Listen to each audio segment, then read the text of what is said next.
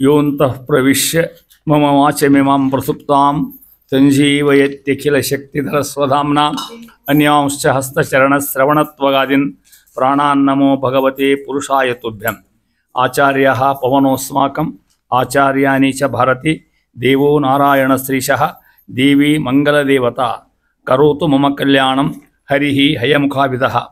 ಗುರುಶ್ಚ ಮಧ್ವನಾಮಾಮೇ ವರದೋಸ್ತು ನಿರಂತರಂ. ಮೂಕೋಪಿ ಯತ್ಪ್ರಸಾದೇನ ಮುಕುಂದ ಶಯನಾಯತೆ ರಾಜರಾಜಾಯತೆ ರಿಕ್ತೋ ರಾಘವೇಂದ್ರಂ ತಮಾಶ್ರಯೇ. ಜಲಜ್ಯೇಷ್ಠ ನಿಭಾಕಾರಂ ಜಗದೀಶ ಪದಾಶ್ರಯಂ ಜಗತೀತಲ ವಿಖ್ಯಾತಂ ಜಗನ್ನಾಥ ಗುರುಂ ಭಜೆ. ಶ್ರೀ ಗುರುಭ್ಯೋ ನಮಃ. ದಿನ ಎರಡು ದೀಕ್ಷೆ ಬಾಹ್ಯಾಂತರವೆನೆಪು ಬುಧರಿಂದ ಅಂತರ್ದೀಕ್ಷಾ ಬಾಹ್ಯ ದೀಕ್ಷಾ ಎತ್ತಿದ್ದರು. ಬಾಹ್ಯ ದೀಕ್ಷಾ ಅಂದರೆ ಈ ದೇಹ ವಿಷ್ಣು ರಥ. ನಮ್ಮ ದೇಹ ಬರೀ ನಮ್ಮ ದೇಹ ಅಲ್ಲ, ಒಳಗೆ ವಿಷ್ಣು ಕೂತ್ಕೊಂಡಾನ. ಇದು ವಿಷ್ಣು ರಥ ಅದ, ಭಗವಂತನ ರಥ ಇದು. ಈ ರಥಕ್ಕೆ ನಾವು ಅಲಂಕಾರ ಮಾಡಬೇಕು, ಈ ರಥ ಸ್ವಚ್ಛ ಇಟ್ಕೋಬೇಕು ಅಂತಕ್ಕಂಥದ್ದು ಬಾಹ್ಯ ದೀಕ್ಷಾ. ಮುದ್ರಾ ಹಚ್ಕೊಳ್ಳೋದು, ನಾಮ ಹಚ್ಕೊಳ್ಳೋದು, ಜನಿವಾರ ಇಟ್ಕೊಳ್ಳೋದು, ಶಿಖಾ ಬಿಟ್ಕೊಳ್ಳೋದು, ಇವೆಲ್ಲ ಬಾಹ್ಯ ದೀಕ್ಷಾ, ಹೊರಗಿನ ದೀಕ್ಷಾ ಅಂತ. ಅಂತರ್ದೀಕ್ಷಾ ಅಂತ ಒಳಗಿರ್ತಕ್ಕಂಥದ್ದು. ವಿಷ್ಣು ಸರ್ವೋತ್ತಮ, ಪರಮಾತ್ಮ ಅಸಾಧಾರಣ ವ್ಯಕ್ತಿ ಸರ್ವೋತ್ತಮ, ಇದು ಅಂತರ್ದೀಕ್ಷಾ. ಈ ಒಂದಕ್ಕೊಂದು ಸ್ಪರ್ಧಾ ಅಲ್ಲ, ಒಂದಕ್ಕೊಂದು ಕಾಂಪಿಟೇಟಿವ್ ಅಲ್ಲ, ಒಂದಕ್ಕೊಂದು ಕಾಂಪ್ಲಿಮೆಂಟರಿ. ಇದಕ್ಕೆ ಅದು ಬೇಕು, ಅದಕ್ಕಿದು ಬೇಕು. ಬರೀ ಬಾಹ್ಯ ದೀಕ್ಷಾ ನಡೆಯೋದಿಲ್ಲ, ಬರೀ ಅಂತರ್ದೀಕ್ಷಾ ನಡೆಯೋದಿಲ್ಲ, ಎರಡು ಬೇಕು ಅಂತ ಅರ್ಥ. ಅದು ಹೇಳ್ತಾ ಇದ್ದಾರೆ, ಹೇಳ್ಕೊತ ಹೋಗಿ ಮುಂದುವರಿಸ್ತಾ ಇದ್ದಾನೆ. ಅಂತರ್ದೀಕ್ಷಾ ಇನ್ನು ಹೆಚ್ಚಿಗೆ ಹೇಳ್ತಾರೆ. ಅಂತರ್ದೀಕ್ಷಾ ಅಂದ್ರೆ ಶಾಸ್ತ್ರ ದೀಕ್ಷಾ ಇದ್ದಂಗೆ, ಅಭ್ಯಾಸ ಮಾಡೋದು, ಜ್ಞಾನ ತಿಳ್ಕೊಳ್ಳೋದು, ಅದು ಅಂತರ್ದೀಕ್ಷಾ. ಒಳಗಿನ ಪ್ರಜ್ಞಾ ಅಂತ ಅಂತರ್ದೀಕ್ಷಾ ಅಂತ ನೋಡ್ರಿ. ಹೇಯ ವಸ್ತುಗಳಿಲ್ಲ, ಉಪಾದೇಯ ವಸ್ತುಗಳಿಲ್ಲ, ನ್ಯಾಯ ಧರ್ಮಗಳಿಲ್ಲ, ದ್ವೇಷ ಅಸೂಯೆ ಮೊದಲಿಲ್ಲ, ತಾಯಿ ತಂದೆಗಳಿಲ್ಲ, ಕಮಲ ದಳಾಯತಾಕ್ಷಣೆ ಎನ್ನಲು ಈಸುವ ಕಾಯದಂದದಿ ಮುಣಗೊಡದೆ ಭವಾಬ್ಧಿ ದಾಟಿಸುವ. ಪರಮಾತ್ಮನ ಮಹಿಮಾ ಹೇಳಿರ್ತಾರೆ. ಹೆಂಗಂತ ಕೊನೆ ಸಾಲು ನೋಡ್ರಿ. ಈಸುವ ಕಾಯಂದದಿ ಒಂದು ಕಾಯಿ ಒಕ್ಕಟ್ಟಿರ್ತಾರ, ನದಿ ಒಳಗೋ ಬಾವಿ ಒಳಗೋ. ಆ ಕಾಯಿ ತಾನೇ ಈಸ್ತಿರ್ತದ. ಅದು ಕಾಯಿ ಹಿಡ್ಕೊಂಡ್ರೆ ಅವ ಈಸೋವ ಕಲಿಯೋವ ಕಾಯಿ ಇಸ್ಕೊಂಡು ಈಸ್ತಿರ್ತಾನೆ ನೋಡ್ರಿ, ಹೌದಿಲ್ಲ? ಹಂಗೆ ಈಸೋ ಕಾಯಿ ಆರಾಮ್ ದಾಟ್ತದೆ ಸಮುದ್ರದೊಳಗೆ, ನೀರಿನೊಳಗೆ, ಏನೂ ತೊಂದರೆ ಆಗೋದಿಲ್ಲ. ಹಂಗೆ ಭಗವಂತ ನಾವು ಸಮುದ್ರ ಬಿದ್ದರೂ ಕೂಡ ಹಂಗೆ ಕಾಯ್ತಾನಂತಮ್ಮನ್. ಈಸುವ ಕಾಯದಂದದಿ ಮುಣಗೊಡದೆ. ನೋಡ್ರಿ, ಇದು ಭಾಳ ಚಂದ ಶಬ್ದ. ಈ ಸಂಸಾರದಾಗ ಅನೇಕ ತಾಪತ್ರಯ, ಅದರ ಮುಳುಗದಂಗೆ ನಮ್ಮನ್ನು ರಕ್ಷಣೆ ಮಾಡ್ಕೋತ ಕಾಯ್ಕೊಂಡು ಹೋದಂಥ ಭಗವಂತ ಭವಾಬ್ಧಿ ಸಂಸಾರ ದಾಟಿಸುವ ಅಂತ ಹೇಳಿ. ಯಾವ ಪರಮಾತ್ಮ ಹೇಯ ವಸ್ತುಗಳಿಲ್ಲ. ಪರಮಾತ್ಮಗೆ ಇಂಥ ವಸ್ತು ಬೇಡ, ಇಂಥಲ್ಲಿಲ್ಲ ಅಂತಿಲ್ಲ, ಎಲ್ಲ ಕಡೆ ವ್ಯಾಪಿಸ್ಬಿಟ್ಟ. ನಾವು ಕಡ್ಡಿ ಮತ್ತೊಂದು ಮುಗರ್ತಕ್ಕಂಥದ್ದು. ಉಪಾದೇಯ ವಸ್ತುಗಳಿಲ್ಲ, ನ್ಯಾಯ ಅನ್ಯಾಯ ಧರ್ಮಗಳಿಲ್ಲ, ದ್ವೇಷ ಅಸೂಯೆ ಮೊದಲಿಲ್ಲ. ಯಾರೆಲ್ಲ ಕೇಳಿದ್ವು ಅಂತರ್ಲಕ್ಷಣ ಭಗವಂತನ ಹಿಂಗೆ ತಿಳ್ಕೊಬೇಕು ಅಂತ ಅರ್ಥ. ಅಂತರ್ಜ್ಞಾನ, ಅಂತರ್ದೀಕ್ಷಾ. ಇದು ವಿಷ್ಣು ಭಕ್ತರೊಳಗಿರ್ತಕ್ಕಂಥ ಅಂತರ್ದೀಕ್ಷಾ. ಪರಮಾತ್ಮ ಹಿಂಗೆ ತಿಳ್ಕೊಡ್ರಿ. ಅವ ಯಾವ ವಸ್ತುಗಳು ಬೇಡ ಅಂತಿಲ್ಲ, ಬೇಕು ಅಂತಿಲ್ಲ. ಮುಂದೆ ಹೇಳ್ತಾರ ಅನ್ಯಾಯ ಧರ್ಮ. ಭಗವಂತಿಗೆ ಧರ್ಮ ಅದ, ನಾವೇನ್ರ ಅವನೇ ಧರ್ಮ, ಭಗವಂತ ಧರ್ಮಗಳಿಲ್ಲ. ಇಷ್ಟಿಗಿಂತ ಹೆಚ್ಚಾಗಿ ದ್ವೇಷ ಅಸೂಯೆ ಮೊದಲಿಲ್ಲ. ಪರಮಾತ್ಮ ದ್ವೇಷ ಮಾಡಿದರೆ, ಅವ ಅಸೂಯೆ ಮಾಡಿದರೆ ನೋಡ್ಲಿಕ್ಕೆ ಹಂಗೆ ಕಾಣ್ತದ. ಏನ್ರಿ ಅವ್ರಿಗೆ ಭಾರಿ ಕೊಟ್ಟನ, ನಮಗೆ ಕೊಟ್ಟಿಲ್ಲ ಅಂತ ತಿಳ್ಕೊಂಡು ನಮ್ಮಲ್ಲಿ ಅಸೂಯೆ ಏನು ಭಗವಂತ ಏನ್ರ ನಮಗೇನು ಸೇವಕೋ ಅಷ್ಟು ಮಾತ್ರ ಕೊಟ್ಟದ. ಅದಕ್ಕೆ ದ್ವೇಷ ಅಸೂಯೆ ಮೊದಲಿಲ್ಲ. ಮುಂದೆ ನೋಡ್ರಿ, ತಾಯಿ ತಂದೆಗಳಿಲ್ಲ. ಪರಮದ ಅಪ್ಪ ಅಮ್ಮ ಇದ್ದಾರೆ ಪರಮಾತ್ಮಗೆ. ಇವ ದೇವ್ರ ಅಪ್ಪ ಹಿಂಗೇನ ಇಲ್ಲದನು ಅಲ್ಲಿ ಕೃಷ್ಣಾವತಾರದ ತೋರ್ಸ್ಯಾನ ಹಿಂಗಂತ ತಿಳ್ಕೊಂಡು. ಅವ ವಸುದೇವ ದೇವಕ್ಕೆ ಹಿಂಗೆ ತೋರ್ಸ್ಯಾನ. ಪರಮಾತ್ಮ ನಿಶ್ಚಿತವಾಗಿದ್ದ ತಾಯಿ ತಂದೆ ಅನ್ನೋದು ಇರ್ತಕ್ಕಂಥ ಹುಟ್ಟತಕ್ಕಂಥವಲ್ಲ ಭಗವಂತ. ಹಿಂಗೆ ಅನ್ಕೊಂಡು ಕಮಲ ದಳಾಯ ದಾಕ್ಷಣೆ ಅನ್ಬೇಕಂತ ಭಗವಂತ ಇಂಥವಪ್ಪನೇ ಅಂತ ತಿಳ್ಕೊಂಡು ಎನ್ನಲು ಹಿಂಗೆ ಉಪಾಸನ ಮಾಡಿದರೆ, ಈ ಅಂತರ್ದೀಕ್ಷಾದ ಉಪಾಸನ ಮಾಡಿದರೆ ಭಗವಂತನ ಹೆಂಗೆ ಕಾಯ್ತಾನ? ಕಾಯುವ ಅಥವಾ ಈಸುವ, ಮುಳುಗಗೊಡದೆ ಭವಾಬ್ಧಿ ದಾಟಿಸುವ. ಪರಮಾತ್ಮನ ಸೂತ್ರ ಕರ್ಕೊಂಡು ಹೋಗಿ ಈ ರೀತಿ ಚಿಂತನೆ ಮಾಡಿದರೆ ಅದಕ್ಕೆ ಹೇಳಿದ್ರು. ಇದಕ್ಕೆ ಹರಿಗೋ ಇದಕ್ಕಂತಾರ ಅಧ್ಯಕ್ಷಾ ವಿಷ್ಣು ಅಂತರ್ದೀಕ್ಷಾ ಇರ್ತಕ್ಕಂಥದ್ದು. ಅದನ್ನ ಹೇಳ್ತಾರೆ ನೋಡ್ರಿ. ಅಂಬಿಗ ನಾನಿನ್ನ ನಂಬಿದೆ. ಹೌದಾ? ಪರಮಾತ್ಮ ಅಂಬಿಗ. ನಾವು ಡೋಣ್ಯಾಗ ಕೂತ್ಕೊಂಡೇವಿ. ಸಂಸಾರನೇ ಒಂದು ಡೋಣಿ. ಆ ಡೋಣಿ ಭಯಂಕರ ಕರ್ಮಪ್ರದ ಈಸ್ಲಿಕ್ಕೆ ಹತ್ಬಿಟ್ಟು ಒಂದು ಸವನ ಅನೇಕ ಕ್ರಮಗಳು ಎಷ್ಟೆಷ್ಟು ಪೇಚಾಡ್ತೀವಿ. ಅನೇಕ ನೋಡುವ ಆ ದಾಟು ಮಂದು ಮೊಸಳೆ ಬರ್ತಾವ, ಹಾವುಗಳು ಬರ್ತಾವ, ತೆರೆಗಳು ಬರ್ತಾವ, ಸಮುದ್ರ ಏನೇನೋ ಬೆಂಕಿ ಅದು ಬರ್ತಿರ್ತದೆ. ಇಂಥಾದ್ರ ಒಂದು ಡೋಣ್ಯಾಗ ಗಟ್ಟಿ ಕೂತ್ಕೊಂಡು ಹೆದರಿಕೊಂಡು ಸಮರ್ಥ ಅಂಬಿಗ ಇದ್ದರೆ ದಾಟಿ ಹೋಗ್ಬಿಡ್ತೀವಿ. ಅದಕ್ಕಂದ್ರೆ ಅಲ್ಲಿ ಶಬ್ದ ಹಾಕ್ಯಾರ ದಾಸರು. ಹರಿಗೋಲು ಅಂಬಿಗ ಅಂತಾರ ಅವ್ರು. ಹರಿಗೋಲು ಹಿಡಿದು ಅಂತಾರ ಅವರು. ದಾಟ್ಲಿಕ್ಕೆ ಹರಿಗೋಲು ಬೇಕಾ ದಾಟಿಸ್ಲಿಕ್ಕೆ, ಕೋಲ್ ಹಾಕಿದ್ರೆ ಮುಂದೆ ಹೋಗ್ತದೆ. ಹಂಗೆ ಕೈಯಾಗ ಹರಿ ಅನ್ನೋ ಕೋಲ್ ಹಿಡ್ಕೊಡ್ರಿ ಅಂತ ಹೇಳ್ಬಿಟ್ಟಾರೆ. ಹರಿ ಅನ್ನೋದ ಒಂದು ಕೋಲು, ಕೈಯಾಗಿ ಈಗ ಹರಿಗೋಲು ಗಟ್ಟಿ ಹಿಡ್ಕೊಂಡ್ಬಿಡ್ರಿ, ಹರಿನ ಹಿಡ್ಕೊಂಡ್ಬಿಟ್ರಿ ಅಂದ್ರೆ ಏನೋ ತ್ರಾಸಿಲ್ಲ ಅಂತ ಹೇಳ್ತಾ ಇದ್ದಾರೆ. ಆ ರೀತಿ ಹೇಳ್ಕೊಂಡು ಅಂತರ ಮುಂದುವರೆದು ಈಗ ಎಷ್ಟು ತನಕ ಇದ್ರು ಅಂತರ್ದೀಕ್ಷಾ ಹೇಳಿದರು. ಇನ್ನು ಬಾಯಿ ದೀಕ್ಷಾ ಹೆಂಗತ್ತಾರ ನೋಡಿ ದಾಸರು. ಮಂದನಾದರೂ ಸರಿ ಗೋಪೀಚಂದನ ಶ್ರೀ ಮುದ್ರೆಗಳ ನಲವಿಂದೆ ಧರಿಸುತ್ತ ಶ್ರೀ ತುಳಸಿ ಪದ್ಮಾಕ್ಷ ಸರಗಳನ್ನು ಕಂದರದ ಮಧ್ಯದಲ್ಲಿ ಧರಿಸಿ ಮುಕುಂದ ಶ್ರೀಭೂರಮಣ ಶ್ರೀ ಜಗದ್ವಂದ್ಯ ಸರ್ವಸ್ವಾಮಿ ಮಮ ಕುಲ ದೈವವೇನೆ ಪೊರೆವಾ. ಪೊರೆವಾ ರಕ್ಷಣೆ ಮಾಡ್ತಾ ಅಂತ ಅರ್ಥ. ಹೆಂಗೆ ಅನ್ಬೇಕಂತ ಒಂದೇ ಲಕ್ಷಣ ಹೇಳಿದರು. ಮಂದನಾದರೂ ಸರಿಯೇ, ಮೂಢಿರೋಲ್ ಯಾಕಪ್ಪ, ಏನು ಜ್ಞಾನ ಇಲ್ಲ ಪಾಪ, ಏನು ಓದಿಕೊಂಡಿಲ್ಲ, ಅಭ್ಯಾಸ ಮಾಡಿಲ್ಲ ಪಾಪ, ಸಾಮಾನ್ಯ ಮನುಷ್ಯ ಇದ್ದಾನ, ದಡ್ಡಿದ್ದಾನ ಅಂತ ತಿಳ್ಕೊಂಡು ಗೋಪೀಚನ ಹಚ್ಕೊಳ್ಳೋದು ಬಿಡು ಹಂಗಿಲ್ಲ. ಮತ್ತೆ ಈ ದೇಹಕ್ಕೆ ಗೋಪೀಚನ ಸರಿಯಾಗಿ ಹಚ್ಕೊಳ್ಳಿಕೆ ಬೇಕು. ಒಂದು ಹೇಳ್ತಾರೆ ಲಕ್ಷಣ ಇಷ್ಟ, ಅದ್ರ ಸಂತಿ ಉಪಲಕ್ಷಣದೇ ಎಲ್ಲ ಬಂದು ಒಂದು ಅರ್ಥ. ಏನೇನ ಒಂದು ಕೇಳಿದ್ರೆ ಗೋಪೀಚಂದನ ಹೌದಾ, ಶ್ರೀ ಮುದ್ರೆಗಳ ಹೆಂಗೆ ನಲವಿಂದೆ ಧರಿಸುತ್ತ, ಹೆಂಗೆ ಹೇಳ್ತಾರೆ ಮಹಾನುಭಾವರು. ನಾಮ ಮುದ್ರೆ ಪ್ರೀತಿಯಿಂದ ಹಚ್ಕೋಬೇಕಂತ, ಕಡ್ರಾಪಟ್ಟು ಹಚ್ಕೊಳಕ್ಕೆ ಹೋಗ್ಬಾರ್ದು ಅಂತಾರೆ ಅವ್ರು. ನಾನು ನೋಡ್ತಿದ್ದೆ ಹಂಗೆ ಅಲ್ಲ, ಹ್ಯಾಕೆ ತಿಕ್ತದೆ ಅಂದ್ರೆ ಸವನ ಕೆಳಗೆ ಅಷ್ಟು ಬೀಳ್ತದೆ, ಮ್ಯಾಲೆ ಅಷ್ಟು ಬೀಳ್ತದೆ, ಒಂದು ಹನಿ ಕೆಳಗೆ ಬೀಳ್ಬಾರ್ದಂಥದ್ದೇನೋ ಮುದ್ರ ಭಗವಂತನ ಸನ್ನಿಧಾನ ನಲಿವಿಂದ ಅಂತಕ್ಕಂಥ ಪ್ರೀತಿಪೂರ್ವಕವಾಗಿ ದೊಡ್ಡ ಭಂಡಾರಿಗೆ ಯೂಸ್ ಮಾಡಿರ್ತಾರಲ್ಲ, ಭಂಡಾರಿಗೆ ದೊಡ್ಡ ವಿದ್ಯಾಮಾನರಿಗೆ ಹೇಳ್ತಿದ್ರು. ಅವ್ರು ಹೇಳಿದ ನಾನು ಹೇಳಿಕತ್ತೇನೆ ನೋಡ್ರಿ.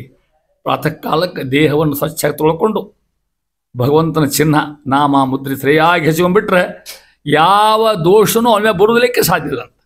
ಅವು ಹೆದರ್ತ ದೋಷ ಹೆದರ್ತಾವಂತವು. ವಿಷ್ಣು ಭಕ್ತ ಪಾಮ ವಿಷ್ಣು ಚಿಹ್ನ ಹಚ್ಕೊಂಡು ಅಲ್ಲಿ ಹೋಗೋದು ಬೇಡ ಅಂತವಂತ ನೋಡ್ರಿ ಕೊಡ್ರಿ. ಅದು ಮಹಿಮಾ ಹೇಳ್ತಾ ಇದ್ದಾರೆ. ವಾದಿರಾಜರಂತಾರೆ ಭಾಳ ಚಂದ ಹೇಳ್ತಾರೆ ತೀರ್ಥಪ್ರಬಂಧದಾಗ. ನಾಮ ಯಾಕೆ ಹಚ್ಚೋಬೇಕು? ವಾದಿರಾಜ ಚಂದ ಹೇಳ್ತಾರೆ. ಅವ್ರ ಮಾತು ಕೇಳಿ ಅವ್ರು ನಮ್ಮ ಹುಡುಗರಿಗೆ ಇವನ್ನೆಲ್ಲ ಹೇಳ್ಬೇಕು ನಾವು ಅಂದ್ರೆ ಗೊತ್ತಾಗ್ತದೆ. ಅವ್ರ ಮಾತು ಹೇಳ್ತೇನೆ ನಿಮಗೆ. ಫಾಲೇ ಯಲ್ಲಿಖಿತಂ ಧುನೋತಿ ವಿವಿಧಾಂ ರೇಖಾಂ ವಿಧಾತ್ರಾಕೃತಂ ಯಲ್ಲೀಲಾ ತಿಲಕೀಕೃತಂ ವಿತನೋತೆ ವಿದ್ಯುಲ್ಲಲಾಮಾಯಿತಾನ್. ನಾಮ ಹಚ್ಕೊಂಡ್ರ ಫಾಲೆ ಅಂದ್ರೆ ಹಣಿ, ಯಲ್ಲಿಖಿತಂ ನಾಮ ಹಚ್ಕೊಂಡ್ರ ಧುನೋತಿ ವಿವಿಧಾಂ ರೇಖಾಂ ವಿಧಾತ್ರಾಕೃತಂ. ಬ್ರಹ್ಮದೇವರಿಂದ ಒಂಚೂರು ಕೆಟ್ಟ ಪಟ್ಟ ಏನಾರ ಬಡ್ದಿದ್ರೆ ಅಳಿಗೆ ಹೋಗ್ತಂದ್ರೆ ನಾಮ ಹಚ್ಕೊಂಡ್ರೆ, ಗುಪ್ಪಿ ಹಚ್ಕೊಂಡ್ರೆ ಏನೋ ಬಿದ್ದ ಎದ್ದ ಎಡುವಿದ ಒಂಚೂರು ಏನೋ ಆಕ್ಸಿಡೆಂಟ್ ಆಯ್ತು ಇಂಥವೆಂತ ಬರೀತಾರೆ ಕೆಲವು. ನಾಮ ಹಚ್ಕೋತಿದ್ರೆ ಅವು ಯಾವ ನಮ್ಮ ಹತ್ರ ಬರೋದಿಲ್ಲಂತ. ಫಾಲೆ ಯಲ್ಲಿಖಿತಂ ಧುನೋತಿ ವಿವಿಧಾಂ ರೇಖಾಂ ವಿಧಾತ್ರಾಕೃತಂ ಯಲ್ಲೀಲಾ ತಿಲಕೀಕೃತಂ. ಅದನ್ನ ಹಚ್ಕೊಂಡು ಸರಿಯಾಗಿ ನಾಮ ತಿಳ್ಕೊಂಡ್ಬಿಟ್ರೆ ಈ ಜನ್ಮಕ್ಕೆಲ್ಲ ವಿದ್ಯುಲ್ಲಲಾಮಾಯತನೆ ವಿದ್ವಾಂಸ ಆಗ್ತಾವೇನೋ ಸ್ಪರ್ಶ ಹೆಂಗ ನೋಡಿ ಎಷ್ಟು ಹೇಳ್ತಾರೆ. ಇದು ಒಂದು ಮಹಿಮ ಹೇಳಿ ನಿಮ್ಮ ನಾನು ಅಂತಾರೆ. ಅದಕ್ಕೆ ಹೇಳಿದ್ರು ನಲವಿಂದ ತಿಳುತ್ತೆ ಹೆಂಗು ಶ್ರೀ ತುಳಸಿ ಪದ್ಮಾಕ್ಷ ಸರಗಳನ್ನು ಪ್ರೀತಿಯಿಂದ ಹಾಕೋಬೇಕಂತ ಹಾಕೊಂಡ್ರಿ ನೀವು. ಪದ್ಮಾಕ್ಷ ಸರಗಳನ್ನು ಇದು ವಿಷ್ಣು ಪ್ರಿಯ. ಇದು ಎಂಥ ದೀಕ್ಷೆ ಹೇಳಿ? ಬಾಹ್ಯ ದೀಕ್ಷಾ. ಇದು ಹೌದಲ್ಲ, ಕಾಣಿಸ್ತಕ್ಕಂಥ ದೀಕ್ಷಾ ಬಾಹ್ಯ ದೀಕ್ಷಾ. ತುಳಸಿ ಪದ್ಮಾಕ್ಷ ಸರ ಭಗವಂತನ ಸನ್ನಿಧಾನ ವಿಷಯ ಇರತಕ್ಕಂಥದ್ದು ಹೇಳ್ತಾ ಇದ್ದಾರೆ. ಎಲ್ಲಿ? ಕಂದರದ ಮಧ್ಯದಲ್ಲಿ. ಕಂದರದ ಕುತ್ತಿಗೆ ಅಂತ ಅರ್ಥ, ಕುತ್ತಿಗೆ ಹಾಕೋಬೇಕು ಅಂತ ಧರಿಸಿ ಈಗ ಇಷ್ಟು ಇಟ್ಕೊಂಡು ನಾಮ ಹಸಿ ಹೋಗ್ಬೇಕು ಪ್ರೀತಿಯಿಂದ. ತುಳಸಿ ಮಾಲೆ ಹಾಕ್ಕೋಬೇಕು.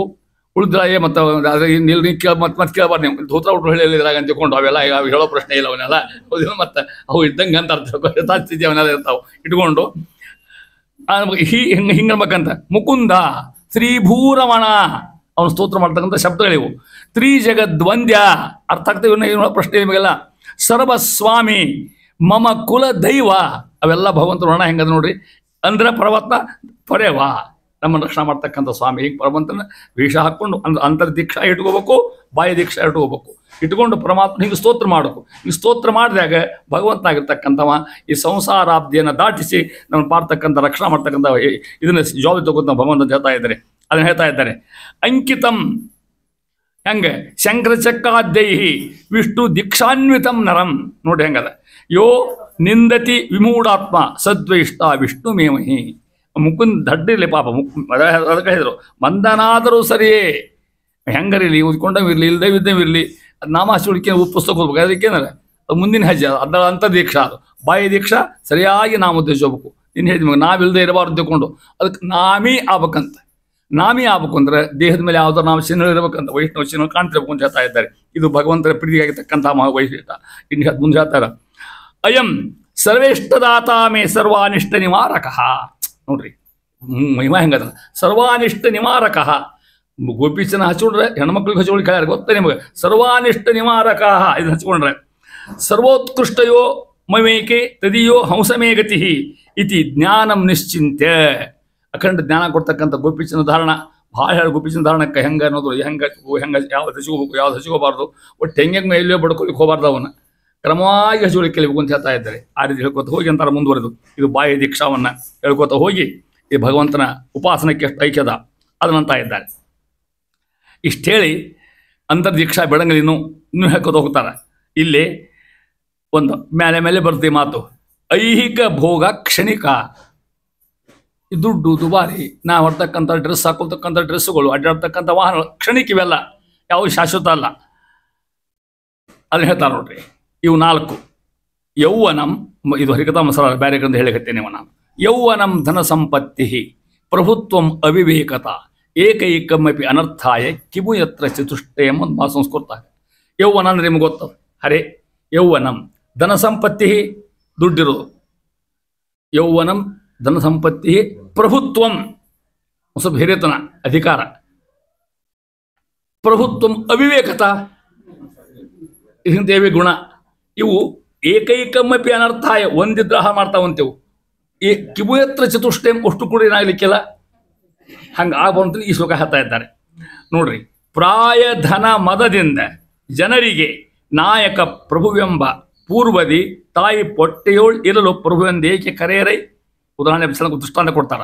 ಕಾಯ ನಿನ್ನನ್ನು ಬಿಟ್ಟು ಹೋಗಲು ರಾಯ ನೀನೆಂಬುವ ಪ್ರಭುತ್ವ ಪಲಾಯನ ವೈದ್ಯತು ಸಮೀಪದಲ್ಲಿ ದರದು ತೋರದರು ಅಂತಾರ. ಪ್ರಾಯ ಧನ ಮದ, ಪ್ರಾಯದ ಮದ, ಧನದ ಮದ, ಹೆಂಡತಿ ಮದ, ಮಕ್ಕಳ ಮದ, ದುಡ್ಡಿನ ಮದ, ಅಧಿಕಾರದ ಮದ, ಏನು ಮದಗಳ ಒಂದು ನೋಡಿ. ಅಷ್ಟ ಮದ ಕೆಲನು ಪ್ರಾಯ ಒಂದು ಹೇಳಿ, ಒಟ್ಟು ಹೇಳಿಲ್ಲ, 2 ಅರ್ಥ ಹೇಳ್ಯಾರ. ಪ್ರಾಯ ಒಂದು ಪ್ರಾಯ ಹರಿ ಅಂತ ಅರ್ಥ. ಧನ ಅಂದ್ರೆ ಸೊಕ್ಕು, ದುಡ್ಡಿನ ಸೊಕ್ಕು. ಜನರಿಗೆ ನಾಯಕ ಪ್ರಭು ಕರೀತಾರೆ ಜನರವನ್ನ. ದುಡ್ಡು ಭಾಳ ಇತ್ತು, ಭಾಳ ಮರ್ಯಾದೆ ಕೊಡ್ತಾರೆ ತಿಳ್ಕೊಡ್ರಿ. ನಮಗೆ ದುಡ್ಡಿದ್ದವಾಗ ಭಾರಿ ಕಿನ್ಮತ್ತ ಅವಂಗಲ್ಲದು, ಆ ದುಡ್ಡಿ ಮಹತ್ವದು. ಹೌದಾ, ಕರೀತಾರ. ಈ ನಾಯಕ ಪ್ರಭು ಅಂತ ಹೆಸರು ಬಂದಾವಲ್ಲಿ ನಿಮಗೆ. ಹೌದಾ, ಬಾಸ್ ಅಂತ ಕರೀತಾರ, ಹೆಡ್ ಅಂತ ಕರಿತಿರ್ತಾರ. ಇವು ತಾಯಿ ಹೊಟ್ಟೆಗಿದ್ದ ಬಂದಾವ ಏನ್ರಿ? ತಾಯಿ ಹೊಟ್ಟಿನ ಹೊರ ಬಂದ ಮೇಲೆ ಇವೆಲ್ಲ ಇಲ್ಲಿ ಬರ್ತಾವೆ. ಪ್ರಭುವೆಂದೇ ಏಕೆ ಕರೆಯರು? ಅವಾಗ ಯಾಕೆ ಕರೀದಿಲ್ಲ? ಹೊಟ್ಟೆಗಿದ್ದಾಗ ಖುಷಿ, ನಿಮ್ಮ ಪ್ರಭು ಹೊಟ್ಟೆಗಿದೆ, ಸ್ವಾಮಿ ಹೊಟ್ಟೆಗಿದೆ ಅಂತ ಅಂತಾರ. ಬರಲಿ, ದುಡ್ಡು ಗಳಿಸ್ಲಿ, ಅಧಿಕಾರ ಕೈಯಾಗಿ ಸಿಗಲಿ, ಇವು ನಾಯಕರೇ ಅಂತಾರ, ಅವ್ರು ಹಿಡ ಅಂತಾರ, ಸ್ವಾಮಿಗಳು ಅಂತಾರ, ದೊಡ್ಡವರು ಅಂತಾರ, ಸಾಹೇಬರು ಅಂತಾರ, ಅವ್ರಿಗೆ ಅಂತಂದ ಇದ್ದಾರೆ ಅಂತಾರ ಕರೆಯರು. ಕಾಯ ನಿನ್ನನ್ನು ಬಿಟ್ಟು ಹೋಗಲು, ಕಾಯ ಅಂದ್ರೆ ದೇಹ, ದೇಹ ಸದ್ ಬಿದ್ದಿರ್ತದೆ. ಅವಾಗ ಯಾರೊಬ್ರು ಸ್ವಾಮಿ ಅಂತಾರ ಅಂತ ಅವ್ರಿಗೇನು ಅದು ಹೆಣ. ಅವಾಗ ಯಾವ ಹೊರ ತೊಗೊಂಡ್ರು ಲಘು ನಿಂತಿರ್ತಾರೆ. ಕಾಯ ನಿನ್ನನ್ನು ಬಿಟ್ಟು ಹೋಗಲು ಹೋದ್ಮೇಲೆ ರಾಯ ನೀನು, ನೀನೇ ಸ್ವಾಮಿ, ನೀನೇ ರಾಜ ಅಂತಕ್ಕಂಥ ಪ್ರಭುತ್ವ ಪಲಾಯನ ವೈದಿತು. ಕ್ಷಣಿಕ ಅಂತ ಹೇಳ್ಬೇಕಾಗಿದೆ. ಮನುಷ್ಯ ದುಡ್ಡಿದ್ದಾಗ, ಸೊಕ್ಕಿದ್ದಾಗ, ಅಧಿಕಾರ ಇದ್ದಾಗ, ತ್ರಾಣ ಇದ್ದಾಗ ಎಲ್ಲ ಬೆಲೆ ಕೊಡ್ತಾರೆ. ಒಂದು ಸ್ವಲ್ಪ ಅವ್ಯವಸ್ಥೆ ಆಗಲ್ಲ ನೋಡ್ರಿ. ಅದೊಂದು ಮಾತು ಹೇಳ್ತಾರೆ ನಮ್ಮಲ್ಲಿ, ಗೂಳಿ ಬಿದ್ದ ಮೇಲೆ, ಹೌದು ಹೇಳಿ, ಯಾರು ಹೇಳಿದಲ್ಲ? ಹಾಂ, ಗೂಳಿ ಬಿದ್ದ ಮೇಲೆ ಆಳಿಗೊಂದು ಕಲ್ಲಂತ. ಗೂಳಿದ್ದಾಗ ಎಲ್ಲಿ ಬೇಕಲ್ಲಿ ಅಡ್ಡಾಡ್ತದೆ, ಯಾರು ಸರಿಯಾಗಿ ಕಾಯೋದಿಲ್ಲ. ಓಣ್ಯಾಗ ಗೋಳಿ ಬರಲಿ ನೋಡ್ರಿ, ಯಾರು ಹೆದರಿ ಹೋಗೋದಿಲ್ಲ. ಆ ಗೂಳಿ ಬೀಳಲಿ, ಸೊಕ್ಕಿತ್ತು, ನೀವೊಂದು ಹೊಡಿ, ನೀವೊಂದು ಹೊಡಿ ಅಂತಿರ್ತಾರಂತ. ಹಂಗೆ ನಾವಿದ್ದೀವಿ ಅಂತಾರೆ. ಮೈಯ ಗೂಳಿದ್ದಂಗೆ ಅಡ್ಡಾಡ್ತೀವಿ ಮೊದಲು ನಾವು. ಸೊಕ್ಕಿದ್ದಂಗೆ, ಯಾರಿಗೂ ಹೆದರದಂಗೆ, ಯಾರಿಗೂ ಪ್ರಜ್ಞೆ, ದೇವ್ರ ಪ್ರಜ್ಞಾನೇ ಇರೋದಿಲ್ಲ, ಹಿರಿಯರ ಪ್ರಜ್ಞೆ ಇರುವುದೇ ಇಲ್ಲ, ಸಮಾಜ ಪ್ರಜ್ಞೆ ಇರುವುದೇ ಇಲ್ಲ. ಅಡ್ಡಾಡ್ತಿರ್ತೀವಿ. ಅಕಸ್ಮಾತ್ ಅವು ಯಾರು ನಮ್ಮ ಸನಿಗೆ ಬರೋದಿಲ್ಲ, ಹಿಂಗೆ ಮಾತಾಡಿಸೋಲ್ಲ. ಅವ ಬೀಳಿ ಸತ್ನಿಲ್ಲಿ ಸುಳ ಬಿಡು ಮಾರಾಯ ಅಂತಿರ್ತಾರೆ. ಹೌದು, ಅದಕ್ಕೆ ಪ್ರಾಯ ನಿನ್ನನ್ನು ಬಿಟ್ಟು ಹೋಗಲು ಪ್ರಭುತ್ವ ಪಲಾಯನ ವೈದಿತು. ನಿನ್ನ ಪ್ರಭುತ್ವ, ಸ್ವಾಮಿತ್ವ, ದುಡ್ಡಿಸ್ತನ, ದಿಮಾಕ ಇವು ಪಲಾಯನ ವೈದವು, ಯಾರು ಕೇಳೋದಿಲ್ಲ. ಅದಕ್ಕೆ ಸಮೀಪದಿದ್ದರೂ ಅದು ತೋರದು. ಅಲ್ಲಿ ಬಿದ್ದಿರ್ತಾನೆ ನೋಡ್ಕೊಂಡು, ಯಾರನ್ನು ಕಳಿಸ್ಕೊಡೋದಿಲ್ಲ ಅವಾಗ. ಅದು ಹಿಂಗೆ ಸೊಕ್ಕಿಂದ ಮೆರಿಬೇಡ, ಅದು ಆ ಥರ ಉದ್ದೇಶ ಹೇಳ್ತಾ ಇದ್ದಾರೆ. ಅದಕ್ಕೆ ಅಭಿಮಾನವನ್ನು ಬಿಟ್ಟು ಜೊತೆಗೆ ಸದಾ ಇರ್ತಕ್ಕಂಥ ರಕ್ಷಸ ಪರಮಾತ್ಮ, ನಮ್ಮ ಅಭಿಮಾನ ಬಿಡು, ಏನು ತಿಳ್ಕೊ, ಸಂಖ್ಯೆ ಭಗವಂತ ಇದ್ದಾನಂತಕ್ಕಂಥ ಪ್ರಜ್ಞೆ ಇರಲಿ ಅಂತ ಹೇಳ್ತಾ ಇದ್ದಾರೆ. ಈ ರೀತಿ ಹೇಳ್ಕೊತ ಹೋಗಿ ಇನ್ನೂ ಮುಂದಂತರ ಮಹಾನುಭಾವರು ಹುಟ್ಟುತ್ತೇನು ದಾಸರಂತಕ್ಕಂಥ ಮಾತಿದಕ್ಕೆ ನೋಡು. ಹುಟ್ಟುತ್ತೇನು ತರಲಿಲ್ಲ, ಸಾಯುತ್ತೇನು ಒಯ್ಯಲಿಲ್ಲ. ಇದಿಷ್ಟು ಒಂದ ಮಾತು ಹೇಳ್ಬಿಡು ಪುರಂದರದಾಸರು. ಹುಟ್ಟುತ್ತೇನು ತರಲಿಲ್ಲ, ಸಾಯುತ್ತೇನು ಒಯ್ಯಲಿಲ್ಲ. ಎಲ್ಲರಿಗೂ ಕರೆ ಹೌದಿಲ್ಲ. ಅದಕ್ಕೆ ಇರೋ ಕಿಂಚಿತ್ ಸಿಕ್ಕಿರ್ತದೆ, ಅವನ ಅನುಗ್ರಹದಿಂದ ಕಿಂಚಿತ್ ಅಧಿಕಾರ, ಕಿಂಚಿತ್ ಸಿಕ್ಕಿರ್ತದೆ. ನೋಡ್ಬೇಕು ನೀವು. ಅವ್ರು ರಿಟೈರ್ ಆಗಿರ್ತಾರೆ. ರಿಟೈರ್ ಆಗಿ ಮನ್ಯಾಗ ಕೂತ್ಕೊಂಡ್ರು ಕೂಡ ಅವಳಿಗೆ ಹಿಂದಿನ ಹೋಗೋದಿಲ್ರಿ. ಅಕಸ್ಮಾತ್ ಮ್ಯಾನೇಜರ್ ಅಂದರೆ ನನ್ನ ಕರ್ಲಿಕ್ಕೆ ಒಳಗೆ ನೌಕರಿ ಮಾಡಿದ್ರು, ಒಳಗೆ ಇರ್ತದೆ ಸೊಕ್ಕದು. ಹೌದಾ? ಸಾಹೇಬ್ರ ಅಂದ್ಕೊಳ್ಳಿ ಹೊಳ್ಳಿ ನೋಡಿನ ನಾವು ಮಾಡಿರ್ತಾನೆ, ರಿಟೈರ್ಡ್ ಆಗಿರ್ತಾನೆ. ಮತ್ತು ಹಿಂಗೆ ಯಾಕಂತ ಕೇಳಿದ್ರೆ ಒಳಗೆ ಅದು ವಾಸನ ಮನುಷ್ಯಾಗ ಇರ್ತಕ್ಕಂಥದ್ದು, ಕೆಟ್ಟ ವಾಸನ, ಅಧಿಕಾರದ ವಾಸನ, ದುಡ್ಡಿನ ವಾಸನ, ಅಹಂಕಾರದ ವಾಸನ ಇರ್ತಕ್ಕಂಥದ್ದು ಅಂತಾರೆ. ಮರಣೆ ಸಮಯದಾಗ ದೇಹ ಬಿಟ್ಟು ಹೋತು ಅಂತಂದ್ರೆ, ಪತನ ಆತು ಅಂತಂದ್ರೆ, ಆ ದೇಹವನ್ನು ಯಾರು ರಕ್ಷಣೆ ಮಾಡೋದಿಲ್ಲ. ಲಘುನ ಒಯ್ಯಪ್ಪ ಮುಗಿಸ್ಕೊಂಬರಿ ಅಂತಿರ್ತಾರೆ. ಹಂಗೆ ಹೇಳ್ತಾರೆ. ಅದಕ್ಕೆ ಪ್ರಾಯ ಧನ ಮದ ಈ ಅಷ್ಟ ಮದಗಳಿಂದ ಮನುಷ್ಯ ದೂರ ಇರಬೇಕು. ದೂರ ಇದ್ದುಕೊಂಡು ಭಗವಂತನ ಉಪಾಸನೆ. ಸ್ವಾಮಿ ಏನೋ ಕಿಂಚಿತ್ ಅಧಿಕಾರ ಕೊಟ್ಟು ನನಗೆ, ಅಧಿಕಾರ ಇದ್ದಾಗ ನಾನು ದುರುಪಯೋಗ ಮಾಡಬಾರ್ದು, ಅದನ್ನು ಅದು ಸರಿಯಾಗಿ ಉಪಯೋಗ ಮಾಡ್ಬೇಕು, ಅದನ್ನು ಜನರಿಗೆ ಸಮಾಜಕ್ಕೆ ಹಿತ ಆಗಬೇಕು ಅಂತ ಹೇಳ್ತಾ ಇದ್ದಾರೆ. ಅಂತ ಮುಂದುವರಿದು ನೋಡ್ರಿ ಇಲ್ಲಿ ಮುಂದೆ ಸೋಹಂ ಉಪಾಸನೆ ಮತ್ತು ಭಗವಂತ ಶ್ರೇಷ್ಠ ಅಂತಕ್ಕಂಥದ್ದು. ಸೋ ಅಹಂ, ನಾನೇ ಭಗವಂತ ಅಂತಕ್ಕಂಥ ಉಪಾಸನೆ ಮಾಡೋದು ತಪ್ಪಲ್ಲ. ಇದು ಅಂತರ್ದೀಕ್ಷಾ. ಇದು ವಾಸುದೇವ ಹಿಂಗೆ ಬಿಡಿಸ್ಬೇಕು ಅದನ್ನು. ಏಕೈಕ ಪ್ರಕಾರದಿ ಈಶ ನೆನೆಸುವ ಬ್ರಹ್ಮ, ರುದ್ರ, ಶಚಿ, ಈಶ ಮೊದಲಾದ ಅಮರರೆಲ್ಲರೂ ದಾಸರೆನಿಸುವರು. ಈ ಸುಮಾರ್ಗವ ಬಿಟ್ಟು ಸೋಹಂ ಉಪಾಸನೆಯ ಗೈವ ನರ ಏನಾಗ್ತಾನ? ದೇಹಜ ದೈಶಿಕ ಕ್ಲೇಶಗಳನ್ನು ಬರಲು ಅವನೇಕೆ ಬಿಡಿಸಿಕೊಳ್ಳ. ಪ್ರಶ್ನೆ ಕೇಳ್ತಾರ ದಾಸರ ಜಗನ್ನಾಥ ಪ್ರಶ್ನೆ ಕೇಳಿಕತ್ತಾರ ನಮ್ಮನ್ನ. ನೋಡ್ರಿ ಉತ್ತರ ಹೇಳಿರೋದಕ್ಕಂತ ಕೇಳ್ತಾರೆ. ಏನು ಪ್ರಶ್ನೆ ಇದು ನೋಡ್ರಿ, ಕಡಿ 3 ಸಾಲ ನೋಡ್ರಿ. ಅಲ್ಲಿ ಸೋಹಂ ಉಪಾಸನೆಯ ಗೈವ ನರ. ಸೋಹಂ ಅಂದ್ರೆ ನಾನೇ ದೇವರು, ಹೌದಾ? ಸಹ ಅಹಂ, ಸಹ ಅಂದ್ರೆ ಅವ, ಅಹಂ ಅಂದ್ರೆ ನಾನೇ, ನನ್ನಲ್ಲಿ ಅಂತೇ ಪರಮಾತ್ಮ ಇಲ್ಲ ಅಂತ ತಿಳ್ಕೊಳ್ಳಂಗಿಲ್ಲ, ಮತ್ತು ನಾನು ಅಂತ ತಿಳ್ಕೊಳ್ಳಂಗಿಲ್ಲ. ಸೋಹಂ ಉಪಾಸನೆಗೆ ಇರ್ತಕ್ಕಂಥವ್ರು ಏನು ಮಾಡ್ತಾರೆ? ಅವರು ಬರಲು ಇಂಥವ ಏನು ಬರ್ತಾವ ಗೊತ್ತಾ ಮನುಷ್ಯಾಗ? ಅಲ್ಲಿ ನೋಡ್ರಿ, ದೇಹಜ ದೈಶಿಕ ಕ್ಲೇಶಗಳು. ಕ್ಲೇಶ ಅಂದ್ರೆ ದುಃಖ. ದೈಹಿಕ ಕ್ಲೇಶ, ದೈಶಿಕ ಕ್ಲೇಶ. ದೈಹಿಕ ಕ್ಲೇಶ ಅಂದ್ರೆ ಜಡ್ಡಾಗೋದು. ನಾನಾ ನಮೂನಿ ಜಡ್ಡು ಇರ್ತಾವೆ, ನೋಡ್ಬಿಡ್ತೀರಿ ನೀವು. ಏನೇನೋ ತೊಂದರೆ ಇರ್ತಾವೆ. ಯಾರಿಗೆ ಕೈ ನೋವು, ಯಾರಿಗೆ ಕಣ್ಣು ನೋವು, ಯಾರಿಗೆ ಕಲ್ಲು ನೋವು ಅಂತ ದೈಹಿಕವಾಗಿರ್ತಕ್ಕಂಥ ಉಪದ್ರಗಳು. ದೈಶಿಕ ಉಪದ್ರಗಳು, ದೇಶ ಸಂಬಂಧ ಬರ್ತಕ್ಕಂಥ ಉಪದ್ರಗಳು. ಒಮ್ಮೊಮ್ಮೆ ಮಳೆ ಭಾಳ ಬರ್ತದೆ, ಚಳಿ ಭಾಳ ಬರ್ತದೆ. ದೈಶಿಕ ಆಯಾ ದೇಶಕ್ಕೆ ಬರ್ತಕ್ಕಂಥ ದುಃಖಗಳು, ದೈಹಿಕ ದುಃಖಗಳು, ದೈಹಿಕ ದುಃಖಗಳು ಯಾರು ಬರ್ತಾವ? ಮನುಷ್ಯರಿಗೆ ಬರ್ದು, ಬೇರೆ ಯಾರಿಗೆ ಬರೋದಿಲ್ಲ. ಅದನ್ನ ಹೇಳ್ತಾ ಇದ್ದಾರೆ. ದೈಹಿಕ ದೈಶಿಕ ಕ್ಲೇಶಗಳು ಬರಲು ಅವನೇಕೆ ಬಿಡಿಸಿಕೊಳ್ಳ. ನಮ್ಮ ಜಡ್ಡಾತು, ತಾಪತ್ರಯ ಬಂತು, ತೊಂದರೆ ಬಂತು, ಥಂಡಿ ಬಂತು, ಜ್ವರ ಬಂತು, ಮೊದಲು ಬಂತು, ನಮ್ಮಷ್ಟು ನಾವು ಪರಿಹಾರ ಮಾಡ್ಕೋಬೇಕು. ಅವನ್ನ ಸಾಧ್ಯ ಅದನ್ನ ಮಾಡ್ಲಿಕ್ಕೆ ಸಾಧ್ಯ? ಯಾಕೆ ನಾ ದೇವ್ರಲ್ಲ, ನೀನೇ ದೇವ್ರು ಅಂತೀಯಲ್ಲೋ, ಮತ್ತೆ ಬೇಕಾದ ಮಾಡ್ಕೊಳ್ಳಿ ಸಾಧ್ಯ. ನೀ ಮಾಡ್ಕೊಳ್ಳ, ಆರಾಮ ಮಾಡ್ಕೊ, ಬೇಕಾದಂಗಿರು ನಿನಗೆ ಸಾಧ್ಯ ಇಲ್ಲ ಅಂತಾರೆ ಪರಮಾತ್ಮ. ನಾವು ದಾಸ, ಭಗವಂತ ಈಶ. ಸೋಹಂ ಉಪಾಸನೆ ಎಂದೂ ಕೂಡ ಕೆಟ್ಟದು. ಭಗವಂತ ಈಶ, ನಾನು ದಾಸ. ಅವ ಶಂಕರ, ನಾ ಕಿಂಕರ. ಅವ ಸ್ವಾಮಿ, ನಾ ಭೃತ್ಯ. ಇದು ಶಾಶ್ವತಕ್ಕಂಥ ಸಿದ್ಧಾಂತ ಅಂತ ನೋಡ್ರಿ. ವಾಸುದೇವ ಏಕೈಕ ಪ್ರಕಾರದ ಈಶನೆನಿಸುವ. ಈ ಎಲ್ಲ ದೇವತೆಗಳಿಗೂ ಅವನೇ ಸರ್ವೋತ್ತಮ. ಎಂತೆಂದವ್ರನ್ನ ಬಿಟ್ಟಲ್ಲ. ರುದ್ರಾದಿ ದೇವತೆಗಳು, ಬ್ರಹ್ಮ ದೇವತೆಗಳು ಕೂಡ ಕಷ್ಟ ಬಂದಾಗ ಯಾರು ನೆನೆಸ್ಯಾರ? ಭಗವಂತ ನೆನೆಸ್ತಕ್ಕಂಥ ಉದಾಹರಣೆ ಪುರಾಣದ ನೋಡ್ತೀರಿ, ಭಾಗವತ ನೋಡ್ತೀರಿ ನೀವು ಅಂತಾರ. ಯಾರ್ಯಾರು ಅದಕ್ಕೆ ಹೇಳ್ತಾರ? ಬ್ರಹ್ಮ ಹೆಸರು ತೊಗೊಂಡ್ರು ನೋಡ್ರಿ, ಬ್ರಹ್ಮದೇವರು. ರುದ್ರ ಯಾರು ಗೊತ್ತಾಗ್ತಲ್ಲ ನಿಮಗೆ? ಶಚಿ ಈಶ, ಶಚಿ ಈಶ ಇಂದ್ರದೇವರು ಮೊದಲಾದ ಎಲ್ಲರೂ ತೊಗೊಂಡ್ಬಿಟ್ರು. ಎಲ್ಲ ಒಂದು ಗುಂಪಾಗ್ಬಿಟ್ರು. ಅಮರರೆಲ್ಲರೂ, ಅಮರ ದೇವತೆಗಳೆಲ್ಲರೂ ಕೂಡ ದಾಸರೆನಿಸುವರು. ಯಾರಿಗೆ? ಪರಮಾತ್ಮ. ಇಂಥ ಮಹಾನುಭಾವರು. ಬ್ರಹ್ಮದೇವರು ಸಾಮಾನ್ಯ ಇಲ್ಲರ, ರುದ್ರದೇವರು ಸಾಮಾನ್ಯ, ಇಂದ್ರದೇವರು ಸಾಮಾನ್ಯ. ಇಂಥವ್ರು ಅವನ ಅಡಿಯಾಳಾಗ್ಯಾರ. ಪರಮಾತ್ಮ ಹಿಂದೆ ನೀನು ಪಾರಗಾಡಿ ಸೂತ್ರ ಮಾಡ್ಕೋತ ಕೂತ ತಿನ್ನು ಅವರು, ನೀವು ಮಹಿಮೆ ಕಾಣುವ ತಿಳ್ಕೊಂಡು. ಇಂಥ ಭಗವಂತನ ನಾನು ಅಂದ್ಬಿಟ್ರೆ ಒಂದರ್ಥ, ಇನ್ನೊಂದು ಅರ್ಥ ನೋಡ್ರಿ ಹೆಂಗೆ. ಬ್ರಹ್ಮದೇವರು, ರುದ್ರದೇವರು, ಇಂದ್ರದೇವರು ಅವನು ಉಪಾಸನೆ ಮಾಡ್ತಾರೆ, ಹೌದಾ ಭಗವಂತನ. ಮತ್ತು ನಾನೇ ದೇವರು ನನ್ನ ಉಪಾಸನೆ, ಬ್ರಹ್ಮದೇವರು ನಾನು ಉಪಾಸನೆ ಮಾಡೋಕತ್ತಾರ. ಮತ್ತಲ್ಲಿ ಈ ರುದ್ರದೇವರು ನಾವು ಉಪಾಸನೆ ಮಾಡೋಕ್ಕೆ ಸಾಧ್ಯನೇ ಇಲ್ಲ. ಅದಕ್ಕಂತಾರೆ ಇವರೇ ಸರ್ವೋತ್ತಮ ಪರಮಾತ್ಮ. ಸಕಲ ದೇವ ವಂದಿತ ಪರಮಾತ್ಮ. ಈ ಸುಮಾರ್ಗ, ಇದು ಸುಮಾರ್ಗ, ಇದು ಒಳ್ಳೆಯ ಮಾರ್ಗ. ಸು ಅಂದ್ರೆ ಏನು? ಒಳ್ಳೆಯ ಒಂದು ಅರ್ಥ. ಈ ಸುಮಾರ್ಗವ ಬಿಟ್ಟು ಪರಮಾತ್ಮ ಸರ್ವೋತ್ತಮ, ನಾ ದಾಸ. ಇದು ಭಾಳ ಒಳ್ಳೆಯ ಚಿಂತನೆ, ಆರಾಮಿರ್ಲಿಕ್ಕೆ ಸಾಧ್ಯ ನೋಡಿದ್ರೆ.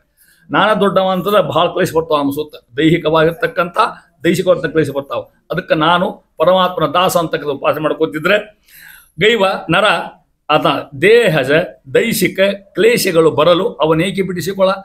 ಅನೇಕ ತೊಂದರೆ ಬಂದು ಬಿಡಿಸಿಕೊಳ್ಳಿ ಸಾಧ್ಯ ಇಲ್ಲ ಅವಾಗ. ಯಾರಿಗೆ? ಮನುಷ್ಯಾಗ. ಅದಕ್ಕೆ ಅಹಂ ಉಪಾಸನೆ ಸಲ್ಲದು, ಸೋಮ ಉಪಾಸನೆ ಸಲ್ಲದು. ಪರಮಾತ್ಮ ಸರ್ವೋತ್ತಮ, ನಾನು ಅವನ ದಾಸ ಅಂತಕ್ಕಂಥ ನಿಶ್ಚಿತವಾಗಿರ್ತಕ್ಕಂಥ ಜ್ಞಾನ. ಯಾಕಂದ್ರೆ ಬ್ರಹ್ಮ ದೇವತೆ ಅವನು ಪೂಜೆ ಮಾಡ್ತಾರೆ. ಅವ ಸರ್ವೋತ್ತಮ ಇರ್ತಕ್ಕಂಥ ನಾರಾಯಣ. ಅದನ್ನ ಹೇಳ್ತಾ ಇದ್ದಾರೆ. ರಮಾ ಬ್ರಹ್ಮಾದಿ ಸಮಸ್ತರಿಗೂ ಕೂಡ ನಿಯಾಮಕ ಭಗವಂತ. ವಾಸುದೇವ ಒಬ್ಬನೇ ಸರ್ವೋತ್ತಮ. ಸೋಹಂ ಉಪಾಸನೆ ಮಹಾ ಅನರ್ಥಕ್ಕೆ ಕಾರಣ. ಭಾಳ ಕೆಟ್ಟದು ಹೋಮೋಪಾಸನೆ. ಜಗತ್ತಿನಾಗ ಅಂತ ಉಪಾಸನೆ ಎಂದೂ ಮಾಡಿ ಸಾಧ್ಯ ಅಂತ ಕೊಡ್ರಿ. ನಾನು ದೇವರಾಗಿದ್ದರೆ ನನಗೆ ನಮ್ಮನಾಗ ನಾವು ಬೇಕಾದಂಗೆ ಇರ್ಬೇಕಾಯ್ತು. ಏನು ಕ್ಲೇಶನ ಬರಬಾರ್ದು. ಹಂಗಾಗ್ತಾ ಇಲ್ಲ. ಹೆಜ್ಜೆ ಹೆಜ್ಜೆ ತೊಂದರೆ ಬರ್ತಾವೆ, ಆಪತ್ರೆ ಬರ್ತಾವೆ, ಬಿಡಿಸಲಿಕ್ಕಾಗ್ತದೆ ನಮ್ಮ ಕಡೆಯಿಂದ ಹೇಳ್ತಾ ಇದ್ದಾರೆ. ಆ ರೀತಿ ಹೇಳ್ಕೊತು ಈ ಸೋಮೋಪಾಸನೆ ಇಟ್ಟು ಅಂಥ ಮರ ದೇಹದಿಂದ ಬಂದಿರತಕ್ಕಂಥ ಕ್ಲೇಶಗಳನ್ನು ಬಿಡಿಸ್ಕೊಳ್ಳಿಕ್ಕೆ ಸಾಧ್ಯ ಇಲ್ಲ, ಅಥವಾ ದೈಹಿಕ ಕ್ಲೇಶಗಳನ್ನು. ಲೋಕದಲ್ಲಿ ಸುಮಾರ್ಗ ಅಂದರೆ ಯಾವುದು? ಇದೇ ಸುಮಾರ್ಗ, ಪರಮಾತ್ಮ ಸರ್ವೋತ್ತಮ ಅಂತಕ್ಕಂಥ ಮೋಕ್ಷಪ್ರದ ವಾಸುದೇವ. ಇನ್ನು ದುರ್ಮಾರ್ಗ ಯಾವುದು? ಅದನ್ನು ಹೇಳ್ಯಾರ. ಸೋಮೋಪಾಸನೆಕ್ಕಂಥದ್ದು ಪರಮಾತ್ಮ, ಗುಣಪೂರ್ಣ ಆಗಿದ್ದ ಪರಮಾತ್ಮ ನಾನೇ ಅನ್ಕೊಳ್ಳೋದು, ನನಗಿಂತ ಬೇರೆ ಯಾರಿಲ್ಲ ಅಂತಕ್ಕಂಥದ್ದು. ಇದನ್ನಲ್ಲೂ ಕೂಡ ಅನೇಕ ಹೇಳ್ತಕ್ಕಂಥ ವಿಷಯ ಬರ್ತದೆ ಅಂತ ಇದ್ದಾರೆ ಮಹಾನುಭಾವರು. ಈಶಾವಾಸ್ಯಮಿದಂ ಸರ್ವಂ ಯತ್ಕಿಂಚ ಜಗತ್ಯಾಂ ಜಗತ್. ನೋಡ್ರಿ, ಈ ಜಗತ್ತು ಪಾರಮಾರ್ಥಿಕವಾಗಿರ್ತಕ್ಕಂಥ ಮಿಥ್ಯಾಭೂತವಾಗಿರ್ತಕ್ಕಂಥದ್ದು ಉಪಾಸನ ಮಾಡೋದು. ಜೀವ ಪರಮಾತ್ಮ ಒಂದೇ ಅಂತಕ್ಕಂಥದ್ದು, ನಾನು ಭಯಂಕರ ಜ್ಞಾನಿ ಅಂತಕ್ಕಂಥದ್ದು. ಇದು ಸೋಹಂ ಉಪಾಸನೆ ದುರ್ಮಾರ್ಗ ಲಕ್ಷಣ. ಇದು ನನ್ನ ದಿಮಾಕು, ನನ್ನ ದುಡ್ಡಿಸ್ತನ, ನನ್ನ ವೈಯಕ್ತಿಕ ಅರ್ಥ ಇವನ್ನೆಲ್ಲ ತೆಗಿಬೇಕು ಅಂತ ಇವೇ ದುರ್ಗುಣ. ಇವು ನಮ್ಮನ್ನು ಮೋಕ್ಷಕ್ಕೆ ಹಚ್ಚೋದಿಲ್ಲ. ಪರಮಾತ್ಮ ಸರ್ವೋತ್ತಮ, ಅವನಿಂದ ಹೋಗ್ತಕ್ಕಂಥದ್ದು ಶ್ರೇಷ್ಠವಾಗಿರ್ತಕ್ಕಂಥ ಜ್ಞಾನ ಮಾರ್ಗ, ಸುಮಾರ್ಗ, ಅಂತರ್ದೀಕ್ಷಾ, ಬಾಹ್ಯ ದೀಕ್ಷಾ ಹೇಳ್ಕೊತ ಹೋಗ್ತಾ ಇದ್ದಾರೆ. ಮುಂದಂತಾರೆ ಪರಮಾತ್ಮ ವಿಶೇಷ ಹೇಳ್ಕೊತ ಹೋಗ್ತಾರೆ. ಪರಮಾತ್ಮನಲ್ಲಿ ಏನದ? ಅನಾದ್ಯನಂತ ಕಾಲಕ್ಕೂ ಕೂಡ ನಿತ್ಯವಾಗಿ ಇರುವ ವ್ಯಾಪಕತ್ವ, ಅಂದರೆ ಎಲ್ಲ ಕಡೆ ಹಬ್ಬಿರ್ತಕ್ಕಂಥದ್ದು ಅಂತ. ಪರಮಾತ್ಮ ವ್ಯಾಪಕತ್ವ ಅಂದರೆ ಹಬ್ಬಿರೋದು ಎಲ್ಲ ಕಡೆಗೆ. ಮತ್ತೊಂದು ನಿಯಾಮಕತ್ವಾದಿ ಗುಣಗಳು.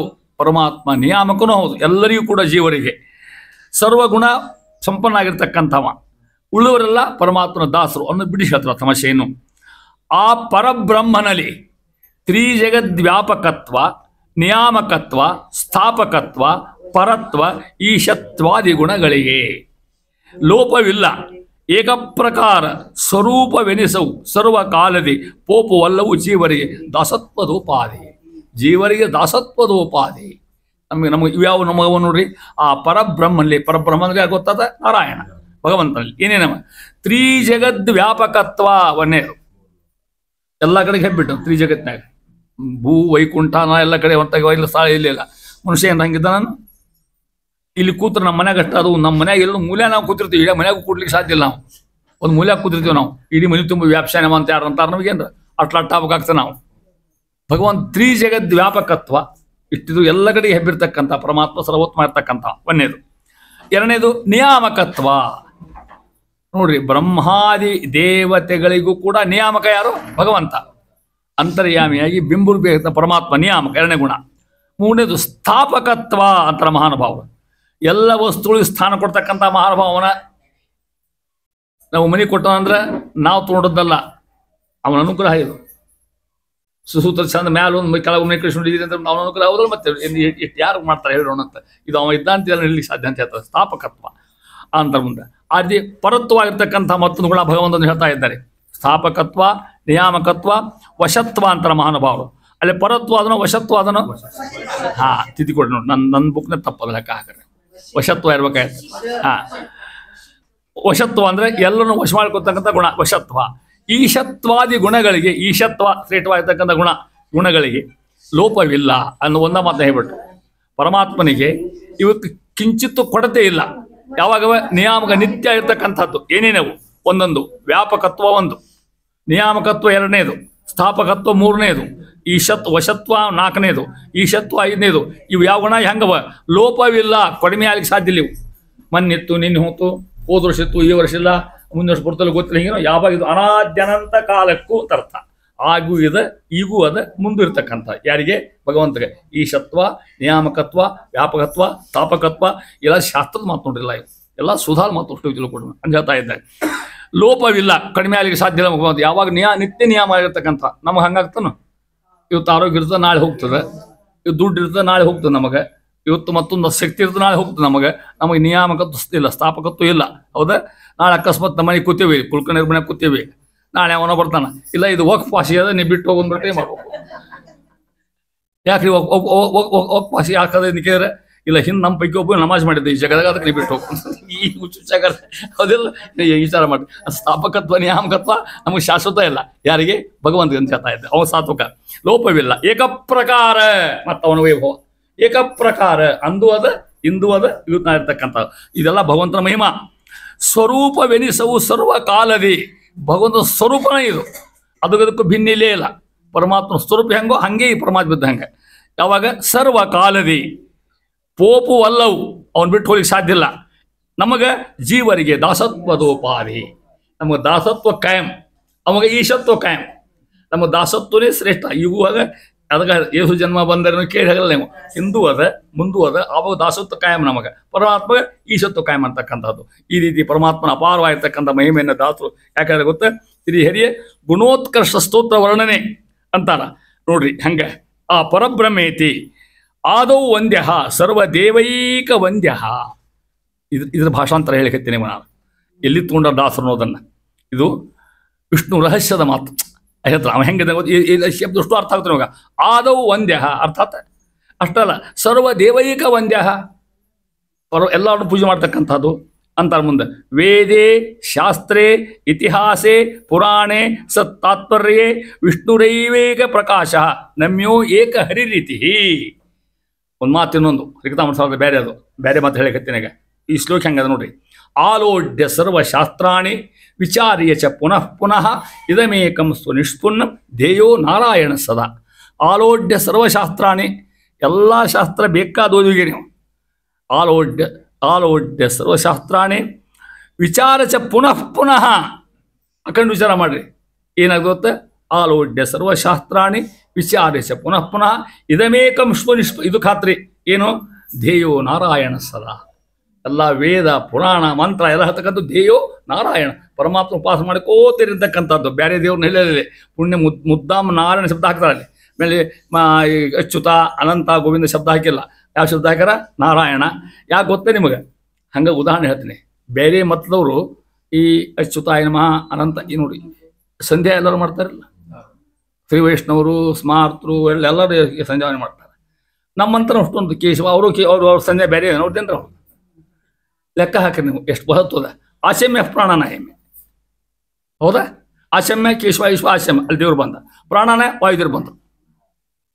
ಸರ್ವೋತ್ತಮ ವಾಯುಜೀವೋತ್ತಮ ಇದು ಎಲ್ಲರೂ ಮಾಡೇ ಮಾಡ್ತಾರೆ. ಮತ್ತೆ ಇದನ್ನು ಸಿದ್ಧಾಂತ ಬೇರೆ ಹೇಳ್ಕೋತಾರೆ. ಮತ್ತೆ ನಿಮಗೆ ಯಾಕೆ ಈ ಮಾತು ಹೇಳ್ಬೇಕಾಯ್ತು? ಆಲೋಡ್ಯ ಸರ್ವಶಾಸ್ತ್ರಾಣಿ ವಿಚಾರಿಸ ಪುನಃ ಪುನಃ ಇದಮೇಕಂ ಸುನಿಷ್ಪುನ್ನಂ ಧ್ಯೇಯೋ ನಾರಾಯಣ ಸದಾ.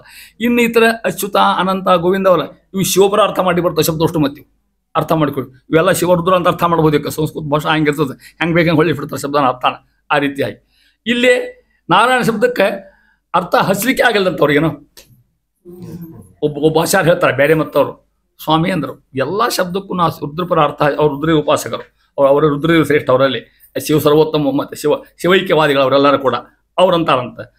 ಅವರೊಂದು ಮಾತು ಹೇಳ್ತೇನೆ ನಿಮಗೆ. ನಾ ಅಹಂ ಬಾಧತೆ, ನಾ ಅಹಂ ಬಾಧತೆ. ನಾ ಶಬ್ದ ಇಟ್ಟಿರಲ್ಲ ನಾನಾಗ, ಅದು ಭಾಳ ತಾಸ್ಕೊಳ್ಳಿ ನನಗಂದು. ಅದಕ್ಕೆ ಅರ್ಥ ಹಚ್ಚೋದಾಗಲ್ಲ ಅವ್ರಿಗೆ. ನೀ ಎಲ್ಲಿ ಹೊಕ್ಕರು ನಾನು ಶಬ್ದಕ್ಕೆ ನಾರಾಯಣ ಬರ್ಬೇಕಲ್ಲಿ, ಆ ಮಧ್ವ ಪರಮಾತ್ಮನ ಬರ್ಬೇಕು. ಅವ್ರ ಮಾತು ಹೇಳಿಕತ್ತೀನಿ, ಅವ್ರೊಂದು ಮಾತು ಎಲ್ಲ ಅರ್ಥ ಹಚ್ಚಿದ್ರಿ. ನಾ ಅಹಂ ಬಾಧತೆ, ನಾ ಅನ್ನೋ ಶಬ್ದ ಭಾಳ ತಾಸ್ಕೊಳ್ಳಿದ್ದೇನೆ ತಿಳ್ಕೊಂಡು ಹೇಳ್ತಾ ಇದ್ದಾರೆ. ಅಂದ್ರೆ ಸರ್ವ ಪರಮಾತ್ಮ ಅವನೇ ಸರ್ವೋತ್ತಮ, ಎಲ್ಲರೂ ಕೂಡ ಅವನ ದಾಸರು. ಇದನ್ನ ಹೇಳ್ಕೊತಾ ಹೋಗ್ತಾರೆ. ಅದಕ್ಕೆ ಹೇಳ್ತಾ ಇದ್ದಾರೆ ಏಕೋ ಹರಿ ಇತಿ. ಎಲ್ಲಿ?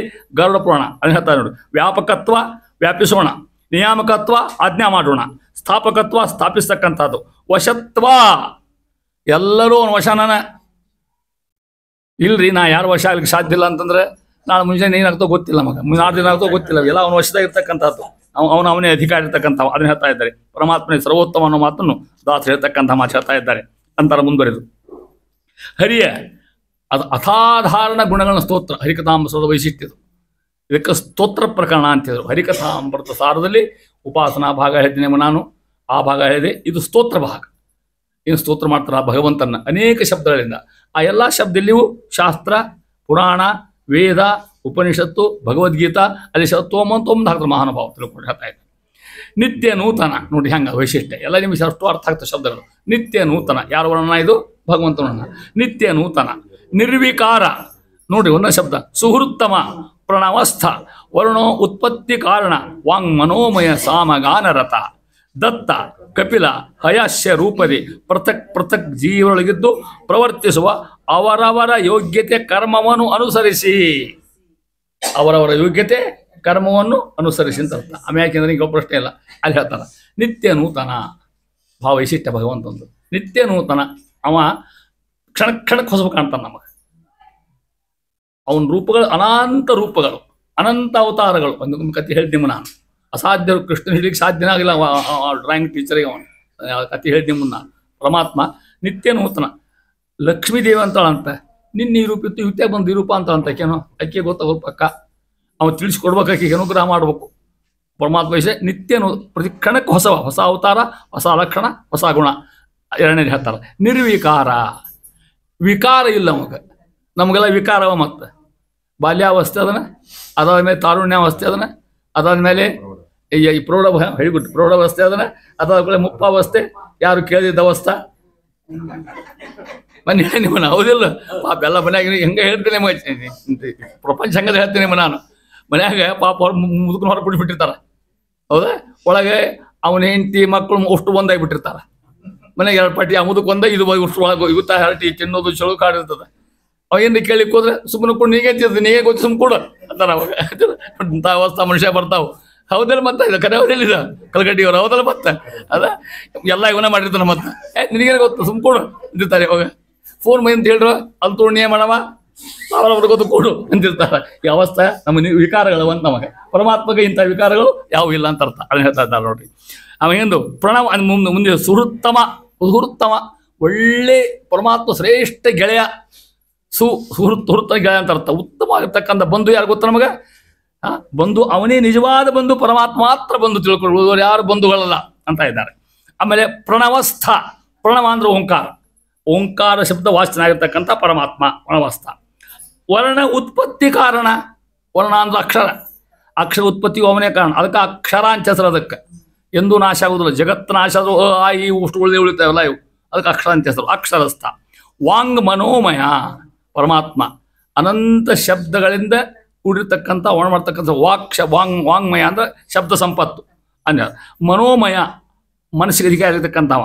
ಅಷ್ಟಲ್ಲ, ಸಾಮ ಗಾನ ರಥ. ಪರಮಾತ್ಮ ಅಖಂಡ ಸಾಮದಿಂದ ಸ್ತೋತ್ರ ಮಾಡಿಸಿಕೊಳ್ಪಡ್ತಕ್ಕಂಥ ಪರಮಾತ್ಮ. ಅಷ್ಟ ಅಲ್ಲ, ಮುಂದೆ ಹೇಳ್ತಾರ ದತ್ತ ಅವನೇ. ಹೌದಾ? ಕಪಿಲ ಒಂದು, ಹಯಾಶ್ಯ ಹಯಗ್ರೀವ ದೇವರು. ಈ ರೂಪದಿ ಇಂಥ ಅನೇಕ ರೂಪಗಳು ಪೃಥಕ್ ಜೀವರೊಳಗಿದ್ದು, ಆಯಾ ಪೃಥಕ್ ಆಯಾ ಜೀವರಲ್ಲಿ ಅಂತ ಅರ್ಥ. ಬೇರೆ ಬೇರೆ ಜೀವರಲ್ಲಿ ಅವರ ಅಂತರ್ಯಾಮಿಯಾಗಿದ್ದುಕೊಂಡು ಭಗವಂತ ಪ್ರವರ್ತಿಸುವ ಹೆಂಗ ಅವರವರ ಯೋಗ್ಯತೆ ಕರ್ಮವನುಸರಿಸಿ. ನಿಮ್ಮಲ್ಲೂ ಇದ್ದಾನ, ನನ್ನಲ್ಲೂ ಇದ್ದಾನ, ಸಣ್ಣ ಕೂಷ್ಣಗೂ ಇದ್ದಾನ, ಮುದುಕರಲ್ಲೂ ಇದ್ದಾನ. ಕ್ರಿಯಾ ಒಂದ ಕಡೆ ಇರ್ತವನ್ನೆಲ್ಲ ಕಡೆಗೆ ಅವ್ರ ಕ್ರಿಯಾ ಬೇರೆ, ಇವ್ರ ಕ್ರಿಯಾ ಬೇರೆ, ಅವ್ರ ಯೋಗ್ಯತಾ ಬೇರೆ. ಯಾಕೆ? ಅವ್ರ ಕರ್ಮ, ಅವರ ಯೋಗ್ಯತೆ, ಅವರ ಸಾಧನ, ಅವ್ರ ಜೀವದ ಸ್ವರೂಪ ತಿಳ್ಕೊಂಡು ಅವರ ಯೋಗ್ಯತೆ ತಕ್ಕಂತ ಭಗವಂತ ನಿಯಾಮನ ಮಾಡ್ತಕ್ಕಂಥ ವಸ್ತು. ಭಗವಂತನ ಮಹಿಮಾ ಎಷ್ಟು ವಿಚಾರ ಮಾಡಿ ಹೆಂಗೆ ಹೇಳ್ತಾ ಇದ್ದಾರೆ. ಪ್ರಪಂಚ ಎಷ್ಟು ದೊಡ್ಡದ, ಕೋಟಿ ಕೋಟಿ ಮಂದಿ ಇದ್ದಾರೆ. ಒಬ್ಬರಂಗೆ ಒಬ್ಬರಿಲ್ಲ, ಒಬ್ರು ಕಾರ್ಯದಂಗೆ ಒಬ್ಬರಿಲ್ಲ. ಅವರ ಯೋಗ್ಯತಾನುಸಾರ ಪರಮಾತ್ಮ ಪ್ರವರ್ತನೆ ಮಾಡ್ತಕ್ಕಂಥವ. ಅದನ್ನ ಹೇಳ್ತಾ ಇದ್ದಾರೆ. ಇಷ್ಟು ಭಗವಂತನ ಅನಾದಿರ್ತಕ್ಕಂಥ ಮಹಿಮೆ ಅಂತಾರೆ. ಒಳ್ಳೆ ಉದಾಹರಣೆ ಕೊಡ್ತಾರ. ಹೆಂಗೆ ಉದಾಹರಣೆ ಇದ್ಕೊಂಡು ಹಂಗೆ ಭಾಗವತ ಮೊದಲೇ ಸ್ಕಂದ. ಭಗವಂತ ಪಾಂಡವರನ್ನ ಪಟ್ಟಕ್ಕೆ ಕೂಡಿಸಿ ಹೊಳ್ಳಿ ದ್ವಾರಕಾಕ್ಕೆ ಬಂದ. ಅದು ವರ್ಣ ಮಾಡಿದ್ದಾನೆ. ದ್ವಾರಕಾಕ್ಕೆ ಬಂದ ಅಂದ್ರೆ ಹೊಂಟಿದ್ನಂತೆ. ಪರಮಾತ್ಮ ಮೆರವಣಿಗೆ ನಡೆಯುತ್ತೆ ದ್ವಾರಕಾದಾಗ. ಎಲ್ಲ ಜನರು ಕೃಷ್ಣ ಬಂದ, ಕೃಷ್ಣ ಹೊಳೆ ಬಂದು ಸಂಭ್ರಮ ಆಗಿತ್ತಲ್ಲ ಕೂಡ ಎಲ್ಲ ಭಕ್ತರಿಗೆ. ಅವ್ನು ನೋಡ್ತಾರೆ ಭಗವಂತನ. ಈ ಉಣೆ ಬೇರೆ ಕಂಡ, ಆ ಉಣೆ ಬೇರೆ ಕಂಡ, ಈಕಿ ಕಣ್ಣಿ ಬೇರೆ, ಆಕಿ ಕಣ್ಣಿ ಬೇರೆ, ಅವನ ಕಣ್ಣಿ ಬೇರೆ. ಆಕೆ ಅಂತ ಭಗವಂತ ಕಿರೀಟ ಹಾಕೊಂಡಲ್ಲ ಇಂಥ ಬೆಳ್ಳಿದು. ಈ ಬೆಳ್ಳಿದಲ್ಲಿ ಕಿರೀಟ ಅವ್ರಿಗೆ ಹೆಂಗೆ ಕಾಣ್ತಾನೆ? ಯಾಕೆ? ಅನಂತರು ಭಗವಂತಗೆ ಒಬ್ಬರಂಗೆ ಒಬ್ಬರಲ್ಲ, ಅವರವರ ವರ್ತಿರ್ತಕ್ಕಂಗೆ ಅವನು ಇವತ್ತು ಹೇಳ್ತಾರೆ. ಎಷ್ಟು ನೋಡ್ತೀವಿ ಕೂಡ ಅವ್ರಂದ್ರೆ ಅಂತ ಈ ಬೆಳ್ಳಿರ ಹಾಕೊಳ್ಳಿ, ಕಿರೀಟ ಹಾಕೊಳ್ಳಿ, ಏನು ಶಾಲ್ರ ಹುಟ್ಕೊಳ್ಳಿ ಅಥವಾ ಕೊಳರ ಹಿಡ್ಕೊಳ್ಳಿ ಭಗವಂತ ಒಂದು ಹಿಂಗೆ ಅವ್ನು ನೋಡಿ ತೃಪ್ತಿ ಆಗ್ತಾರೆ ನಮ್ಗೆ. ಎಲ್ಲ ಜನರು ಕೂಡ ಇಷ್ಟು ಎಲ್ಲ ಪ್ರಾರ್ಥನೆ ಮಾಡಿ ಹೋದ್ರಿ ಗಾಡಿ ಕೈ ಎಲ್ಲ ಕಡೆ ನಿಂತ್ಕೊಂಡ್ಬಿಟ್ರೆ, ಮ್ಯಾಲೆ ನಿಂತ್ಕೊಂಡ್ಬಿಟ್ಟ ಈ ಜನರ ಕೂಡ. ಯಾವಾಗ? ದ್ವಾರಕಾದಾಗ. ಯಾವಾಗ? ಕೃಷ್ಣ ಹೋದಾಗ. ಕೃಷ್ಣ ಅಷ್ಟು ಹೊಸಬ ದಿನ ನೋಡ್ಯಾರ ಅವನು. ಮತ್ತೆ ಆ ಉಣೆ ಹಿಂಗಿದ್ದಲ್ಲಿ ಈ ಉಣೆ ಹಿಂಗಾಕೆ ನೀವ ಅಲ್ಲಿ ಹೊರಗೆ ಅವತಾರ ಹೊರಗೆ ಮತ್ತೊಬ್ಬ ಕಂಡ. ಹಂಗೆ ಅನಂತ ಅವತಾರ, ಅನಂತ ರೂಪಗಳು ಭಗವಂತಗೆ. ಅವ್ನ ವೈಶಿಷ್ಟ್ಯ ಇಷ್ಟು ಮಾಡ್ಲಿಕ್ಕೆ ಸಾಧ್ಯದನ? ನಾವು ಈ ಉಣಿಂದ ಅವನಿಗೆ ಹೋದ್ರೆ ಪೊರಕಾಯಿ ಬಿಟ್ಟಿರ್ತಾರೆ. ಹೌದಿಲ್ಲ? ಎಲ್ಲ ಅಲಂಕಾರ ಮಾಡ್ಕೊಂಡಿರ್ತಾರೆ, ಎಲ್ಲ ಅಷ್ಟು ಹಚ್ಕೊಂಡಿರ್ತಾರೆ. ಸಂಜೆಗೆ ಎಲ್ಲ ಅಳಿಗೆ ಹೋಗಿ ಸುಡುಗಾಡ ಬಿಟ್ಟಿರ್ತಾರೆ. ಮತ್ತೆ ಹೋದ ಮತ್ತೆ ಬ್ಯೂಟಿ ಪಾರ್ಲರ್ಗೆ ಹೋದ ಆಮೇಲೆ ಹೇಳ್ತಾ ಇದ್ದಾರೆ. ಹಂಗೇನು ಸಾಧ್ಯ ಇಲ್ಲ. ಭಗವಂತ ನಿಶ್ಚಿತವಾಗಿರ್ತಕ್ಕಂಥ ರೂಪ ಭಗವಂತಂದು ಅಂತ ಹೇಳ್ತಾ ಇದ್ದಾರೆ. ಪರಮಾತ್ಮನ ಉದಾಹರಣೆ ಕೊಟ್ಟು ಹೇಳ್ತಕ್ಕಂಥ ಮಾತಿದು ಅಂತಾರ. ಪರಮಾತ್ಮನ ವಾಂಗ್ಮಯೋ ರೂಪ ನೋಡ್ರಿ. ಮೊನ್ನೆ ಹೇಳ್ತೀವಿ ನಾನು. ಅ ಆ ಇ ಉ ಒಂದೊಂದಕ್ಕೂ ಒಂದು ಮೂರು ಅಕ್ಷರ, 3 ಡೈಮೆನ್ಷನಲ್ ಮೀನಿಂಗ್. ಉದಾಹರಣೆ ಅಕ್ಕೊಂದು ಆಕಾರದೇನು, ಮತ್ತೆ ಆ ಬೇರೆ ಅ ಬೇರೆ. ಅಕ್ಕೊಂದು ಆಕಾರ ಅದನ, ಅದಕ್ಕೊಂದು ಧ್ವನಿ ಅದನ. ಅಂತೀವಲ್ಲ ನಾವು, ಅದಕ್ಕೊಂದು ಧ್ವನಿ ಅದ, ಅದಕ್ಕೊಂದು ಅರ್ಥ ಅದ. ಹಿಂಗೆ ಪ್ರತಿ ಅಕ್ಷರಕ್ಕೆ ವ್ಯಂಜನ ಶಕ್ತಿ ಅಂತ ಹೇಳದಕ್ಕೆ. ವ್ಯಂಜನ ಶಕ್ತಿ ಕೊಡ್ತಕ್ಕಂಥ ಭಗವಂತನೇ ಅಕ್ ಶಕ್ತಿ ಕೊಡವ, ಆಟಾಡ್ತಕ್ಕಂಥವ. ಅದಕ್ಕೆ ಅಕ್ಷರ ಎಂದು ನಾಶ ಆಗುವುದೇ ಇಲ್ಲ. ಅದು ಪ್ರಪಂಚದ ಅಕ್ಷರ ಹಂಗೆ ಇರ್ತಾವೆ. ಅದನ್ನ ಹೇಳ್ತಾ ಇದ್ದಾರೆ. ಸಕಲವೆಲ್ಲವೂ ಹರಿಪೂಜೆ ಅಂತಕ್ಕಂಥ ಮಾತು ಹೇಳ್ತಾರೆ ಮುಂದುವರಿದು. ಪರಮಾತ್ಮ ನಮ್ಮ ದ್ವಾರ, ನಮ್ಮ ಮುಖಾಂತರ ದೈಹಿಕ, ಮಾನಸಿಕ, ಬೌದ್ಧಿಕ ಕ್ರಿಯೆ ಮಾಡಿಸ್ತಾನೆ. ಹೌದಾ? ಈ ಸಮಸ್ತ ಕರ್ಮಗಳು ಒಂದು ತಿಳ್ಕೊಬೇಕು. ನಾ ಮಾಡಿ ಅಂತ ತಿಳ್ಕೊಳ್ಳೋ ಹಂಗಿಲ್ಲ. ಒಂದೇದು ತಿಳ್ಕೊಡ್ರಿ. ಮಾನಸಿಕ ದೈಹಿಕ ಕ್ರಿಯೆ ಮಾಡಿಸ್ತಲ್ಲ. ಮತ್ತೆ ದೈಹಿಕ ಕೆಲಸ ಅಂದರೆ ಪಂಚ ಜ್ಞಾನೇಂದ್ರಿಯ ಪಂಚ ಕರ್ಮೇಂದ್ರಿಯಗಳಿಂದ ಕೈ ತುಕ್ಕೋತೀವಿ, ಸ್ನಾನ ಮಾಡ್ತೀವಿ, ಊಟ ಮಾಡ್ತೀವಿ, ಮಲ್ಕೋತೀವಿ, ನಿದ್ದೆ ಮಾಡ್ತೀವಿ, ಉಸಿರಾಡ್ತೀವಿ, ಈ ಕ್ರಿಯೆ ಮಾಡ್ತೇವೆ. ಇದು ದೈಹಿಕ. ಮಾನಸಿಕವಾಗಿರ್ತಕ್ಕಂಥ ಕ್ರಿಯೆ, ಮನಸ್ಸಿನ ಜಪ ತಪ ಮಾಡ್ತೀವಿ, ಏನೋ ವಿಚಾರ ಮಾಡ್ತೀವಿ, ಮಾನಸಿಕ. ಬೌದ್ಧಿಕವಾಗಿರ್ತಕ್ಕಂಥದ್ದು ಶಾಸ್ತ್ರಾಭ್ಯಾಸ ಅಥವಾ ನೌಕರಿ ಮಾಡೋದು, ಬ್ಯಾಂಕ್ನಾಗ ಅಲ್ಲಿ ನೌಕರಿ ಮಾಡೋದು, ಬೌದ್ಧಿಕ ಕೆಲಸ ಹೋದ್ರೆ ಮತ್ತದು ಬೌದ್ಧಿಕ ಬ್ಯಾರೆ, ಮಾನಸಿಕ ಬ್ಯಾರೆ, ದೈಹಿಕ ಬ್ಯಾರೆ ಅಂತಾರೆ. ಇಲ್ಲಿ ನೋಡ್ರಿ, ಶ್ರುತಿಗಳ ಆತನ ಮಾತು, ವಿಮಲ ಸ್ಮೃತಿಗಳು ಆತನ ಶಿಕ್ಷೆ, ಜೀವ ಪ್ರತತಿ ಪ್ರಕೃತಿಗಳು ಎರಡು ಪ್ರತಿಮೆಗಳು ಎನಿಸಿಕೊಳ್ಳುತ್ತಿಹವು. ಇತರ ಕರ್ಮಗಳೆಲ್ಲ ಲಕುಮೀಪತಿಗೆ ಪೂಜೆಗಳೆಂದು ಸ್ಮರಿಸುತ್ತಾ ಚತುರ್ವಿಧ ಪುರುಷಾರ್ಥಗಳ ಬೇಡದಿರು ಸ್ವಪ್ನದಲ್ಲಿ. ದಾಸರ ಸಂದೇಶ, ಹೆಜ್ಜೆ ಹೆಜ್ಜೆ ದಾಸರ ಸಂದೇಶ. ಇಡೀ ಜೀವನ ಕಟ್ಟಿಕೊಡ್ತಾರೆ ಮಹಾನುಭಾವರು. ಜಗನ್ನಾಥ ದಾಸರ ನಮ್ಮ ಜೀವನ ಕಟ್ಟಿಕೊಡ್ತಾರೆ, ನಮಗೆ ತಿಳ್ಕೊಡ್ತಾರೆ. ಏನಂತ? ಚತುರ್ವಿಧ ಪುರುಷಾರ್ಥಗಳ ಯಾವ್ಯಾವು? ಧರ್ಮ, ಅರ್ಥ, ಹೌದಾ? ಅವನ್ನ ಬೇಡದಿರು ಸ್ವಪ್ನದಲ್ಲಿ. ನಮ್ಮಲ್ಲಿ ಕೇಳೋದು ಭಾಳ ಅಂಥೇಳಿ ನಿಮ್ನ ಹೇಳಿ ಮೇಲೆ ಮೇಲೆ ಬರ್ತದೆ ಇದು. ಭಗವಂತನ ಏನೂ ಕೇಳಲಿಕ್ಕೆ ಹೋಗಬೇಡ. ನಮ್ಮನ್ನು ನಿರ್ಮಾಣ ಮಾಡಿದೆವು ನಾವು. ಅಲ್ಲಿ ಹೋಗಿ ಕೈ ಮುಕ್ಕೊಂಡು ನಿಂತ್ರೆ, ತಿರುಪತಿ ಅಂಕಪುರ ಮುಂದೆ, ಉಡುಪಿ ಕೃಷ್ಣ ಮುಂದೆ ಕೈ ಮುಕ್ಕೊಂಡು ನಿಂತ್ರೆ, ಇವ ಯಾರು, ಇವ ಏನು ಬೇಕೋ ಅವ್ನು ಗೊತ್ತಿಲ್ಲ. ಒಂದೇ ಹೇಳು, ಸ್ವಾಮಿ ನಿನ್ನ ಅನುಗ್ರಹ, ನೀನು ನಮ್ಮನ್ನು ನೋಡ್ಬಿಟ್ಟು ಸಾಕು. ಇನ್ನು ನೋಡೇ ಇಲ್ಲ ದೇವ್ರು ನಮ್ಮನ್ನು. ನೋಡುವಂಗೆ ಹೊಳ್ಳ ಬಳ್ಳ ಪೂಜೆ ಮಾಡಿ ಗೊತ್ತಿರ್ಬೇಕು. ನಾವನ್ನು ಒಮ್ಮೆ ನೋಡ್ಬಿಟ್ಟಲ್ಲ ಉತ್ತಾರ ಆಗೋದು ತಿಳ್ಕೊಂಬಿಟ್ರಿ ನಮಗೆ. ಅದಕ್ಕೆ ಸ್ವಾಮಿ ಹೇಳ್ಬೇಕು ಅಂತ ಇವು ಯಾವ ಬೇಡ ಅದನ್ನ ಹೇಳ್ತಾ ಇದ್ದಾರೆ. ಆ ಧರ್ಮಾರ್ಥ ಕಾಮೋಕ್ಷ ಇಲ್ಲ ಅಂದ್ರೆ ಮನುಷ್ಯನ ಅಲ್ಲ ಅವ. ಧರ್ಮಾರ್ಥ ಕಾಮ ಮೋಕ್ಷಾಣ ಯಶ್ಯ ಕೋಪಿನ ವಿದ್ಯತೆ. ಹೆಂಗೆ? ಅಜಾಗಲ ಸ್ತನಶೈವ ತಸ್ಯ ಜನ್ಮ ನಿರರ್ಥಕಂ. ಹೆಂಗೆ ಹೇಳ್ತ ನೋಡ್ರಿ, ಯಾವ್ಯಾವು? ಧರ್ಮಾರ್ಥ ಕಾಮ ಮೋಕ್ಷಾಣ ಇವು ಯಾರಿಗಿಲ್ಲ. ಇವು ಹೆಂಗಿದ್ದಂಗೆ ಗೊತ್ತ? ಅಜಾಗಲ ಸ್ತನ, ಅಜ ಅಂದ್ರೆ ಆಡು, ಗಲ ಅಂದ್ರೆ ಕೊರಳು, ಸ್ತನ ಅಂದ್ರೆ ಮಲಿ.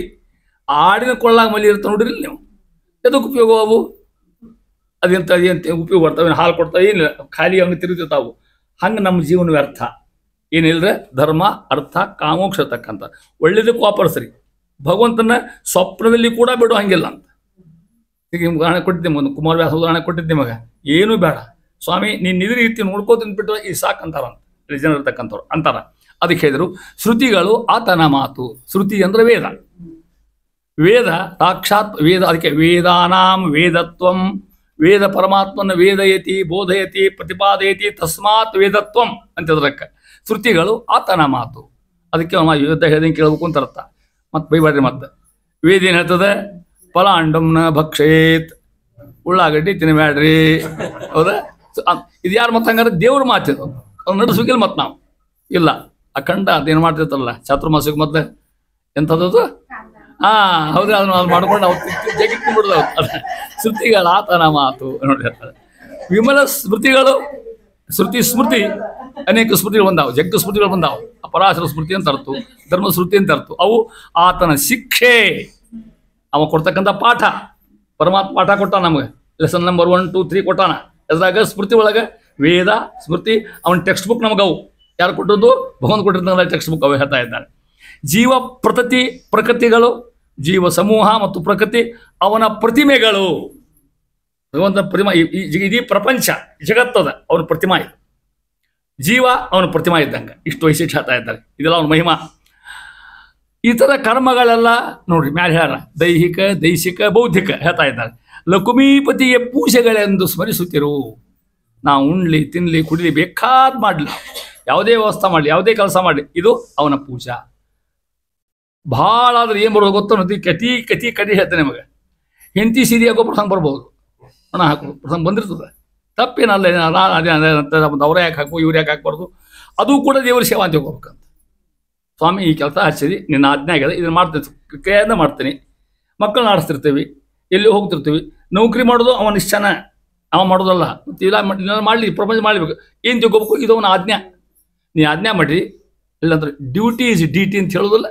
ಬೆಳೀತಾರೆ ನೋಡಿ, ಸರ್ಕಾರದ ಕೆಲಸ ದೇವರ ಕೆಲಸ ಅಂತ ಬರ್ಕೊಟ್ಟಿರ್ತಾರೆ ನೋಡಿ. ಆ ರೀತಿ ಇದ್ದಂಗೆ ಎಲ್ಲವೂ ಕೂಡ ಅವನ ಪೂಜೆ. ಅದನ್ನ ಹೇಳ್ತಾರೆ ಇಲ್ಲಿ. ಲಕುಮೀಪತಿಗೆ ಪೂಜೆಗಳೆಂದು. ಪರಮಾತ್ಮ ಪೂಜಾ ವಿಧಾನ ಏನು ಮಾಡಿದ್ರು ಕೂಡ ನಮ್ಮ ಇವ್ರಿಗೆ ಕೇಳ್ಬೇಕು ನೀವು. ಇಲ್ಲಿ ಸ್ತೋತ್ರ ಹೇಳ್ತಾನೆ ಹಂಗೆ ನಿಮಗೆ. ಪಾಂಡಿಚೇರಿ ಯಾರಿದ್ರಲ್ಲಿ ಅರವಿಂದ ಮಹರ್ಷಿಗಳು ಅವರು ವೇದಕ್ಕೆ ವ್ಯಾಖ್ಯಾನ ಮಾಡ್ಯಾರ. ಏನು ಬುದ್ಧಿವಂತರು ನೋಡ್ಬೇಕು ನೀವು. ಹಂಗೆ ಇಲ್ಲಿ ಓದ್ಲಿಕ್ಕೆ ಸಾಧ್ಯ ಇಲ್ಲ, ಯಾರಿಗೂ ಕಷ್ಟದ ಕೆಲಸ ಅದು. ಅವ್ರ ಗ್ರಂಥ ಯಶೇಜಾನ್ ಗೀತಾ ಏನು ಬರೀತಾರ, ಏನು ವ್ಯಾಖ್ಯಾನ ಮಾಡ್ತಾರ. ಅವ್ರು ಏನು ಬರ್ದಾರ ವೇದಕ್ಕೆ ವ್ಯಾಖ್ಯಾನ ಮಾಡ್ಯಾರ. ಮಧ್ವಾಚಾರ್ಯರು ಮಾಡ್ಯಾರ, ಹೆಂಗರಾಚಾರ್ಯರು ಮಾಡ್ಯಾರ, ರಾಮಾನುಜಾಚಾರ್ಯರು ಮಾಡ್ಯಾರ, ವಿದ್ಯಾರಣ್ಯರು ಮಾಡ್ಯಾರ. ಮತ್ತು ಎಲ್ಲ ವೇದಕ್ಕೆ ವ್ಯಾಖ್ಯಾನ ಮಾಡ್ಕೊತ ಬಂದಾರ. ಮಂತ್ರಾಲಯ ಸಾವಿರ ಮಂತ್ರಾರ್ಥ ಮಂಜರಿ ಬರ್ದಾರ ವೇದದ ಮೇಲೆ. ಈ ಬರೆಯೋ ಮುಂದೆ ನಾ ಯಾಕೆ ಗೊತ್ತ ನಿಮಗೆ ಸಿದ್ಧಾಂತ ಹೆಂಗದ ನೋಡ್ರಿ. ಆ ರವೀಂದ್ರ ಮಹರ್ಷಿಗಳು ವೇದ ವ್ಯಾಖ್ಯಾನ ಬರೆಯೋ ಮುಂದೆ ಅದ್ರ ಉಪೋದ್ಘಾತ ಹೊರಡು ಬರೀತಾರೆ ಮೊದ್ಲೇಕ್, ಹೌದಾ? ಅದ್ರೊಳಗೆ ನೆನೆಸ್ಕೊಂಡಾರ a saint poet of Karnataka Mantralaya Swami ಅಂತ ನೆನೆಸ್ಕೊಂಡಾರ. ರಾಯರಾದ್ಮೇಲೆ ಅವ್ರು ಬಂದಾರ ಮತ್ತೆ ಲಕ್ಷದಲ್ಲಿ ತಲೆ ಒಳಗೆ, ಹೌದಿಲ್ಲ? ಅವ್ರಂತಾರ ಮಂತ್ರಾಲಯ ಪ್ರಭು ಅಂತ ರಾಘವೇಂದ್ರ ಸ್ವಾಮಿಯನ್ನು ವ್ಯಾಖ್ಯಾನ ಮಾಡ್ಯಾರ, ಅಂತ ವ್ಯಾಖ್ಯಾನ ನಾವು ನೋಡೇ ಇಲ್ಲ ಅಂತ ಅವ್ರಂತ. ನಾವು ಓದಿಲ್ಲ, ಕಲ್ಪನೆ ನಿಮ್ಗೆ ಗೊತ್ತಾಗ ನಮಗೆ ಎಷ್ಟು ಮಹಿಮಾ ಇರ್ಬೇಕ್ರೆ ಅದೇ ಅಗಮ್ಯ ಮಹಿಮಾ ಅಂತ ಹೇಳಿ ಪುನಃ ಹೌದಿಲ್ಲ ನಿಮಗೆ. ಅವ್ರು ಹೊಗಳ್ಬೇಕಾದ್ರೆ ಅವ್ರನ್ನ ಅವ್ರು ಮಹಾ ದೊಡ್ಡ ಪಂಡಿತರು, ಭಾಳ ಇದ್ರು, ಅಸಾಧ್ಯ ಇದ್ರು, ದರ್ಶನ ಆಗಿತ್ತು ಅವ್ರಿಗೆ. ಅದನ್ನ ಹೇಳ್ತಾ ಇದ್ದಾರೆ. ಯಾಕೆ ಹೇಳ್ಬೇಕಾಯ್ತು? ಲಕ್ಷ್ಮೀಪತಿಯ ಪೂಜೆಗಳೆಂದು ಸ್ಮರಿಸುತ್ತಾ ನಾವೇನು ಅವ್ರು ಬರ್ಕೊಂಡಾರ. ಮುಂಜಾನಿಂದ ಸಂಜೆನಾಗ ನಾ ಏನು ಮಾಡ್ತೀನಿ, ಏನೇ ಕೆಲಸ ಮಾಡಲಿ ಅದೆಲ್ಲವೂ ಕೂಡ ಭಗವಂತನ ಪೂಜಾ, ಬೇರೆ ಕೆಲಸ ಅಂತ ಇಲ್ಲೇ ಇಲ್ಲ. ಇದೆಲ್ಲ ಅವನ ಅನುಸಂಧಾನ, ಅವನ ಕ್ರಿಯಾಪಕ, ಅವನು ಮಾಡ್ತಕ್ಕಂಥದ್ದು. ಈಗ ಆಫೀಸ್ನಾಗ ಇರ್ತಾನೆ, ಆಫೀಸ್ನಾಗ ಒಬ್ಬ ಬಾಸ್ ಇರ್ತಾನೆ, ಹೌದಾ? ಒಬ್ಬ ಅಟೆಂಡರ್ ಇರ್ತಾನೆ. ಅಟೆಂಡರ್ಗೆ ಹೇಳ್ದವ ನೀ ಚಾ ತೊಗೊಂಬ ಅಂತ ಹೇಳ್ದ, ನೀನು ತಲೆ ಹೋಗಿ ಬಾ ನನ್ನ ಕಾರ್ ಒರೆಸು ಅಂತ ಹೇಳ್ದ. ಅವ್ನು ಇಷ್ಟಂದ ಮಾಡ್ತಾನೆ ನಾವು ಅವನ ಸೇವಾ ಅಂತ ತಿಳ್ಕೊಂಡು. ಹಂಗೆ ಭಗವಂತ ಯಾವುದೇ ಸೇವಾ ಕೊಡಲಿ ನಮಗೆ, ಅದು ಅವನ ಸೇವಾ ಇದ್ದಂಗೆ ಅಂತ ಅರ್ಥ. ಆ ರೀತಿ ಹೇಳ್ತಾ ಇದ್ದಾನೆ. ಪೂಜೆಗಳೆಂದು ಸ್ಮರಿಸುತ್ತೆ ಮತ್ತಂತಾರ ಮೊದಲೇದು ಎಲ್ಲವೂ ಕೂಡ ಅವನ ಪೂಜೆಯನ್ನು, ಸಕಲವೆಲ್ಲವೂ ಹೊರಪೂಜೆಯನ್ನು ಒಂದು ಸಿದ್ಧಾಂತ. ಚತುರ್ವಿಧ ಪುರುಷಾರ್ಥಗಳ ಬೇಡದಲೇ ಪರಮಾತ್ಮ ಏನೂ ಕೇಳಲಿಕ್ಕೆ ಹೋಗಬೇಡ, ಅವನೇನು ನೋಡ್ತಾನೆ, ಅನುಗ್ರಹ ಮಾಡೋದು ಗೊತ್ತು ನಮಗೆ ಹೆಂಗೆ ಮಾಡ್ಕೊಂಡೋದನ್ನು. ಆದರೆ ನಾವು ಸ್ವಭಾವ ನಮಗೆ ನಮ್ಮ ಮನುಷ್ಯರ ಸ್ವಭಾವ ಹಂಗಿರೋದು ಏನು ಮಾಡ್ಲಿಕ್ಕೆ ಸಾಧ್ಯ ಇಲ್ಲ. ಯಥಾಪ್ರ ನಾವು ಅದಕ್ಕೆ ಮಕ್ಕಳನ್ನ ಕೇಳ್ತೀವಿ, ನೌಕರಿ ಕೇಳ್ತೀವಿ, ಏನೂ ಕೇಳ್ತೀವಿ. ಭಗವಂತನ ದೇವ್ರು ನಂತಾನೆ ಆತ್ಮ ನೀವು ಏನು ಕೊಡೋದು ಕೊಡ್ತೇನೆ, ನಾ ಎಲ್ಲ ನೀವು ಉದಾಹರಣೆ ಭಕ್ತಾಗಿರೋ ಸಾಕು ಅಂತ ಹೇಳ್ತಾ ಇದ್ದೇನೆ. ಆ ರೀತಿ ಪರಮಾತ್ಮನ ಅಂದರೆ ಜೀವ ಚಲ ಪ್ರತಿಮೆ, ಜಡಗಳು ಅಚಲ ಪ್ರತಿಮೆ ಅಂತ ಹೇಳ್ತಾ ಇದ್ದಾರೆ. ಕರ್ಮಗಳನ್ನು ಹೆಂಗೆ ಅರ್ಪಣೆ ಮಾಡೋಕು ಅಂದ್ರೆ ನೋಡ್ರಿ, ಅರ್ಥ ಮಾಡಿಕೊಡ್ರಿ. ಕರ್ಮ ಮಾಡ್ತೀವಿಲ್ಲ, ಆ ಕರ್ಮಾಂತರ್ಗತ ಪರಮಾತ್ಮ ಒಬ್ಬ ಇದ್ದಾನ, ಅದರ ಅಂತರ್ಗತಕ್ಕೆ ಇಲ್ಲಿ ಮೂರ್ತಿ ಇರ್ತದೆ. ಕೃಷ್ಣೋ ರಾಮೋ ಹಯಗ್ರೀವತ್ತ ಅಲ್ಲಿ ಅಂತರ್ಯಾಮಿ ಮೂರ್ತಿ ಇರ್ತವೆ, ಹೌದಾ? ಅಲ್ಲೊಂದು ಅಂತರ್ಯಾಮಿ ಮೂರ್ತಿ. ಆ ಮೂರ್ತಿ ಒಳಗೆ ಈ ಕರ್ಮದಾಗ ಒಂದು ಭಗವಂತನ ಮೂರ್ತಿ, ನಮ್ಮ ಮೆದಿ ಒಳಗೆ ಬಿಂಬರು ಪರಮ. ಇವು ಐಕ್ಯ ಚಿಂತನ ಮಾಡೋದೇ ಸಮರ್ಪಣ. ಸ್ವಾಮಿ ಇಲ್ಲಿ ನಿಂತ್ಕೊಂಡು ಕ್ರಿಯಾಪದ ಮಾಡ್ತಿದ್ವಿ, ಅಲ್ಲಿ ನಿಂತ್ಕೊಂಡು ಮಾಡಿಸುತ್ತಿದ್ವಿ, ಇಲ್ಲಿಂದ ಫಲ ಕೊಡ್ತೀನಿ. ಇದಿಷ್ಟು ಬೇರೆ ಇಲ್ಲ, ಎಲ್ಲ ಎಲ್ಲೆಲ್ಲ ಕಡೆಗೆ ಭಗವಂತ ರೂಪ ಕಾಣ್ತಕ್ಕಂಥದ್ದು. ಅದಕ್ಕೆ ಜಗನ್ನಾಥದಾಸರು ಅಂತ ಮತ್ತೊಂದು ಕೀರ್ತನಗ ಕಂಡಲ್ಲಿ ವಿಶ್ವರೂಪ ಕಾಂಬರು ಜ್ಞಾನಿಗಳು, ಕಂಡಲ್ಲಿ ವಿಶ್ವರೂಪ ಕಾಂಬ ಯಾರಿಗೆ ಬೇರೆ ಕಾಣೋದೇ ಇಲ್ಲ. ಮಧ್ವಾಚಾರ್ಯರು ಸಣ್ಣವರಿದ್ದಾಗ ವಾಸುದೇವಿದ್ದಾಗ ಮಧ್ವವಿಜಯನ ಸುದ್ದಿ ಹೇಳೋದು ನಿಮ್ಮ ಮಧ್ವವಿಜಯ 1ನೇ 2ನೇ ಅಧ್ಯಾಯ ಬರ್ತಕ್ಕಂಥ ಮಾತು. ಸಣ್ಣವರಿದ್ದಾರೆ, ವಾಸುದೇವ ಪರಮಾತ್ಮ ಇರ್ತಕ್ಕಂಥವ್ರು, ಸಣ್ಣ ವಾಸುದೇವ ಅಂತ ಹೆಸರು ಅವರಿಗೆ. ಒಂದಿನ ತಂದೆ ನೋಡಿದ್ರು, ಅವ್ರನ್ನ ಮಧ್ಯೆ ಭಟ್ರು ನೋಡಿದ್ರು. ಅವ ಆ ಭಾಂಡಿ ಅದಕ್ಕೆ ನಮಸ್ಕಾರ ಮಾಡು, ಒಲಿ ಅದಕ್ಕೆ ನಮಸ್ಕಾರ ಮಾಡು, ಅವಕ್ಕೆ ನಮಸ್ಕಾರ ಮಾಡು. ಕೇಳಿದ್ರು, ಸಂಶಯ ಬಂತು ಅವ್ರಿಗೆ, ಇವ ನಮ್ಮ ಕೈ ಸಿಗೋಲ್ಲ ಅಂತ. ಇವ ಬೇರೆ ಬೇರೆ ಬೇರೆ ನಮೂನಿ ಇದ್ದಾನೆ ತಿಳಿದ್ರೆ ನಮ್ಗೆ ಅಂತ ತಿಳ್ಕೊಂಡ್ರು. ಅವು ಹಡ್ದ ಮಗನ ಹಡ್ದೇವೆ ಸನ್ಯಾಸ ಬಿಟ್ಟಿನ ಸಾಯಬೇಕು, ಮತ್ತೆ ಲಗ್ನ ಮಾಡ್ಕೊಂಡು ಮಕ್ಕಳು ಹಡಲಿ ಎದ್ರೆ ಮಾಡೋಕೆ ಮುಂದಿನ ಅಂತ ಹೇಳ್ಕೊ ಚಿಂತು. ಯಾಕೋ ಹಿಂಗ್ಯಾಕೆ ಮಾಡ್ತೀನಿ ಕೇಳವು ತಮ್ಮ ಮಗನ ಏನು ಮಾಡಲಿ ಅಂದರು. ಭಗವಂತ ಸರ್ವತ್ರ ವ್ಯಾಪ್ತ ಅಂತ ಹೇಳಿ ಎಲ್ಲ ಕಡೆಗೆ ಅವನ ಕಾಣ್ತಾ ಅಂತ ಹೇಳೋದು ಮಹಾನುಭಾವ. ಸರ್ವತ್ರ ವ್ಯಾಪ್ತತ್ವ ಹಂಗೆ ಸಿದ್ಧದ್ದು ಭಾಳ ಕಷ್ಟ ಅಂತ ತಿಳ್ಕೊಂಡು ಅದನ್ನ ಹೇಳ್ತಾ ಇದ್ದಾರೆ. ಕರ್ಮಾಂತರ್ಗತ ಪರಮಾತ್ಮ ನಿಯಾಮಕ, ಕರ್ಮಲ್ಲಿ ಅಂತರ್ಗತ ಪರಮಾತ್ಮ ರೂಪ, ನಮ್ಮಲ್ಲಿ ಅಂತರ್ಗತ ಬಿಂಬರೂಪಿ ಪರಮಾತ್ಮ. ಐಕ್ಯ ಚಿಂತನ ಮಾಡಿ ಅರ್ಪಣೆ ಮಾಡಿದ್ರೆ ಕರ್ಮ ಸಮರ್ಪಣೆ. ನೀವು ಇದಕ್ಕೆಲ್ಲ ಪದಾರ್ಥ ಇಟ್ಟಿರ್ತೀವಿ, ಅನೇಕ ಹಣ್ಣು, ಮತ್ತೊಂದು ಅಡಿಕೆ, ಎಲೆ ಎಲ್ಲ ಇಟ್ಟಿರ್ತೀವಿ ನಾವು, ಹೌದಾ?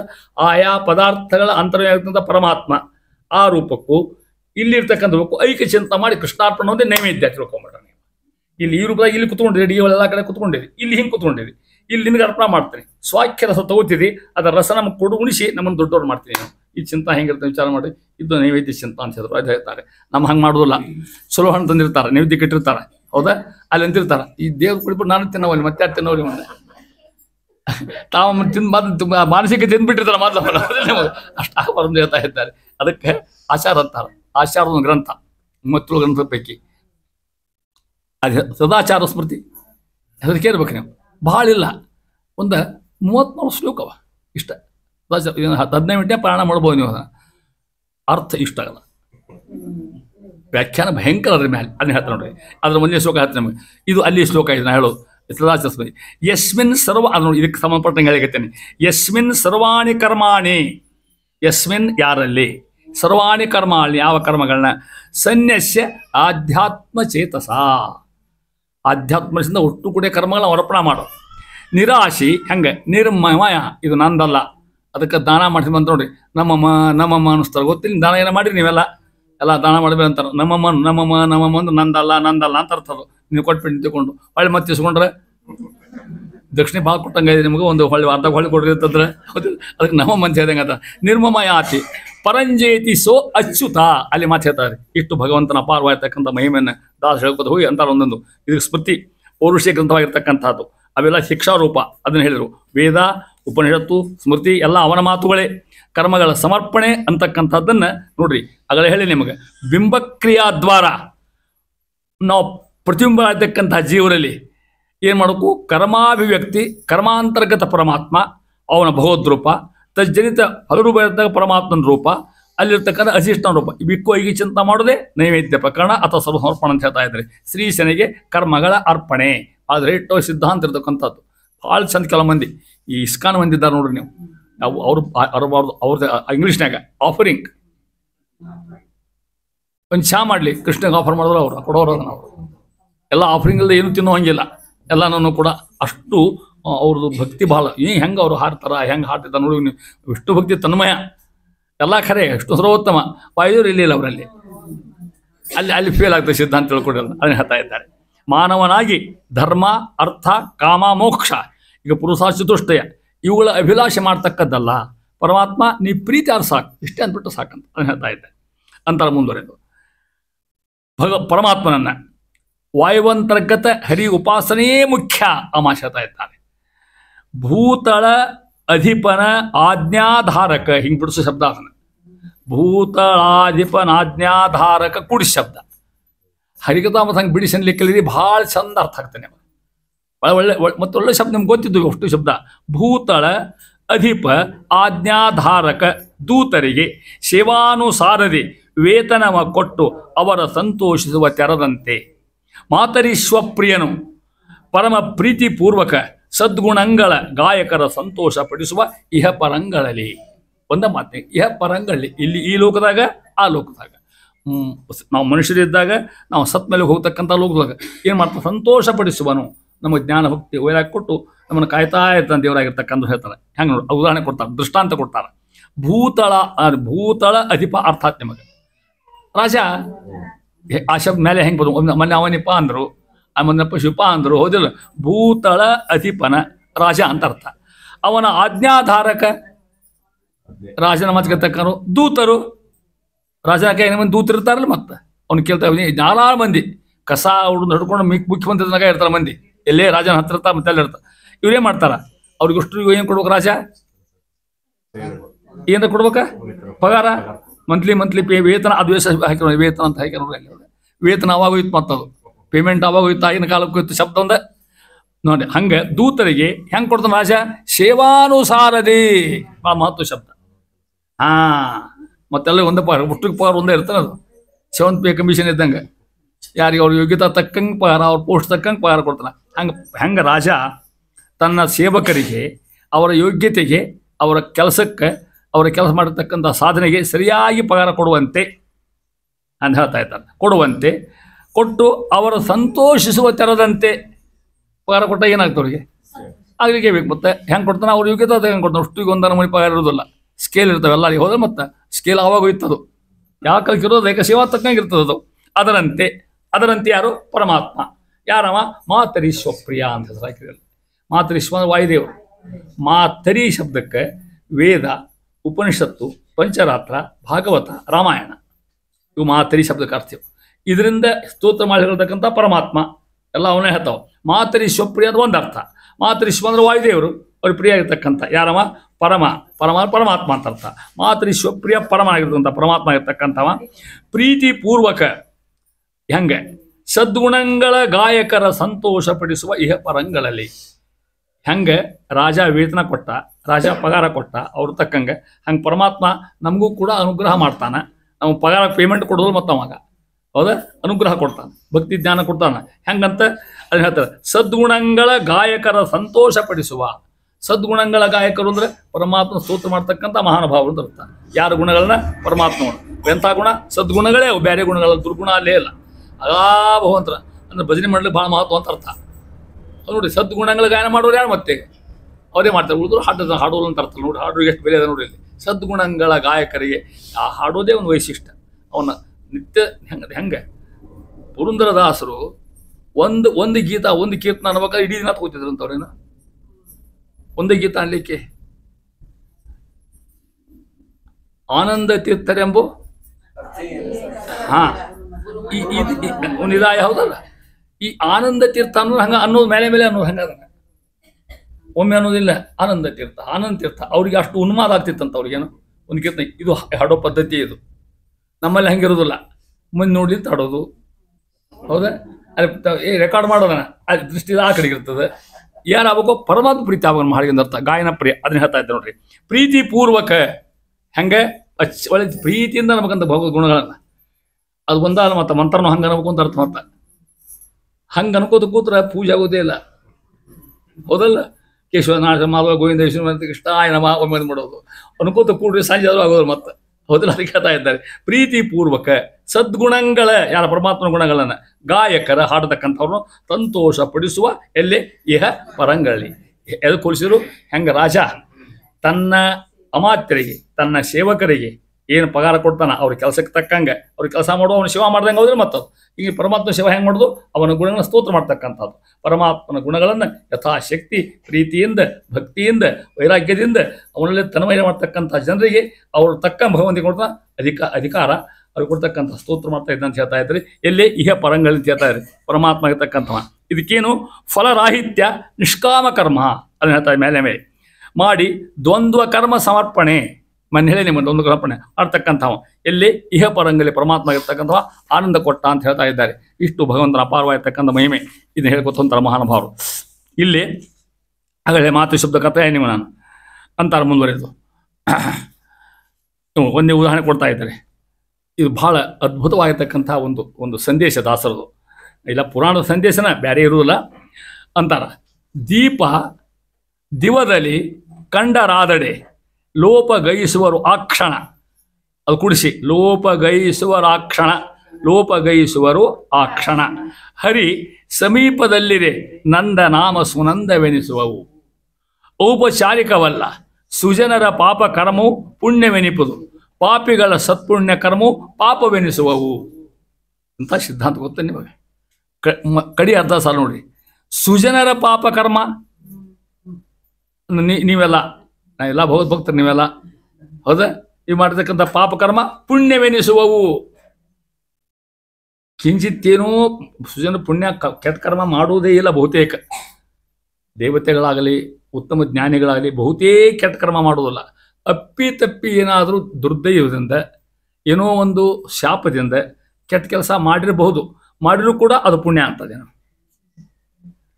ಪಾಪಿ ಇದ್ದವ ದುರ್ಗಿರ್ತಕ್ಕಂಥವ ಅಹಂಕಾರ ಇರ್ತಕ್ಕಂಥವ ಅವ ಅನೇಕ ಪುಣ್ಯ ಕೆಲಸ ಮಾಡೋದು ಅಷ್ಟು ಪಾಪ ಇದ್ದಂಗೆ ಅಂತ. ಯಾಕೆ ನಿಜವಾದ ಭಕ್ತಿ ಇರೋಲ್ಲ ಅವ್ರ ಹತ್ರ ಅಂತ ಅರ್ಥ. ಅದನ್ನ ಉದಾಹರಣೆ ಕೊಡ್ತಾರೆ. ಅದಕ್ಕೆ ಉದಾಹರಣೆ ಹೆಂಗೆ ನೋಡಿ. ದೀಪ ಅಂದ್ರೆ ಗೊತ್ತಾಗ್ತದೆ ನಿಮಗೆ. ದಿವ ಅಂದ್ರೆ ಹಗಲು. ದಿವದಲ್ಲಿ ಕಂಡರಾದಡೆ ನೀನು ಹೇಳಿದ್ದೆ ಮನ ಹಗಲು ಹೊತ್ತನೇ ದೀಪ ಹಚ್ತಾರೆ ಯಾರು ಅಲ್ಲಿ ನೋಡ್ರಿ. ಲೋಪಗೈಸುವರು ಸಾರಿಸದಂತಾರೆ ಆ ಕ್ಷಣ. ಮತ್ತು ಬಿಲ್ ಜಾಸ್ತಿ ಬರೋದು ಆರಿಸಂತಾರೆ. ಹಗಲು ಹೊತ್ತನೇ ಯಾರು ಲಾಟನ್ನು ದೀಪ ಹಸಿವು ಇಡ್ತಾರೆ ಯಾರು. ಯಾಕೆ ವ್ಯರ್ಥ ಅದು. ಅದರಂತೆ ಅದ ದೀಪ ಹರಿ ಸಮೀಪದಲ್ಲಿರೆ. ದೀಪ ಇಲ್ಲಿ ನಡುಮನೆ ಆಗದೆ ದೇವ್ರ ಮುಂದೆ ಅದ ಇಲ್ಲಿ ಆರಿಸಂತಾರ ಅದನ್ನ ಆರಿಸಂತಾರ. ಯಾಕೆ ಅದಕ್ಕೆ ನಂದ ಸುನಂದ ನಾಮ ಅಂತ ಹೆಸರು ಅಂತ ಐಕೆನ ಆ ದೀಪಕ್ಕೆ ನಂದಾದೀಪ ಅಂತ ಹೆಸರು. ನಂದ ಸುನಂದ ಶಬ್ದಕ್ಕೆ ಅರ್ಥ ನಂದಾದೀಪ. ಅದು ಇರ್ಲಿಪ್ಪ ಅಂತಾರ. ದೇವ್ರಿನ ದೀಪ ಆರಿಸೋದಿಲ್ಲ. ಹಗಲು ಹೊತ್ನ್ಯಾಗ ದೀಪ ಇರ್ತದೆ ಆರಿಸ್ತರು. ಉಳ್ಗಡೆಗಿದ್ದ ದೀಪ ಏನು ಮಾಡ್ತಾರೆ ಆರಿಸ್ತಾರೆ. ಸ್ವಾಭಾವಿಕ ನಿಮ್ಗೆ ಗೊತ್ತಿರೋ ಸಂಗತಿ. ಇದು ಲೋಕೋ ರೂಢಿ. ಇದು ಎಲ್ಲರಿಗೂ ಗೊತ್ತಕ್ಕಂಥದ್ದು. ದೀಪ ಹಗಲಲ್ಲಿ ದಿವದಲ್ಲಿ ಕಂಡ್ರೆ ಲೋಪಗೈಸುವರು ಆ ಕ್ಷಣ ಆಗಿಂದಾಗ ಆರಿಸಿ ಬಿಡ್ತಾರೆ ಅದನ್ನು. ಆದರೆ ಹರಿ ಸಮೀಪದಲ್ಲಿರೆ ದೇವ್ರ ಕಟ್ಟಿ ಮೇಲಿದ್ರೆ ಅದಕ್ಕೆ ನಂದನಾಮ ಅಂದ್ರೆ ನಂದಾದೀಪ ಅಂತ ಹೆಸರು. ಸುನಂದವೆನಿಸುವುದು ಒಳ್ಳೆ ಬೆಳಕು ಕೊಡ್ತದೆ. ಆನಂದ ಅನಿಸ್ತದೆ ದೇವ್ರ ದೀಪ ನೋಡಿದ್ರೆ. ಅನಿಸೋದಿಲ್ಲ ಮತ್ತೆ ನಿಮಗೆ ದುಃಖ ಆಗ್ತಾನೆ. ಏನಪ್ಪ ಎಷ್ಟು ಎಣ್ಣೆ ಹೋಗ್ತಾನೆ ನಮ್ಮದೊಂದು ಯಾರಿಗೆ ಹೌದಾ. ನಂದನಾಮ ಸುನಂದವೆನಿಸುವುದು. ಇಷ್ಟು ವೈಶಿಷ್ಟ್ಯ ಭಗವಂತ ಒಂದು ದೀಪದ ವೈಶಿಷ್ಟ್ಯ. ದೀಪ ಇರೋ ಜಗ ಅಷ್ಟ ಬದಲಾದ ತಿಳ್ಕೊಡ್ರಿ ನಿಮಗೆ. ಇಲ್ಲಿ ದೀಪ ಬದಲಾಗಲಿಲ್ಲ, ದೀಪದ ಜಗ ಬದಲಾತು. ಹಿಂದಿನ ಕಾಲಕ್ಕೆ ಹೆಂಗೆ ಗೊತ್ತಾ ನಿಮಗೆ. ಹಳೆ ಜಗನ್ನಾಥ ಆದ ಕಾಲ ಅವಾಗಿನ ಪರಿಸರ ತಗೋತಾರ ಮತ್ತವ್ರು. ಇದೇ ಕಾವ್ಯದ ಪ್ರತಿಭಾ ಇರೋದು. ಹೆಂಗೆ ಕವಿ ಬರಿತಿರ್ತಾನ ಅವನ ಕಾಲೆಲ್ಲ ಬರ್ತದೆ ಅದ್ರಾಗ, ತಿಳ್ಕೊಡ್ರಿ ನೀವು. ಅವನ ತಲೆಗಿರೋದು ಮತ್ತೆ ಬೇರೆ ಬರ್ಲಿಕ್ಕೆ ಸಾಧ್ಯ ಇಲ್ಲ. ಆ ಕಾಲದಾಗ ಬದುಕಿರ್ತಾನವ, ಆ ಶಬ್ದ ತೊಗೋಬೇಕವ.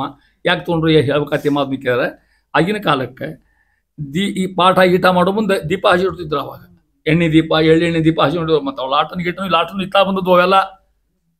ಇತ್ಲಾಗ ಯಾವಾಗ ಇಂಡಸ್ಟ್ರಿಯಲೈಸೇಷನ್ ಶುರು ಆತಲ್ಲ, ಅವಾಗ ಲ್ಯಾಂಪು ಗಿಂಪು ಬ್ಯಾಟ್ರಿ ಅಷ್ಟು ಶುರು ಆದ. ಮತ್ತು ಮೊದಲು ಬ್ಯಾಟ್ರಿ ಕೃತಿಯುಗದಾಗ ಬ್ಯಾಟ್ರಿ ಇದ್ವು. ಅವಾಗ ಏನಾರ ಆಗಿನ ಕಾಲಕ್ಕೂ ಹಳೆ ಕಾಲಕ್ಕೆಲ್ಲ ದೀಪ ಹಚ್ಕೊಂಡು ಓದ್ಬೇಕು ಕೂತ್ಕೊಂಡು. ನಿಮ್ಮ ಕಾಲಕ್ಕೂ ನೋಡ್ರಿ ನೀವು, ನಿಮ್ಮ ಕಾಲಕ್ಕೆಲ್ಲ ದೀಪದಾಗ ನಾವೆಲ್ಲ ಓದ್ತೇವ್ರು. ನಾವು ಲೈಟ್ ಎಲ್ಲಿದ್ದು ನಮ್ಮ ಕಾಲಕ್ಕೆ? ಲೈಟ್ ಇದ್ರೆ ಭಾರಿ ಶ್ರೀಮಂತರ ಆಗಿನ ಕಾಲಕ್ಕೆ ಅವರು. ನಮ್ಮ ಮನೆಗೆಲ್ಲ ಸುಮ್ಮನೆ ಓದ್ತೇವ್ರು ನಾವೆಲ್ಲ. ಈಗಿನ ಹುಡುಗರಿಗೆ ಎಲ್ಲಿ ಬೇಕು ಎಡಕ್ಕೆ ಬಲಕ್ಕ ಇಲ್ಲಿ ಹಿಂದೆ ಮುಂದೆ ಮೇಲೆ ಎಲ್ಲಿ ಬೇಕಾದ್ರೆ ಶಿಕ್ಷಿರ್ತಾವೆ ನಿಮಗೆಲ್ಲ. ಎಷ್ಟು ಲೈಟು, ಎಷ್ಟು ವ್ಯವಸ್ಥೆ ನಿಮಗೆ ಓದಲಿಕ್ಕೆ. ಆ ಕಣ್ಣಿಗೆ ಬರುವಂಗೆ ಬೇರೆ ಇರ್ತದೆ ವ್ಯವಸ್ಥೆ. ಹೌದಾ? ನಮ್ಮ ಕಾಲಕ್ಕೆ ಎಲ್ಲ ಒಂದು ದೀಪ ಲಾಟನ್ ಇರುತ್ತೆ, ಚಿಮ್ನಿ ಇಡೋದಿದ್ವಿ ನಾವು. ಆ ಚಿಮ್ನಿ ಎತ್ತರ ಮೇಲೆ ಇಡೋದು. ಎತ್ತರ ಮೇಲಿಗೆ ಸ್ಟೂಲ್ ಇಲ್ಲ ಮನ್ಯಾಗ, ಬಡತನ ಡಬ್ಬಿ ಇಡು. ಅದು ಸುತ್ತದ 4 ಮಂದಿ ಕೊಡು, ಅಕ್ಕ ತಂಗಿ ಅಣ್ಣ ಅಷ್ಟು ಕೂಡ ಅದ್ರಾಗ ಓದೋದು. ನೀ ಸರಿ ನಮಗವ, ನೀ ಸರಿ ನಮಗವಾಗ. ಇಷ್ಟು ಕಷ್ಟಿತ್ತು. ನೀವೆಲ್ಲ ಓದಿರಿ ಹಂಗೆ. ಹೌದಲ್ಲ? ಈ ಹೆಂಗದ ಈಗ ನಾಳೆ ನಾಳೆ ಏನು ಬರ್ತಾವ ಗೊತ್ತಿಲ್ಲ ಇನ್ನು ನಿಮಗೆ ಅಂತ ಹೇಳ್ತಾ ಇದ್ರು. ಯಾಕೆ? ನಂದ ಸುನಂದವೆನಿಸುವವು. ನಂದಾದೀಪ ಅದೇ ದೀಪ ಹೊರಗಿತ್ತು ಅಂದ್ರೆ ಆರ್ಸಂತಾರ. ಆ ಕ್ಷಣ ಅದನ್ನ ಆರ್ಸಂತಾರ. ಅದೇ ದೀಪ ದೇವ್ರ ಮುಂದಿದ್ರೆ ನಂದ ಸುನಂದವೆನಿ ನಂದಾದೀಪ ಅದನ್ನ ಆರಿಸ್ತಾರ. ಯಾರ ಅದನ್ನ ಆರ್ಸ್ಲಿಕ್ಕೆ ಹೋಗ. ಅದರಂತೆ ಅಂತ ಅರ್ಥ. ಹೆಂಗೆ? ಅದರಂತೆ ಔಪಚಾರಿಕವಲ್ಲ, ಹಿಂಗಾಗ್ತದೆ. ಸುಜನರ ಪಾಪ ಕರ್ಮವು ಅಪ್ಪಿತಪ್ಪಿ ಪಾಂಡ್ರಂಗಿರು ಕೆಟ್ಟ ಕೆಲಸ ಮಾಡಿದ್ರೆ ಪುಣ್ಯವೆನಿಸುವುದು. ಅವ್ರು ಮಾಡೋದೇ ಇಲ್ಲ, ಪ್ರಶ್ನೆ ಬೇರೆ. ಅಲ್ಲ, ಅಕಸ್ಮಾತ್ ಏನಾದರೂ ಏನೋ ತಡ್ಕೊಳ್ಳಾರ್ದನ್ನ ಏನೋ ಮಗ್ ಬೈರೋ ಏನೋ ಅದು ಕೊಡ್ರಿ, ಅದು ಪುಣ್ಯವೆನಿಸುವುದು. ಯಾಕೆ? ಸದಾ ಭಗವದ್ಭಕ್ತರು, ಯಾವಾಗಲೂ ಚಿಂತೆ ಮಾಡ್ತಕ್ಕಂಥ ಮಹಾನುಭಾವರು. ಏನೋ ತಪ್ಪಿ ಹಂಗಾಗಿರ್ತದೆ. ಉದಾಹರಣೆ ಪುನಃ ಬೇಕಾ ಅಷ್ಟವಿಂತ ಇದಕ್ಕೆ. ಅದರಂತೆ ಪಾಪಿಗಳ ಸತ್ಪುಣ್ಯ, ದರಿದ್ರ ಅಹಂಕಾರಿ ಮನುಷ್ಯ, ದುಷ್ಟ ಮಹಾಪಾಪಿಷ್ಟ, ಅವನು ಪುಣ್ಯ ಕೆಲಸ ಮಾಡ್ತಾನೆ ಮತ್ತೆ ಯಾವಾಗಾರ ಒಮ್ಮೆ. ಅವು ಪಾಪವೆನಿಸುವವು. ಅವ ದುಷ್ಟ ಮಾಡಿರ್ತಕ್ಕಂಥ ಪುಣ್ಯದ ಕೆಲಸ ಪಾಪ ಆಗ್ತಾವೆ. ಸಜ್ಜನ ಮಾಡ್ತಕ್ಕಂಥ ಪಾಪಗಳು ಕೂಡ ಪುಣ್ಯ ಆಗ್ತಾವೆ. ಉದಾಹರಣೆ ಪಾಂಡವರು ತೋಡ್ರಿ ನೀವು, ಅರ್ಜುನ ತೋಡ್ರಿ ನೀವು. ಅಲ್ಲಿ ಮಾಡ್ತಕ್ಕ ಅರ್ಜುನ ಒಬ್ಬರೇ, ಭೀಮಸೇಂದ್ರಿಗೆ ಪ್ರಶ್ನೆ ಇಲ್ಲ. ಅವ್ರು ಭೀಮಸೇನ ಮಹಾವೈಷ್ಣವರವರು. ಅವ್ರ ಹಂಗೆ ಅವರಂಥ ವೈಷ್ಣವಾಗ್ರೇಸರ ಅಂಚಿದ್ರು ಮಹಾನುಭಾರ ಅವರಿಗೆ. ಯಾರಿಗೆ? ಭೀಮಸೇಂದ್ರಿಗೆ. ಅಪ್ಪಿ ತಪ್ಪಿ ಎಂದೂ ಕೂಡ ವಿರುದ್ಧ ಮಾಡಿ. ಅರ್ಜುನ ಮಾತ್ರ ಮಾಡಿದ. ಅರ್ಜುನ ಇದನ್ನ ಹೇಳೇನೋ ಇಲ್ಲ ಗೊತ್ತಿಲ್ಲ ಮುಂದೆ ಹೆಂಗೆ ಪುಣ್ಯ ಅನ್ಸಂತ ಹೇಳಿಕತ್ತೇನೆ ನಾನು. ಅರ್ಜುನ ತಪ್ಪು ಮಾಡಿದ, ಮಹಾನುಭಾವ. ಮತ್ತು ಅರ್ಜುನ ತಪ್ಪು ಮಾಡಿದ್ಮೇಲೆ ನಾವು ಮಾಡಲಿಕ್ಕಿಲ್ಲ. ಕೃಷ್ಣ ಅವತಾರದ ಕಥೆ ಎಲ್ಲ ಯುದ್ಧ ಇದ್ದೆಲ್ಲ ಮುಗಿಯಿತು, ಆರಾಮಿದ್ದು ಕೃಷ್ಣ ಅರ್ಜುನರು ಆರಾಮ್. ಅರ್ಜುನ ಹೇಳಿದಂತೆ, ಕೃಷ್ಣ ಅಂದ, ಏನಪ್ಪ ಹೇಳು ಅಂದ ಕೃಷ್ಣ. ಆ ಯುದ್ಧದ ಟೈಮ್ನಾಗ ನೀ ಏನು ಹೇಳಿದ ನನಗೆ? ಗೀತಾ ಅತ್ಲಾಗ 11 ಅಕ್ಷೋಹಿಣಿ, ಅತ್ಲಾಗ 11 ಇತ್ಲಾಗ 7 18 ಅಕ್ಷೋಹಿಣಿ ಸೈನ್ಯ. ಅಲ್ಲಿ ಭೀಷ್ಮಾಚಾರು, ದ್ರೋಣಾಚಾರು ಎಂತಂದು ಮಹಾನ್ ಮಂದಿ ಕೂತ್ಕೊಂಡ ಮಹಾಶೂರರು. ಇಲ್ಲಿ ಅರ್ಜುನ ಒಬ್ಬನ. ಹೌದಾ? ಆವಾಗ ನನಗೇನು ಹೇಳಿದ್ ನೀನು? ಗೀತಾ ಹೇಳಿದೆ. ನಂಗೆ ಸಮಾರ್ಥ ಇಲ್ಲನಂತ. ಯಾರು? ಯಾಕೆ? ಟೆನ್ಷನ್ ಇತ್ತು. ಆ ಯುದ್ಧ ಏನು ಗೀತಾ ಹೇಳೋದು ಅದನ್ನು ನೀ ಹೇಳಿದಿ ಮತ್ತು ನಿರ್ವಾಹ ಎಲ್ಲ ಕೇಳಿದ್ ನಾನು. ಎಷ್ಟೇನು ಈಗ ಆರಾಮಿದ್ದೇವೆ, ಯುದ್ಧ ಇಲ್ಲ, ಪದ್ದಿಲ್ಲ, ಆರಾಮ್. ನಾನು ವಾಕಿಂಗ್ ಹೊಂಟೆ ಇಬ್ಬರು ಕೂಡ. ಅರ್ಜುನ ಕರ್ಕೊಂಡೆ ಕೃಷ್ಣ ಹೇಳ್ಬೇಕು ನೋಡಿ ಅಂತ ಭಕ್ತ ಅರ್ಜುನ. ಅರ್ಜುನ ವಾಕಿಂಗ್ ಹೋಗಂಬ, ಅರ್ಜುನ ಊರಿಗೆ ಹೋಗಂಬ, ಅಲ್ಲಿ ಕಲ್ಲಿ ಹೆತ್ತಿ ಹುಟ್ಟಿಗೆ ಹೇಳಿ ಅಲ್ಲಿ ಹೋಗಂಬ, ಕರ್ಕೊಂಡು ಹೋಗ್ಬೇಕು ಅರ್ಜುನ. ಅಷ್ಟು ಅಚ್ಚ ಅರ್ಜುನ ಮೇಲೆ. ಅರ್ಜುನ ಅಂದ, ಕೃಷ್ಣ ಇನ್ನೊಮ್ಮೆ ಗೀತಾ ಹೇಳ್ಬಿಡು, ಆರಾಮ್ ಕೇಳ್ತೀನಿ ಕುತ್ಕೊಂಡು ಅಂದಂತ. ಕೃಷ್ಣ ಹೇಳಿದಂತ, ಹೌದೆಲ್ಲ ಖರೆ ಹೇಳ್ಬೇಕು, ಆಗಿದ್ದ ಮೂಡ್ ನನಗಿಲ್ಲ ಈಗ ಅನ್ನಂತ ಕೃಷ್ಣ. ಮೂಡ್ಬೇಕು ಅದಕ್ಕಂತ ಭಗವಂತಿಗೆ ಮೂಡ್ ಇರ್ತಾವನು ಅಂದ್ ಗೀತಾದ ಮಹತ್ವ. ಸಿಕ್ಕಲ್ಲಿ ಶಿಕ್ಷೆಗೆ ಹೇಳೋಂಗಿಲ್ಲ ಅಂತ ತಿಳ್ಕೊಡ್ರಿ. ಇಂಥ ಭಾಳ ಮಾಡ್ತವೆ ಅರ್ಜುನ. ಅದಕ್ಕಂತಾರ ಪಾಪಿಗಳ ಸತ್ಪುಣ್ಯ ಕರ್ಮವು ಪಾಪಲ್ಲಿ ಪಾಪವೆನಿಸಬಹುದು. ಕೆಟ್ಟವ್ರು ಮಾಡಿರ್ತಕ್ಕಂಥ ಪುಣ್ಯ ಕೆಲಸ ಮಾಡಿದ್ರು ಕೂಡ ಅದು ಪಾಪನ. ಉದಾಹರಣೆ, ಒಬ್ಬ ದುಷ್ಟ ಭಯಂಕರ ಅಂತ ತಿಳ್ಕೊಡ್ರಿ ನಮಗೆ. ಅಪ್ಪಿತಪ್ಪಿ ನಾಳೆ ದರ್ಶನಪ್ಪ, ಹೌದಾ? ಅಕ್ಕಂಡು ನಿಮ್ಗೆಲ್ಲ ಒಟ್ಟು ಬ್ರಾಹ್ಮಣಿಗೆ ಊಟ ಕೇಳಿ ಅವ್ನು ಮಾಡಿಸ್ತೇನೆ ಅಂತ ತಿಳ್ಕೊಡ್ರಿ ನೀವು. ಕೃಷ್ಣಾರ್ಪಣ ಅದು ಪುಣ್ಯ ಕೆಲಸ ಅಲ್ಲ. ಅದು ಅಹಂಕಾರಿ, ಎಲ್ಲಿಯೋ ದುಡ್ಡು ತಂದಿರ್ತಾನೆ, ಏನೇನೋ ಮಾಡಿರ್ತಾನ. ಹಂಗೆ ಉದಾಹರಣೆ ಹೇಳ್ತೀರಿ, ಹೇಳ್ಬೇಕು ಹೇಳಬಾರ್ದು ಗೊತ್ತಿಲ್ಲ ನಿಮಗೆ. ಅವ್ನ ಹೆಂಡತಿನ ಹೊರಬಿಟ್ರಲ್ಲ ಮೊನ್ನೆ, ಹೌದಾ? ಆಕೆ ಟೆಂಪಲ್ ರನ್ ಏನ್ ವ್ಯರ್ಥ ತಗೊಂಡಿದ್ದೀನಿ, ಮಾಡಬಾರ್ದೆಲ್ಲ ಧನ್ಯ ಮಾಡಿ ಅಲ್ಲಿ ಕುತ್ಕೊಂಬಂದ್ರೆ ಟೆಂಪಲ್ ರನ್ ಮಾಡಿದ್ರೆ ಇದು ಪುಣ್ಯದ ಕೆಲಸಗಳೇ. ಆದ್ರೆ ಪಾಪವೆನಿಸಬಹುದು. ತಿಳ್ಕೊಂಡು ಇದೇ ಮಹತ್ವದ ಆದ್ಯತೆ ಆಯ್ತಾರೆ. ನೀವು ಸಜ್ಜನರಾಗಿ ಮಾಡಿರ್ತಕ್ಕಂಥ ಕ್ರಿಯಾ ಅಪ್ಪಿ ತಪ್ಪಿ ನಾಳೆ ಅದ ಈ ಪಾಂಡ್ರ ಇವರಿದ್ದಾರ ಅಂತ ತಿಳ್ಕೊಡ್ರಿ, ಇವ್ರು ನೀವಿದ್ದೀರಿ ಅಂತ ತಿಳ್ಕೊಡ್ರಿ, ಮುರಳಿಯವರಿದ್ದಾರ, ತುಳಸಿ ತಗೊಂಬಂದು ಏನು ಹೆಚ್ಚು ಕಡಿಮೆ ಆತ್ಮ ಹಂಚರು ದೇವ್ರು ಕ್ಷಮ ಮಾಡ್ತಾನೆ. ಯಾಕೆ? ನೀವು ಸದಾ ಭಕ್ತರು, ನೀವು ಒಳ್ಳೆಯ ಚಿಂತೆ ಕೆಲಸ ಮಾಡಿರ್ತೀರಿ. ಅಚಾನಕ್ ಏನೋ ಆಗ್ತದೆ ಒಂದ್ಸಲ. ತಪ್ಪಾಗ್ತದೆ. ಭಗವಂತನ ಹಿಡಿಯೋಲ್ಲ ಅಂತ ತಿಳ್ಕೊಟ್ಟು. ಯಾಕೆ? ಸದಾ ಭಗವದ್ಭಕ್ತರು ಹಂಗೆ ಮಾಡಿದ್ರೆ ನಮ್ಮ ಕೆಲಸ ದೇವ್ರಿಗೆ ಮುಟ್ಟತ್ತಿದ್ದಿಲ್ಲ. ನಾವು ಭಾಳ ತಪ್ಪು ಮಾಡ್ತೇವೆ ಮಾಡೋ ಮುಂದೆ. ಅಪರಾಧ ಸಹಸ್ರಾಣಿ ಕ್ರಿಯಂತಿ ಹರ್ನಿಶಮಯ ತಾನಿ ಸರ್ವಾಣಿ ಮೇ ದೇವ ಕ್ಷಮಸ್ವ ಪುರುಷೋತ್ತಮ ಅಂತ ಹೇಳ್ದಂಗೆ ನಮ್ಮ ತಪ್ಪು ಭಾಳ ದಿನ ಅನುಭವ ಅಂತೀವಿ ಮಂತ್ರ ಹೌದಂತೀವಿ ಅದನ್ನ ಹೇಳ್ತಾ ಇದ್ದಾರೆ. ಅಷ್ಟು ರೀತಿಯಾಗಿ ಪಾಪ ಕರ್ಮವು ಯಾರದು? ಸುಜನರ ಪಾಪ ಕರ್ಮವು ಪುಣ್ಯವೆನಿಸುವುದು, ಪಾಪಿಗಳ ಸತ್ಪುಣ್ಯ ಕರ್ಮವು ಪಾಪವೆನಿಸುವುದು. ಅದಕ್ಕೆ ಹೇಳ್ತಾ ಇದ್ದಾರೆ ಭಗವಂತ ಹೆಂಗೆ ಸ್ಥಿತಿ ತಗೋತ ಅಂತ ಹೇಳ್ತಾ ಇದ್ದಾರೆ. ಅದನ್ನೇ ಮಹಾಭಾರತ ಹೇಳ್ತಕ್ಕಂಥ ಮಾತು ನೋಡ್ರಿ. ಆ ಮಾತು ಹೆಂಗದ ಇದು ಅರ್ಥ ಆಗ್ತದೆ ನಿಮಗೆಲ್ಲ ಶ್ಲೋಕ. ಧರ್ಮೋ ಭವತಿ ಅಧರ್ಮ ಅಪಿ, ಅಧರ್ಮ ಧರ್ಮ ಭವತಿ ಕೃತೋ ಭಕ್ತೈ ತವಾಚ್ಯುತ. ಭಕ್ತರು ಮಾಡಿದಕ್ಕಂಥ ಅಧರ್ಮ ಕೆಲಸ ಕೂಡ ಧರ್ಮನೇ. ಆದರೆ ಪಾಪಂ ಭವತಿ ಧರ್ಮೋಪಿ, ಹೌದಾ? ಧರ್ಮ ಕೆಲಸ ಪಾಪ ಆಗ್ತಾವ. ಯೋ ನ ಭಕ್ತೈ ಕೃತಃ, ಭಕ್ತರು ಮಾಡ್ತಕ್ಕಂಥ ಪಾಪನ ಆಗ್ತಾವ ಅಂತಕ್ಕಂಥ ಮಾತು ಮಹಾಭಾರತ ಭಾಷಾಂತರ ಮಾಡ್ತಾರೆ ದಾಸರಾಗಲಿ. ಅಂದರೆ ಶಾಸ್ತ್ರ ಬೇಕಾದ್ರೆ ನಿಮಗೆ ಇಷ್ಟು ಪರಮಾತ್ಮನ ಅದ್ಭುತವಾಗಿರ್ತಕ್ಕಂಥ ಪರಮಾತ್ಮನ ಮಹಿಮಾ ಹೇಳ್ತಾ ಇದ್ದಾರೆ. ಇಲ್ಲಿ ಹೇಳ್ತಾ ಇದ್ದಾರೆ ನೋಡ್ರಿ. ಮನುಷ್ಯಾಗ ದೀಪ ಬೇಕು, ದೀಪದ ಮಹಿಮೆ ಇದು. ದೀಪ ಪರಮಾತ್ಮ ಬಿಟ್ಟಿರ್ತಕ್ಕಂಥ ಸೂರ್ಯ ಬಂದ, ಕತ್ಲೆಲ್ಲ ಹೋತು. ಸೂರ್ಯ ಜ್ಞಾನದ ಸಂಕೇತ, ಅಜ್ಞಾನ ಸಂಕೇತ ಕತ್ಲಿ. ಆ ದೀಪ ಕಾಯಂ ದೇವ್ರು ಬಂದಿತ್ತು ಅಂದ್ರೆ ಅಜ್ಞಾನ ಹೋಗ್ತಕ್ಕಂಥ ಪ್ರಸಂಗ. ಅದಕ್ಕೆ ಅಜ್ಞಾನ ಮಹಿಮಾ ಹೇಳ್ತಾ ಇದೆ. ದೀಪದ ಮಹಿಮಾ ಇಂದ ಭಗವಂತನ ಮಹಾಮಹಿಮೆಯನ್ನು ಹೇಳ್ಕೊತ ಹೋಗಿ ಅಂತರ್ದಾಸರಾಯರು ಮುಂದುವರೆದು ಇಲ್ಲಿ ಮುಂದೆ ಹೇಳ್ತಾ ಇದ್ದಾರೆ. ಧನವ ಸಂಪಾದಿಸುವ ಪರದ್ರಾವಣಿಕ ರಂದದಿ, ಕೋವಿದರ ಮನೆ ಮನೆಗಳಲ್ಲಿ ಚರಿಸು ಶಾಸ್ತ್ರ ಶ್ರವಣಗೂ ಸುಗದಿ. ಮನನ ಗೈಸು ಉಪದೇಶಿಸುತ್ತ ದುರ್ಜನರ ಕೂಡಾಡದಿರು ಸ್ವಪ್ನದಿ, ಪ್ರಣತ ಕಾಮದ ಕೊಡುವ ಸೌಖ್ಯಗಳ ಇಹ ಪರಂಗಳಲ್ಲಿ. ಇಲ್ಲಿ ಹೆಂಗೆ ನೋಡ್ಕೋಬೇಕು. ಇದು ನೀತಿ ಸಂಹಿತೆ ಹರಿಕಥಾಂಬರ ಬರ್ತಕ್ಕಂಥ ನೀತಿ ಶಾಸ್ತ್ರ ಅಂತ ಒಂದು ವೈಶಿಷ್ಟ್ಯ. ಎಷ್ಟು ನೀತಿ ಹೇಳ್ತಾರೆ ನಾವು ಹಾದಿ ಹೇಳ್ಕೊಟ್ಟು ಬದುಕಲಿಕ್ಕೆ. ಅವರೇ ಹೇಳ್ಬೇಕಲ್ಲ, ಮತ್ತು ದಾಸರೇ ಹೇಳ್ಬೇಕಲ್ಲ. ಅದನ್ನ ಹೇಳ್ತಾರೆ ಹೆಂಗೆ ಅಂದ್ರೆ ಒಂದು ಉದಾಹರಣೆ ಕೊಡ್ತಾರೆ. ಧನವ ಸಂಪಾದಿಸು, ಧನ ಅಂದರೆ ದುಡ್ಡು. ಏನು ಮಾಡ್ತಾನ? ಪರದ್ರಾವಣಿಕ ಅಂದ್ರೆ ವ್ಯಾಪಾರಸ್ಥ, ವ್ಯಾಪಾರ ಮಾಡಮ್ಮ. ಏನು ಮಾಡ್ತಾನ? ಅರಂದದಿ ಅವ ಪರದ್ರಾವಣಿಕ ರಂದದಿ ಧನವ ಸಂಪಾದಿಸುವ ವ್ಯಾಪಾರಿ ಆಗಿರ್ತಕ್ಕಂಥವ ಊರಿಗೆ ಹೋಗ್ತಾನೆ, ಅಂಗಡಿ ಇಟ್ಕೊಂಡಿರ್ತಾನೆ. ಯಾಕೆ? ದುಡ್ಡು ಸಂಪಾದನೆ ಮಾಡಲಿಕ್ಕೆ ಎಲ್ಲ ಕಡೆ ಹೋಗ್ತಾನೆ. ಅದರಂತೆ ಹೆಂಗೆ ದುಡ್ಡು ಗಳಿಸ್ತಕ್ಕಂಥ ಒಬ್ಬ ವ್ಯಾಪಾರಸ್ಥ ಈಗಿನ ಕಾಲಕ್ಕೆ ಹಂಗಿಲ್ಲ. ಒಂದು ಕಡೆ ಮಾಲ್ ಆಗಿಬಿಟ್ಟಿರ್ತಾವೆ, ಎಲ್ಲ ಸಿಗ್ತಾವಲ್ಲಿ. ಒಂದೇ ಮಾಲ್ನಾಗ ಸಲೂನಿಂದ ಹಿಡ್ಕೊಂಡು ಬಂಗಾರದಿಂದ ಒಟ್ಟು ಇರ್ತಾವಲ್ಲಿ, ಹೌದಿಲ್ಲ? ಇಲ್ಲಿ ಆಗಿನ ಕಾಲಕ್ಕೆ ಹೆಂಗೆ ಗೊತ್ತಂದ್ರೆ ಜನರ ಕಾಲಕ್ಕೆ ಉಣ್ಣಿ ಸಾಮಾನು ಮಾಡ್ತಿದ್ರು ಆಗಿನ ಕಾಲಕ್ಕೆ. ಆ ಸ್ಥಿತಿ ಹೆಂಗಿತ್ತು ಆಗಿನ ಕಾಲಕ್ಕೆ. ಅದಕ್ಕೆ ಆ ಉದಾಹರಣೆ ನೋಡ್ರಿ ದಾಸರಾಯರು. ದ್ರಾವಣಿಕ ಅಂದ್ರೆ ವ್ಯಾಪಾರಸ್ಥ, ಓಣಿಗೆ ಹಳ್ಳಿಗೆ ಹೋಗಿ ಏನು ಮಾಡ್ತಾನೆ? ಸಾಮಾನು ಮಾರ್ತಾನೆ. ಎದಕ್ಕೆ? ದುಡ್ಡಿಗಾಗಿ. ದುಡ್ಡಕ್ಕೆ ಸಂಸಾರಕ್ಕೆ, ಹೌದಾ? ಒಂದಕ್ಕೊಂದು. ಅದರಂತೆ ಕೋವಿದರ ಮನೆಗಳಲ್ಲಿ ಸಂಚರಿಸು ಅವಾಗ ಹೇಳಿದರು. ಹೆಂಗೆ ವ್ಯಾಪಾರಸ್ಥ ಅಲ್ಲೆಲ್ಲೆಲ್ಲ ಕಡೆಗೆ ಅಡ್ಡಾಡ್ತಾನೆ, ಹಂಗೆ ನೀನು ಅಡ್ಡಾಡು. ವ್ಯಾಪಾರ ಮಾಡಲಿಕ್ಕಲ್ಲ, ಯಾರಿಗೆ?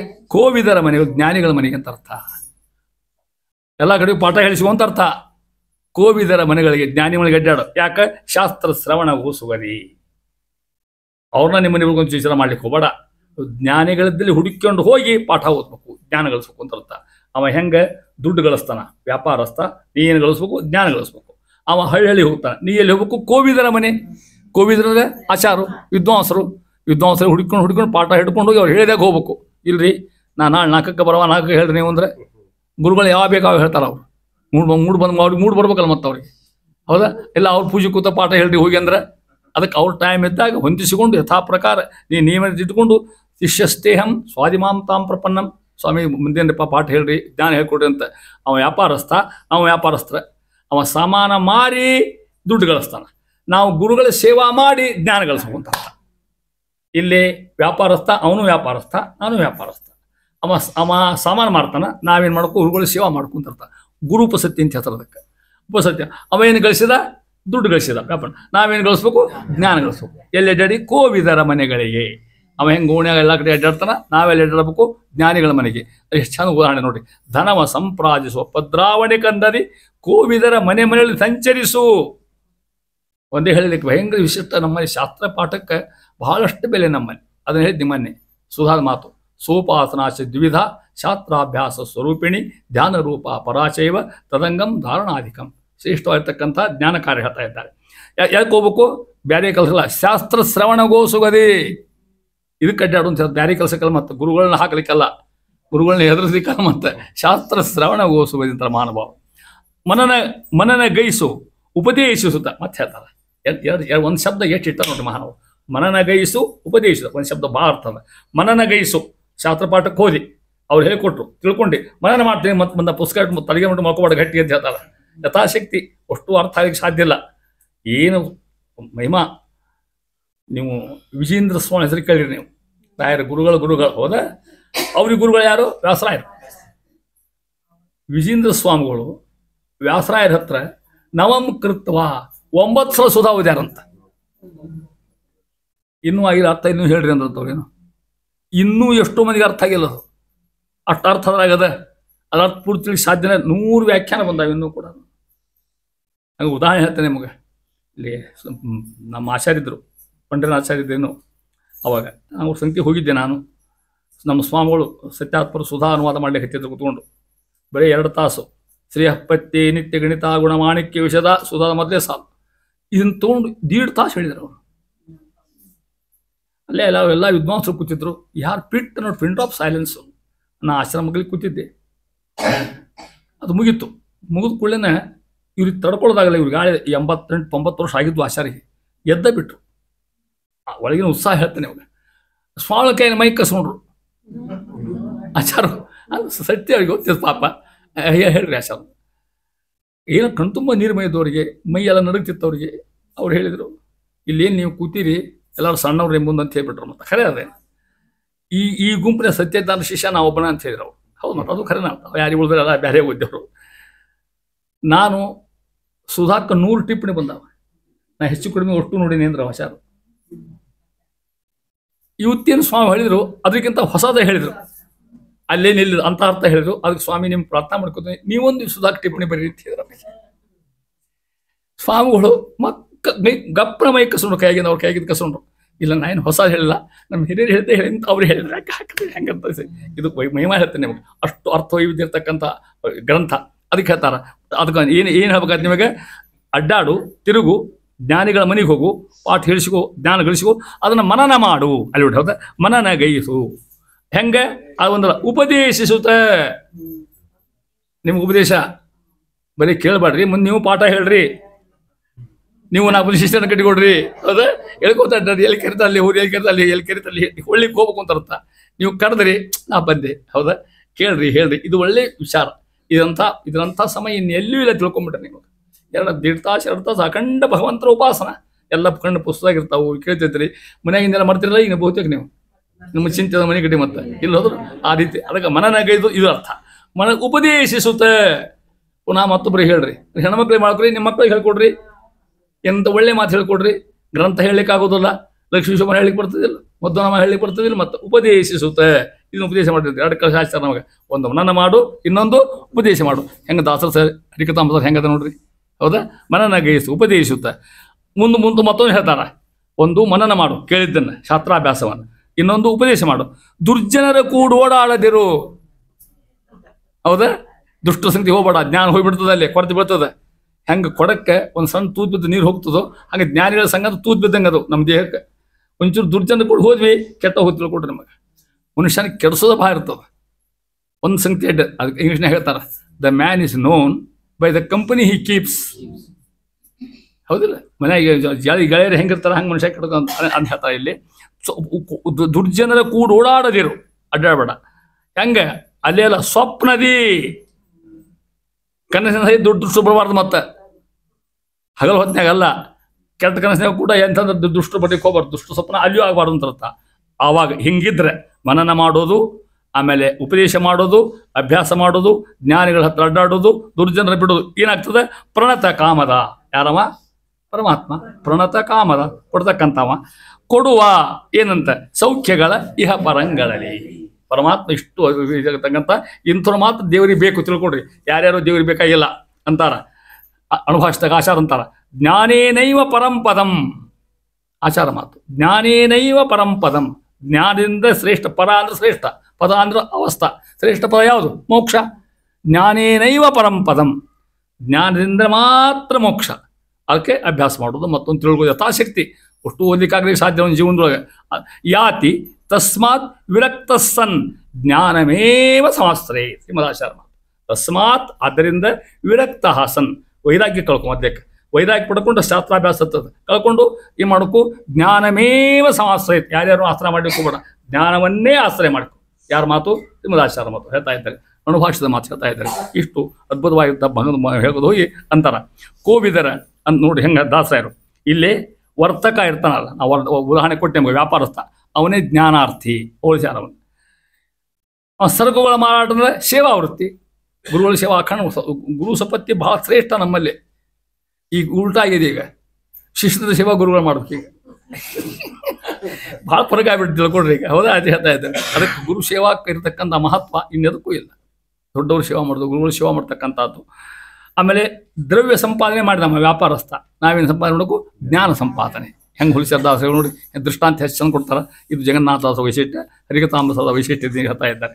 ಅಂತೂ ನೋಡ್ರಿ, ಹಾಗೆ ಅದಕ್ಕೆ ಹೇಳ್ಬೇಕಾಗ್ತದೆ ನಿಮಗೆ, ಯೋಗ್ಯ ಅಧಿಕಾರಿ ಉಪದೇಶ ಮಾಡಿದರೆ ಸಾರ್ಥಕ, ಇಲ್ಲದಿದ್ದರೆ ಉಭಯತರಿಗೂ ಹಾನಿ.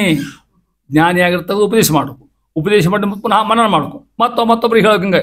ಈ ಪಾಠ ಪ್ರಯೋಜನ ನಿರಂತರ ನಡೀತಿರ್ಬೇಕು. ಹಂಗೆ ಇದು ಅದಕ್ಕೆ ಪಾಠಕ್ಕೆ ಶಾಸ್ತ್ರ ಪಾಠ ಭಾಳ ಮಾತ್ರ ಹೇಳ್ತಾರೆ ನಮ್ಮಲ್ಲಿ ಅಂತಾರೆ. ಯಾರು? ನಮ್ಮ ಈ ದಾಸರೇ ಅಂತಾರೆ, ಜಗನ್ನಾಥ ದಾಸರ.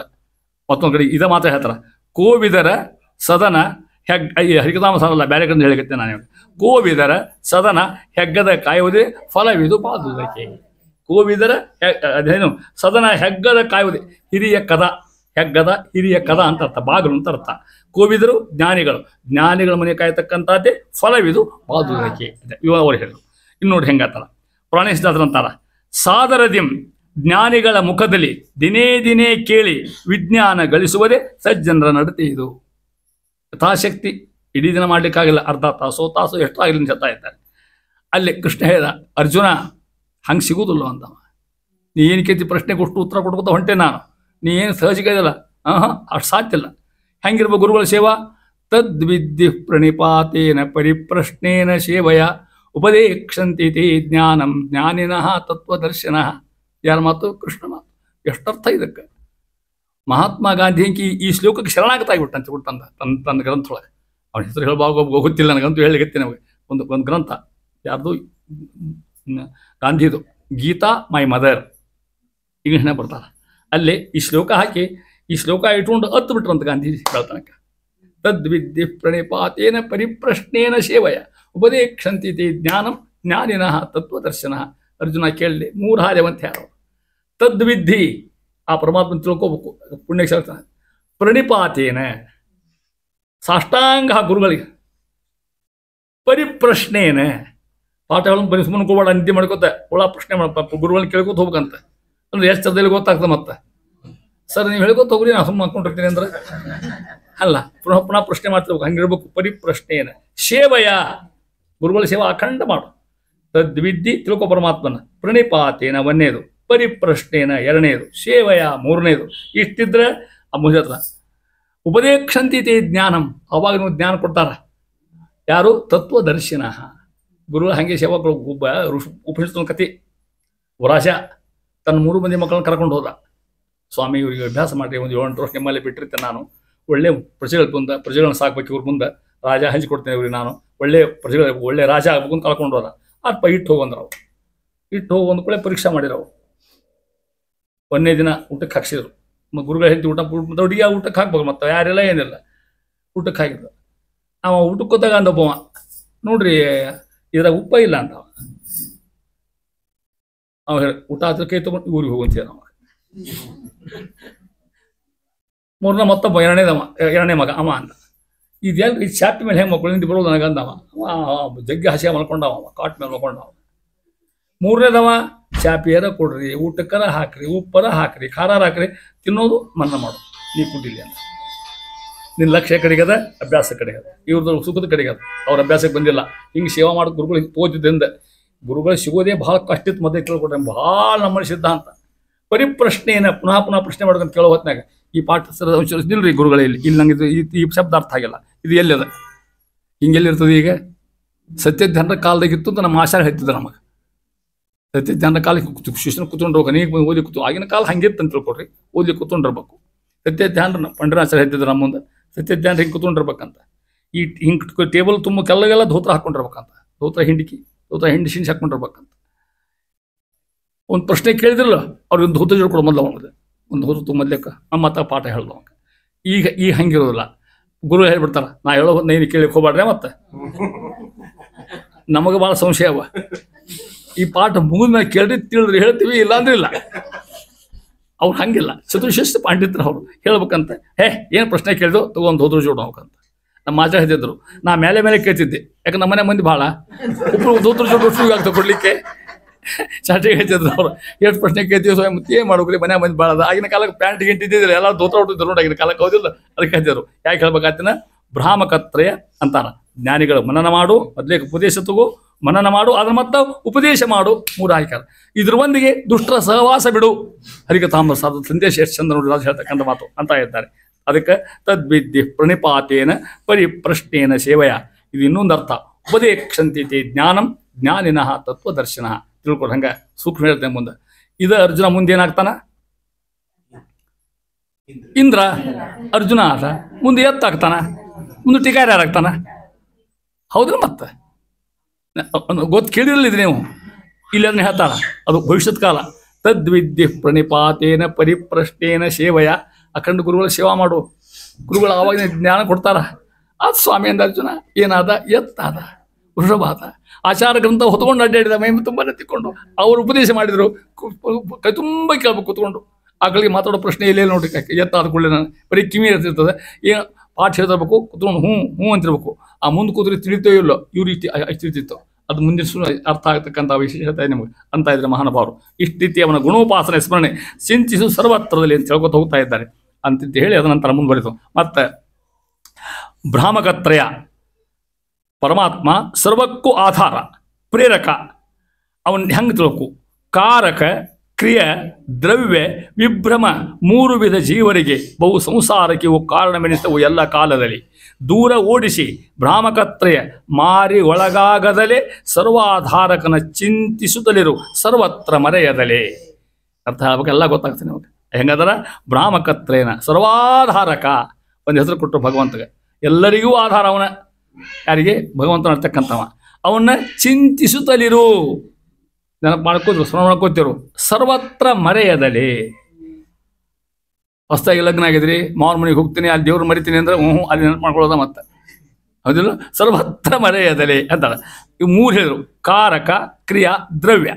ಇವು ಭ್ರಾಮಕತ್ರಯ ಅಂತ ಹೇಳಿದ್ರೆ. ಒಂದೇದು ಕಾರಕ ಅಂದ್ರೆ ಪಂಚ ಜ್ಞಾನೇಂದ್ರಿರ್ತಕ್ಕಂಥ ಕೆಲಸಗಳು. ಕ್ರಿಯಾ ಅಂದ್ರೆ ಪಂಚ ಕರ್ಮೇಂದ್ರಿರ್ತಕ್ಕಂಥ ಕ್ರಿಯೆಗಳು. ದ್ರವ್ಯ ಅಂದ್ರೆ ದೇಹಾಭಿಮಾನ. ಇಷ್ಟು ತಿಳ್ಕೊಡ್ರಿ, ಇವನ್ ಬಿಡೋಕು. ಇವು ಭ್ರಾಮಕ. ಇವು ನಮ್ಮನ್ನು ಎಲ್ಲಿ ಬೇಕಲ್ಲಿ ತೊಗೊಂಡು ಹೋಗ್ತಾವೆ. ಒಂದು ಪಂಚ ಜ್ಞಾನೇಂದ್ರಿಯಗಳು, ಪಂಚ ಕರ್ಮೇಂದ್ರಿಯಗಳು ಮತ್ತು ಹಣದ ಆಶ ತೊಗೊಂಡು ಹೋಗ್ತಾವಂತ. 3 ವಿಧ ಜೀವರಿಗೆ, ಸಾತ್ವಿಕರು, ರಾಜಸರು, ತಾಮಸರಿಗೆ ಬಹು ಸಂಸಾರಕ್ಕೆ ಇವು ಕಾರಣವು. ಮತ್ತು ಹುಟ್ಟಿಬರು ಪುನಃ ಹುಟ್ಟತಕ್ಕಂಥದ್ದು. ಯಾವಾಗ? ಎಲ್ಲ ಕಾಲದಲ್ಲಿ. ಇವನ್ನ ನೀ ಮಾಡ್ಕೊ, ದೂರ ಓಡಿಸಿ, ಇದರಿಂದ ಹೋಗ್ಬೇಡ ಅಂತಾರ. ಹೌದಾ? ಯಾವು ಇವೇನು ಮನಸ್ಸು ಹೆಂಗೆ ಹೋಗ್ತದೆ, ದುಡ್ಡು ಹೆಂಗೆ ಅದನ್ನ ಹುಳಿಕ್ ಹೋಗ್ಬೇಡ. ಈ ಭ್ರಾಮಕತ್ರಯ, ತ್ರಯ ಅಂದರೆ ಎಷ್ಟು? 3. ಯಾವ್ಯಾವು? ಕಾರಕ, ಕ್ರಿಯಾ, ದ್ರವ್ಯ. ಮೇಲೆ ಹೇಳ್ಬಿಟ್ಟಾರಲ್ಲಿ ಈ 3 ಕೂಡ. ಇವನ್ನ ಇವು ಮಾರಿ ಅಂತ ಕರ್ದಾಡಿ. ಇವನಕ್ಕೆ ಮಾರಿನ ಗೊತ್ತಾಗ್ತಿ ನಿಮ್ಗೆ? ವೈರಿ. ನಮ್ಮ ವೈರಿ ಇವ ನೇಬರ್ಸ್ ಅಲ್ಲ, ಮತ್ತೆ ಇದ್ರಿನ ಮನೆಯವರಲ್ಲ. ಕರೆ ವೈರಿ ಇವರೇ. ಯಾರ್ಯಾರು? ಕಾರಕ, ಕ್ರಿಯಾ ಮತ್ತು ದ್ರವ್ಯ. ನಾನು, ನಂದು, ನನಗಾಗಿ, ನನ್ನಲ್ಲಿಯೇ ಅಂತಕ್ಕಂಥ ಅಹಂಕಾರ ಪ್ರವೃತ್ತಿ, ಮೂರ್ಖ ಪ್ರವೃತ್ತಿ ಅಂತಕ್ಕಂಥದ್ದು. ಇವು ಬಿಡು. ಮಾರಿ ಒಳಗಾಗದಲೇ ಇವು ಕೂಡಿಸು. ಸರ್ವಾಧಾರಕರ ಚಿಂತಿಸು, ಪರಮಾತ್ಮ ಚಿಂತ ಮಾಡು. ಎಲ್ಲಿ? ಸರ್ವತ್ರ, ಎಲ್ಲ ಕಡೆಗೂ ಮರೆಯದಲೇ. ದಾಸರಂತರ ಮರುಬಾಳಿ ಮಗ. ಆದ್ದರಿಂದ ಈ ಸಂಸಾರ ಕಾರಣಾಗಿರ್ತಕ್ಕಂಥ ಭ್ರಾಮಕತ್ರಯ ಅಂತಾರೆ. ಇವುಗಳನ್ನ ಮಾತ್ರ ಯಥಾಪ್ರಕಾರ ಬಿಡು ಅಂತ ಹೇಳ್ತಾ ಇದ್ದಾರೆ. ಯಾವ ರೀತಿಯಾಗಿ ಯುಜಂತೋ ಯೋಗಿನೋ, ಯೋಗಿಗಳಿರ್ತಕ್ಕಂಥ ಮಾತು ಹೇಳ್ತಾ ಇದ್ದಾರೆ. ಇದರ ಮೇಲೆ ಅಖಂಡ ಪುರಂದರ ಸುಳಾಜದ. ಅದು ಹೇಳಲಿಕ್ಕೆ ಹೋದಲ್ಲಿ ಮುಂದೆ ಭಾಳ ಹೊತ್ತಾಗ್ತದೆ, ತಿಳ್ಕೊಂಡು ಹೇಳ್ತೀನಿ. ಸುಮಾರು 2-3 ಪೇಜ್ ಸುಳಾಜ್ ಬರ್ದ. ಇದನ್ನ ಇಟ್ಕೊಂಡ ಬರ್ದ. ಅಲ್ಲಿ ಕಾರಕ ಕ್ರಮ, ಕಾರಕ ಭ್ರಮೆ, ಕ್ರಿಯಾಭ್ರಮೆ, ದ್ರವ್ಯ ಭ್ರಮೆ. ಇವು ಭ್ರಮ. ಇವು ಸುಮ್ಮನೆ ಇವು ಏನು ಕಾಯಮಲ್ಲ. ನಮಗೆ ಏನೋ ಮಾಡ್ಲಿಕ್ಕೆ ಹಸ್ತೋ ನಮ್ಮ ಕಡೆಯಿಂದ. ಆದ್ರೆ ನಮಗೆ ಶಾಶ್ವತ ಸುಖ ಕೊಡಂಗಿಲ್ಲ. ಇವನ್ನ ಬಿಡು, ಇವನ್ನ ತಪ್ಪಿಸಿಗೋ, ಪರಮಾತ್ಮ ಚಿಂತನೆ ಮಾಡು, ಸರ್ವತ್ರದಲ್ಲಿ ಮರೆಯಲಿ ಅಂತ ಹೇಳು ಅಂತಾರ ಮುಂದೆ. ಕರಣ ಕರ್ಮವ ಮಾಡಿದರೆ ವಿಸ್ಮರಣೆ ಕಾಲದಿ ಮಾತುಗಳಿಗೆ ಉತ್ತರವ ಕೊಡದೆ ಸುಮ್ಮನಿಪ್ಪನು ಜಾಗರಾವಸ್ಥೆ. ಕರುಣಿಸಲು ವ್ಯಾಪಾರ ಮಾಡುವ ಬರಲು 4 ಅವಸ್ಥೆಗಳು ಪರಿಹರಿಸಿಕೊಳ್ಳನೇತಿಗೆ ಸ್ವತಂತ್ರನು ತಾನೇ ಎಂಬುವನು. ಮತ್ತು ನೋಡಿ ಎಷ್ಟು ಹೇಳ್ತಾರೆ. ಇದ್ರ ಮೇಲೆ ಹೇಳ್ತಾರೆ ಅಹಂಕಾರ ಅಹಂಕಾರ ಅಂತಕ್ಕಂಥದ್ದು ಹೋಗುವುದೇ ಇಲ್ಲ. ಅದು ಅಹಂಕಾರ ಅಹಂಕಾರ ಬಿಡ್ಲಿ ಬಹಳಷ್ಟು ಸಂದೇಶ ಹರಿಕಥಾಮೃತದಾಗ ಕೊನೆ ಸಾಲ ನೋಡ್ರಿ, ಅಲ್ಲಿ ಹೇಳ್ತಾರೆ ಸ್ವತಂತ್ರ ತಾನೇ ಎಂಬುವನು. ನಾ ಸ್ವತಃ ಅನ್ನೋನ ದಾಸರು ಹೆಂಗ ಅವನು ಸ್ವಕ್ಕೆ ತೆಗಿತಾ ವಿಚಾರ ಮಾಡ್ರಿ. ಇಲ್ಲಿ ಉದಾಹರಣೆ ಕೊಡ್ತಾರೆ. ಕರಣ ಇಂದ್ರಿಯಗಳು ಕರ್ಮವ ಮಾಡಿದರೆ ಯಾವಾಗ ವಿಸ್ಮರಣೆ ಕಾಲದಿ ನಮಗೆ ಸ್ಮರಣ ಹೋಗಿರ್ತದೆ, ಎಷ್ಟಿರೋದಿಲ್ಲ. ಯಾವಾಗ ಹೇಳ್ರಿ? ನಿಂತು ಬಂದಾಗ ಮೂರ್ಛಾವಸ್ಥೆ ಒಳಗೆ ನಮ್ಮ ಇಂದ್ರಿಯ ಎಲ್ಲ ಮಕ್ಕೊಂಡ್ಬಿಟ್ಟದು, ಏನು ಎಷ್ಟಿರೋದಿಲ್ಲ ನಮಗೆ. ಕಾಲದಿ ಮಾತುಗಳಿಗೆ ಉತ್ತರವ ಕೊಡದೆ ಗಾಢ ನಿದ್ದೆ ಎತ್ತಿರ್ತದೆ, ಅಕಸ್ಮಾತ್ ಯಾರ ಮಾತ್ರ ಉತ್ತರ ಕೊಡ್ಲಿಕ್ಕಾಗೋದಿಲ್ಲ. ಸುಮ್ಮನಿಪ್ಪನು ಯಾವ ಮನುಷ್ಯ ಎಲ್ಲ ಇಂದ್ರಿಯ ಇರ್ತಕ್ಕಂಥವ ಅನೇಕ ಕರ್ಮ ಮಾಡ್ತಕ್ಕಂಥವ ಕೆಲ ಯಾವಾಗ ಜಾಗೃತ ಅವಸ್ಥೆ ಒಳಗೆ ಎಷ್ಟರಿದ್ದಾಗ ಕಿವಿ ಕಣ್ಣು ಕಿವಿ ಎಲ್ಲ ಕೆಲಸ ಮಾಡ್ತವ ಅವ. ಆ ಮನುಷ್ಯ ವಿಸ್ಮರಣೆ ಕಾಲದಿ ಮಲ್ಕೊಂಡಾಗ ಏನು ಮಾಡ್ತಾನ? ಮಾತುಗಳಿಗೆ ಉತ್ತರ ಕೊಡದೆ. ಏನು ರೇಪಸ್ನ ಕೇಳ್ರಿ, ಅವನ್ನ ಮಲ್ಕೊಂಡು ಹೋಗಿ ಕೇಳ್ರಿ, ಬ್ಯಾಟ್ರಿ ಎಲ್ಲಿ ಇಟ್ಟಿವಿ ಅಂತ ಕೇಳ್ರಿ ಅವನು, ಅಥವಾ ಏನು ಮೊಬೈಲ್ ಎಲ್ಲಿ ಇಟ್ಟು ಉತ್ತರ ಕೊಡ್ತಾನವ. ಏನಾಗಿರುತ್ತೆ ಹೇಳ್ರಿ ಅವಾಗ? ಗಾಢ ನಿದ್ರೆ ಹತ್ತಿರಲಿಲ್ಲ. ಮತ್ತೆ ಮಕ್ಕಳು ಮಾತಾಡಂಗಲ್ಲ ಅವಾಗ ಅಂತ ಉದಾಹರಣೆ ಯಾಕೆ ಕೊಟ್ಟ ನೋಡ್ರಿ. ಸುಮ್ಮನಿಪ್ಪನು ಯಾಮ ಆ ಮನುಷ್ಯ. ಆದರೆ ಜಾಗರಾವಸ್ಥೆ ಕರುಣಿಸಲು ಜಾಗ್ರತೆ ಯಾರು ಕೊಡ್ಬೇಕು? ಅವನ ಭಗವಂತನ ಕೊಡ್ಬೇಕು. ಕೊಡಲು ವ್ಯಾಪಾರ ಮಾಡುವ ಬರಲು ನೋಡಿ, ವ್ಯಾಪಾರ ಮಾಡುವ ಜಾಗೃತ ಅವಸ್ಥೆ ಬಂದಾಗ ಉತ್ತರ ಕೊಡ್ತಾನೆ, ಮಾಡ್ತಾನೆ, ಎಲ್ಲ ಮಾಡ್ತಾನೆ. ಮಲ್ಕೊಂಡು ಹೊತ್ತು ಏನು ಮಾಡೋದಿಲ್ಲ. ಅದಕ್ಕೆ ಈ 4 ಅವಸ್ಥೆಗಳ ಪರಿಹರಿಸಿಕೊಳ್ಳನೇತಿಕೆ ಮನುಷ್ಯಗೆ ಎಷ್ಟು ಅವಸ್ಥೆ ಗೊತ್ತು? 4: ಜಾಗೃತ, ಸ್ವಪ್ನ, ಸುಷುಪ್ತಿ, ಮೂರ್ಛಾವಸ್ಥೆ. ಈ 4 ಅವಸ್ಥೆ ಪ್ರೇರಕ ಅವನ ಅನುಭಾಷ ಆಚಾರ. ಸರ್ವಾವಸ್ಥಾ ಪ್ರೇರಕಶ್ಚ ಸರ್ವರೂಪೇಶು ಅಭೇದವಾನ್. ನೋಡಿ ಸಾಧ್ಯ ಅಲ್ಲ. ಅಣುಭಾಷ್ಯ ಪಾಲನ ಮಾಡ್ರಿ ಯಾವಾಗ ಭಾಳ ಹೇಳೇನಿ, ಮುಂದೆ ಹೇಳೇನೀಗ ನಾನು. ಕೇವಲ ರಾಯರ ಸ್ತೋತ್ರದ ಅಷ್ಟೇ ಅದ ಅನ್ಲಿಕ್ಕೂ ಅಷ್ಟೇ ಚಂದ. ಭಾಳ 32-33 ಶ್ಲೋಕ ಪೂರ್ತಿ ಮತ್ತು ಭಾಳಷ್ಟು ಹಗರದ ವಾಯಸ್ತುತಿ ಇದ್ದಂಗಿಲ್ಲ. ಇಡೀ ಭಾಷ್ಯ ಆಚಾರ ಸಂಗ್ರಹ ಮಾಡಿಬಿಟ್ಟವ್ರು ಯಾರು? ಶ್ರೀಮದಾಚಾರ್ಯ. ಅಣುಭಾಷ್ಯಕ್ಕೆ ಮಂತ್ರಾಲಯ ಸ್ವಾಮಿಗಳು ಅಣುಭಾಷ್ಯ ಭಾಳ ಸಣ್ಣದು, 30 ಪುಸ್ತಕ. ರಾಯರು ಇಂಥ ಗ್ರಂಥ ಬರೀತಾರೆ, ತತ್ವಮಂಜರಿ ಅಂತ. ಏನು ಒಂದು ಒಂದು ಒಂದು ಒಂದು ಸಾಲು ತಗೋತಾರ, ಎಷ್ಟು ಸೂತ್ರದ ಹೊಟ್ಟೆ ಹೋಗ್ತೋ ತೋರಿಸ್ತಾರ. ಸೂತ್ರ ಎಷ್ಟವ? 564 ಸೂತ್ರಗಳು. ಓಂ ತಾತೋ ಬ್ರಹ್ಮ ಜಿಜ್ಞಾಸ ಓಂ ಓಂ ಜನ್ಮಾದೇಶದ ಓಂ 564 ಶ್ಲೋಕ, 564 ಸೂತ್ರ ಅಣುಭಾಷದಾಗ ಹೆಂಗೆ ಹೊಕ್ಕೊಂಡು ಹೋಗಿ ತೋರಿಸ್ತಾರೆ ರಾಯರು ತಿಳ್ಕೊಟ್ರೆ ತತ್ವಮಂಜರಿ ಒಳಗೆ. ಅಗಾಧ ಮಂತ್ರಾಲಯ ಸ್ವಾಮಿ ವೈಭವ ಹೇಳ್ತಾ ಇದ್ದಾರೆ. ಅದಕ್ಕೆ ಇಲ್ಲಿ ಏನು ಬೇಕಾಯ್ತು ನಿಮಗೆ? 4 ಅವಸ್ಥೆಗಳು ಬರಲು ಮನುಷ್ಯಾಗ ಅವ ಪರಿಹರಿಸಿಕೊಳ್ಳನೇತಕ್ಕೆ ನಾವು ಪಾರಲಿಕ್ಕೆ ಸಾಧ್ಯದ ನಾವು. ಅದಕ್ಕೆ ಯಾವ ನಾನೇ ಸ್ವತಂತ್ರನೆಂಬುವನು. ಅಕಸ್ಮಾತ್ ಏನೋ ಸ್ವತಂತ್ರ ಆಗಿದ್ರೆ ನನಗೆ ಜಾಗೃತ ಬೇಡಪ್ಪ, ನಾ ಮೂರ್ಛಾವಸ್ಥೆಗೆ ಹೋಗ್ತೇನೆ, ಮೂರ್ಛಾವಸ್ಥೆ ಬೇಡ, ಎಚ್ಚರ ಮಾಡ್ಲಿಕ್ಕೆ ಸಾಧ್ಯ ನಮಗೆ ಅಂದ್ರೆ ಯಾವ ಅವಸ್ಥೆ ಅನುಭವಿಸ್ಕೊಂಡು ಮಲ್ಕೊಂಡಿರ್ತೀವಿ. ನಿದ್ದೆ ಹತ್ತಂಗಲ್ಲ, ನಿದ್ದೆ ಹತ್ಲಿಕ್ಕೆ ಅವನು ಬರ್ಬೇಕಲ್ಲೇ. 3 ವಿಶ್ವ ಸ್ಥಿತಿ ಪ್ರಾಜ್ಞೆ ಆಗಿರ್ತಕ್ಕಂಥ ಹೌದಾ? ಪ್ರಾಜ್ಞವಿ ಪರಮಾತ್ಮ, ತೇಜಸ ಇಲ್ಲಿರ್ತಕ್ಕಂಥ ತೇಜಸ್ವಿ ಪರಮಾತ್ಮ. ಅವನು ನಿದ್ರಾವಸ್ಥೆ ಕೊಡೋನವನ, ಎಚ್ಚರಾವಸ್ಥೆ ಕೊಡೋನವನ, ಮೂರ್ಛಾವಸ್ಥೆ ಕೊಡೋನವನ. ಆಯಾ ಅವಸ್ಥೆಗಳ ಕಾಲದಲ್ಲಿ ಕ್ರಿಯಾ ಮಾಡ್ತಕ್ಕಂಥ ಅವನೇ.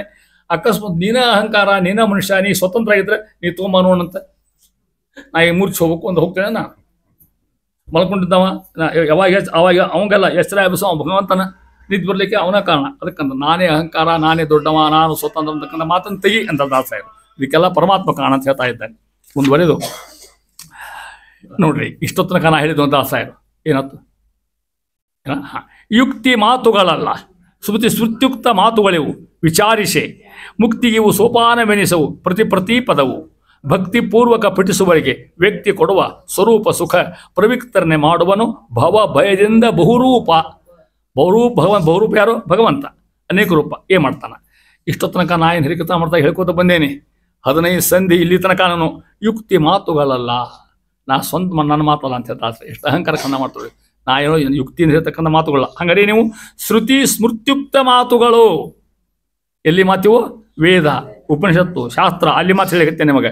ವಿಚಾರಿಸಿ ಸ್ವಲ್ಪ ವಿಚಾರ ಮಾಡಿ ನೋಡಂತ. ಮುಕ್ತಿಗಿವು ಸೋಪಾನ. ಹೌದಾ? ಮುಕ್ತಿ ಅಂದ್ರೆ ಮೋಕ್ಷ. ಮೋಕ್ಷಕ್ಕೆ ಪಟ್ಲಿದ್ದಂಗೆ ಹರಿಕಥಾಮೃತ ಸಾಲ ಮುಂದಿನ ಹೇಳ್ತಾರೆ. ಸೋಪಾನವೆನಿಸು ಪ್ರತಿ ಪದವು. ಶಾಸ್ತ್ರಾರ್ಥ, ಸ್ಮೃತಿ, ವೇದ ಇರತಕ್ಕಂಥ ಮಾತು, ಒಂದೊಂದು ಮಾತು ವೈಕುಂಠ ಕೋಲಿಗೆ ಪಾಟ್ನಿಗಿದ್ದಂಗಂತವೇನು ಹಂಗೆ ಹರಿಕಥಾಮೃತ ಅಂತ ಹೇಳ್ತಾ ಇದ್ರು. ಭಕ್ತಿಪೂರ್ವಕ ಪಠಿಸುವವರಿಗೆ ಅರ್ಥಾತ್ ಅರ್ಥ ಹೇಳೋ ಪ್ರಶ್ನೆ ಇಲ್ಲ. ವ್ಯಕ್ತಿ ಪರಮಾತ್ಮ ಕೊಡುವ ಸ್ವರೂಪ ಸುಖ. ಅದೇ ಮೋಕ್ಷ ಅಂತ ಅರ್ಥ. ಸ್ವಸ್ವರೂಪ ಆನಂದಾವಿರ್ಭಾವ, ಇದೇ ಮೋಕ್ಷ ವೈಶಿಷ್ಟ್ಯ. ಸುಖ ಪ್ರವಿಕ್ತರನೆ ಮಾಡುವ, ಪ್ರವಿಕ್ತ ನಿರ್ಲಿಪ್ತ, ಏನು ಬಂದು ಹಸಿಗಳಂಗಿಲ್ಲೇ ಇಲ್ಲ, ನಿರ್ಲಿಪ್ತ ಮಾಡುವ. ಹೆಂಗೆ ಭವ ಸಂಸಾರ, ಭವ ಭಯದಿಂದ ಬಹುರೂಪ ಪರಮಾತ್ಮ. ಯಾರು ಹಿಂಗೆ ಮಾಡ್ತಾರಲ್ಲ, ಹಿಂಗೆ ಶ್ರುತಿ ಸ್ಮೃತಿ ಮಾತು ಕೇಳ್ತಾರ, ಅವರಿಗೆ ಭಗವಂತ ಕೊಡ್ತಕ್ಕಂಥ ಅನುಗ್ರಹ ಮಾತು ಹೇಳ್ತಾ ಇದ್ದಾರೆ. ಅಂದರೆ ಇಷ್ಟು ಭಗವಂತನ ಇನ್ನು ಹೇಳಕ್ಕೆ ನಿಮ್ಗೆ ಗೊತ್ತದ ಗ್ರಂಥದ ಮಹಿಮಾ. ಈ ಗ್ರಂಥ ಲಕ್ಷ್ಮಿ ಹರಿಕಥಾಮೃತಸಾರ ಅತ್ಯುತ್ತಮ ಜ್ಞಾನಾನುಸಂಧಾನ ನಿರ್ಮತ್ಸರ ಭಾವದಿಂದ ಯಾರು ಪಠಿಸುವರೋ ಅವರಿಗೆ ಭಗವಂತ ಬಂಧನ ಕಳಿಸ್ತಾನ, ಮೋಕ್ಷ ಕೊಡ್ತಾನ. ಹರಿಕಥಾಮೃತ ಮಹಿಮಾ ಹೇಳಿದ ದಾಸ ಈ ಗ್ರಂಥ ಮಹಿಮಾ ಹೇಳ್ತಾ ಇದ್ದಾರೆ. ಇವೇ ಮುಂದೆ ಬರ್ತಾವೆ ಇಲ್ಲಿ ನೋಡ್ರಿ. ಶ್ರೀನಿವಾಸನ ಸುಗುಣ ಮಣಿಗಳ ಪ್ರಾಣಮತ ವೈನಾಖ್ಯ ಸೂತ್ರದಿ ಪೋಣಿಸಿದ ಮಾಲಿಕೆಯ ವಾಂಗ್ಮಯಂಗೆ ಸಮರ್ಪಿಸಿದ ಜ್ಞಾನಿಗಳ ದೃಗ್ವಿಷಯಬಹುದು, ಜ್ಞಾನಿಗಳಿಗೆ ಅಸಹ್ಯ ತೋರ್ಪದು. ಅಜ್ಞಾನಿ ಹಂಗೆ ಬಿಡ್ಸೋ ಗೊತ್ತಾ, ಅಲ್ಲಿ ನೋಡ್ಕೊಡ್ರಿ. ಜ್ಞಾನಿಗಳಿಗೆ ದೃಗ್ವಿಷಯಬಹುದು, ಉಳಿದ್ಮೇಲೆ ಅಜ್ಞಾನಿಗಳಿಗೆ ಅಂತ ಹೋಗ್ಬೇಕಾದ್ರೆ ನಾನು ಹಂಗೆ ಬಿಡಿಸ್ಬೇಕಾದ್ರೆ ಅಜ್ಞಾನಿಗಳಿಗೆ ಅಸಹ್ಯ ತೋರ್ಪುದು. ಯಾವುದು? ಹರಿಕಥಾಮೃತಸಾರ. ಮಾಣಿಕವ ಮರ್ಕಟನ ಕೈಯೊಳು ಕೊಟ್ಟ ತೆರನಂತೆ. ಮಾಣಿಕ ಅಂದರೆ ಮುಖು. ಮಂಗನಕಾಯಿ ಮುತ್ತು ಕೊಟ್ರೆ ಅದು ಒಂಚೂರು ಕಟ್ತಿದ್ದ ಮಕ್ಕಳ್ಬಿಡೋದು. ಈ ಸ್ವಾದಿಲ್ಲ, ಈ ಹಣ್ಣಲ್ಲ ಪಳ್ಳ ಇದನ್ನ ತಿನ್ಬೇಕು ಅಂತ ತಿಳ್ಕೊಂಡು ಹಂಗೆ ನಾವೆಲ್ಲ ಮಂಗೆ ಇದ್ದಂಗೆ. ಹೌದಾ? ನಾವು ಮಾಣಿಕ ಕೊಟ್ಟಿರೋದು ಶಾಸ್ತ್ರ ಕೊಟ್ಟೇವಿ, ಓದಿ ತಿಳ್ಕೊಡ್ರಿ ತಾಸ ಅಂತಾರ. ಇಲ್ಲಿ ಹೇಳ್ತಾರೆ ನೋಡ್ರಿ. ಶ್ರೀನಿವಾಸನ ಸುಗುಣ, ಯಾರು ಪರಮಾತ್ಮನ ಗುಣಗಳನ್ನು, ಮಣಿಗಳ ಪರಮಾತ್ಮನ ಗುಣ ಅಂತಕ್ಕಂಥ ಮಣಿಗಳು ಮುತ್ತುಗಳನ್ನು, ಪ್ರಾಣಮತ ಏನು ಚಂದ ಹೇಳ್ತಾರೆ ಮಹಾನುಭಾವ. ವೈನಾಖ್ಯ ಸೂತ್ರದಿ, ಪ್ರಾಣಮತ ಅಂದ್ರೆ ಪ್ರಾಣ ವಾಯುದೇವರು, ಅವರ ಮತ ವೈಷ್ಣವ ಮತ, ದ್ವೈತ ಮತ, ಸಿದ್ಧಾಂತ ಮತ ಅಂದ್ರೆ ವೈಷ್ಣವ ಮತದೊಳಗೆ ವೈನಾಖ್ಯ, ವೈನ ಅಂದ್ರೆ ಜ್ಞಾನ, ಆಖ್ಯ ಸೂತ್ರದಿ ನೋಡ್ರಿ ಅಂತಾರೆ ಮಹಾನುಭಾವರು. ಪರಮಾತ್ಮನ ಗುಣಗಳನ್ನು ಮದ್ದು ಮತ ಅಂತಕ್ಕಂಥ ದಾರದ ಪೋಣಿಸಿದ್ರೆ ನಾನು ಅಂತಾರೆ ಮಹಾನುಭಾವ. ಯಾರು? ಜಗನ್ನಾಥ. ಸೂತ್ರದಿ ಪೋಣಿಸಿದ ಮಾಲಿಕೆ ಇದು ಯಾರಿಗೆ ಅರ್ಪಣೆ? ವಾಂಗ್ಮಯಮಗೆ ಸಮರ್ಪಿಸಿದ. ಈ ಹರಿಕಥಾಮೃತಸಾರ ಬರೋದು, ಹರಿಕಥಾಮೃತಸಾರ ಹೆಂಗೆ ಒಂದು ಪದ್ಯ ಒಂದು ಮುತ್ತಿದ್ದಂಗೆ. ಆ ಮುತ್ತನ್ನು ಜೋಡಿಸ್ಲಿಕ್ಕೆ ಏನು ಬೇಕು ಹೇಳೋದಕ್ಕೆ? ದಾರ ಬೇಕು. ಮದ್ದು ಮತ, ಶಿರಾಚಾರ ಮತ ಅಂತ ದಾರದ ನಾ ಪೋಣಿಸಿನ ಅವನ್ನ ಪೋಣಿಸಿ ಏನು ಮಾಡೀನಿ ಅದನ್ನು ನಾನು ಮಾಲಿ ಮಾಡೀನಿ. ಅದನ್ನ ಯಾರಿಗೆ ಅರ್ಪಣೆ ಮಾಡ್ತೀನಿ? ವಾಂಗ್ ಮನೋಮಯಾಗಿ. ಹರಿಕಥಾಮೃತಸಾರ ಯಾರಿಗೂ ಸೋಗಿ ಬರೋದಿಲ್ಲ, ನನ್ನ ಸಂತೋಷಕ್ಕೆ ಬರೋದಿಲ್ಲ, ಪರಮಾತ್ಮ ಸೇವಾದಲ್ಲಿ ಬರೆದಂಥ ಮಹಾನವರು ಎಷ್ಟು ಈ ಕಳಕಳಿ, ಎಷ್ಟು ಅವ್ರದ್ದು ಅನುಸಂಧಾನ ಹೇಳ್ತಾ ಇದ್ದಾರೆ. ಜ್ಞಾನಿಗಳ ನೋಡ್ರಿ ದೃಗ್ವಿಷಯಬಹುದು, ಎಷ್ಟು ಅವರಿಗೆ ಅಂತಃಕರಣ ಕದಡಿ ಹೇಳೋ ಹೊತ್ನಾಗ ಅಂತಾರೆ ಮಹಾನುಭಾವರು. ಜಗನ್ನಾಥದಾಸರು ಅಂತಾರ, ಮಹಾನುಭಾವರು ಅಂತಾರ. ಜ್ಞಾನಿಗಳಿಗೆ ದೃಗ್ವಿಷಯ ಇದು. ಜ್ಞಾನಿಗಳು ಮಾತ್ರ ಹರಿಕಥಾಮೃತ ತಿಳ್ಕೊಳ್ಳಿಕ್ಕೆ ಸಾಧ್ಯ. ಅಜ್ಞಾನಿಗಳಿಗೆ ಅಸಹ್ಯ ತೋರ್ಪುದು. ಯಾರು ಹರಿಕಥಾಮೃತ ಬೈತಾರ, ಏನು ಕನ್ನಡ ಗ್ರಂಥ ಟೀಕಾ ಮಾಡ್ತಾರ, ಅವರಿಗೆ ಅಸಹ್ಯ ತೋರ್ತಿದ್ದು ಯಾರಿಗೆ? ಅವರು ಅಜ್ಞಾನಿಗಳವರು. ಜ್ಞಾನಿಗಳಿಗೆ ದೃಕ್ ವಿಷಯ ಮೇಲೆ ನೋಡ್ಕೊಂತಕ್ಕ ಜ್ಞಾನಿಗಳ ವಿಷಯ. ಅದಕ್ಕೆ ಅಜ್ಞಾನಿಗಳ ಕೈಯಾಗ ಹರಿಕಥಾಮೃತ ಕೊಟ್ಟು ಹೆಂಗಾಗ್ತದೆ ಗೊತ್ತಾ? ಮಾಣಿಕವ ಮರ್ಕಟನ ಕೈಗಳು ಕೊಟ್ಟ ತೆರನಂತೆ. ಮಂಗ್ಯನ ಕೈಯಾಗ ಮುತ್ತು ಕೊಟ್ರೆ ಹೆಂಗತ್ತೋ ಹಂಗೆ ಮಂಗ್ಯನ ಕೈಗೆ ಗ್ರಂಥ ಕೊಡ್ಬೇಡ್ರಿ ಅಂತ ಯಾರು ದಾಸರ ಹುರುಕ್ರ ಕೈಯಾಗ ಹೇಳಿಕ್ಕೆ ಹೋಗ್ಬೇಡ್ರಿ. ಎಲ್ಲಿ ಆದ್ರದ ನೀವೆಲ್ಲ ಆದ್ರೆ ಉಳ್ಳವರು, ಎಷ್ಟು ಚಂದ ಪ್ಲಾನ್ ಮಾಡಿರಿ, ಎಂತ ಎಷ್ಟು ಬುದ್ಧಿ ಕೇಳ್ತೀರಿ ಅಂಥವ್ರಿಗೆ ಮಾತ್ರ ಹೇಳ್ರಿ. ಉಳಿದ್ರೆ ಕೊಟ್ಟರೆ ಬೆಲೆ ಇಲ್ಲ ಅದಕ್ಕಂತ ನಾವು. ಮಾಣಿಕದ ಬೆಲೆ ಮಂಗ್ಯಾಗ ಗೊತ್ತಿಲ್ಲ, ಕಡೆ ಒಕ್ಕಡ್ಬಿಡ್ತದ. ಹಂಗೆ ಯಾರೋ ಅಜ್ಞಾನಿಗಳಿಗೆ ಹೋಗಿ ಓದ್ರಿ, ಅಜ್ಞಾನ ತಲೆ ಓದ್ರಿ, ಏನೋ ಕನ್ನಡದ ಓದಿ ಬರೋಲ್ಲ ಬಿಡೋದಲ್ಲ, ಸಂಸ್ಕೃತನಲ್ಲ ಓದಂಗಿಲ್ಲ ಅನ್ನೋಂತರ ಅವ್ರು ಹೆಂಗಿದ್ದಂಗೆ ಮಂಗ್ಯ ಇದ್ದಂಗೆ ಅವರು. ಯಾಕಂದ್ರೆ ಬೆಲೆ ಗೊತ್ತಿಲ್ಲ ಅವ್ರಿಗೆ.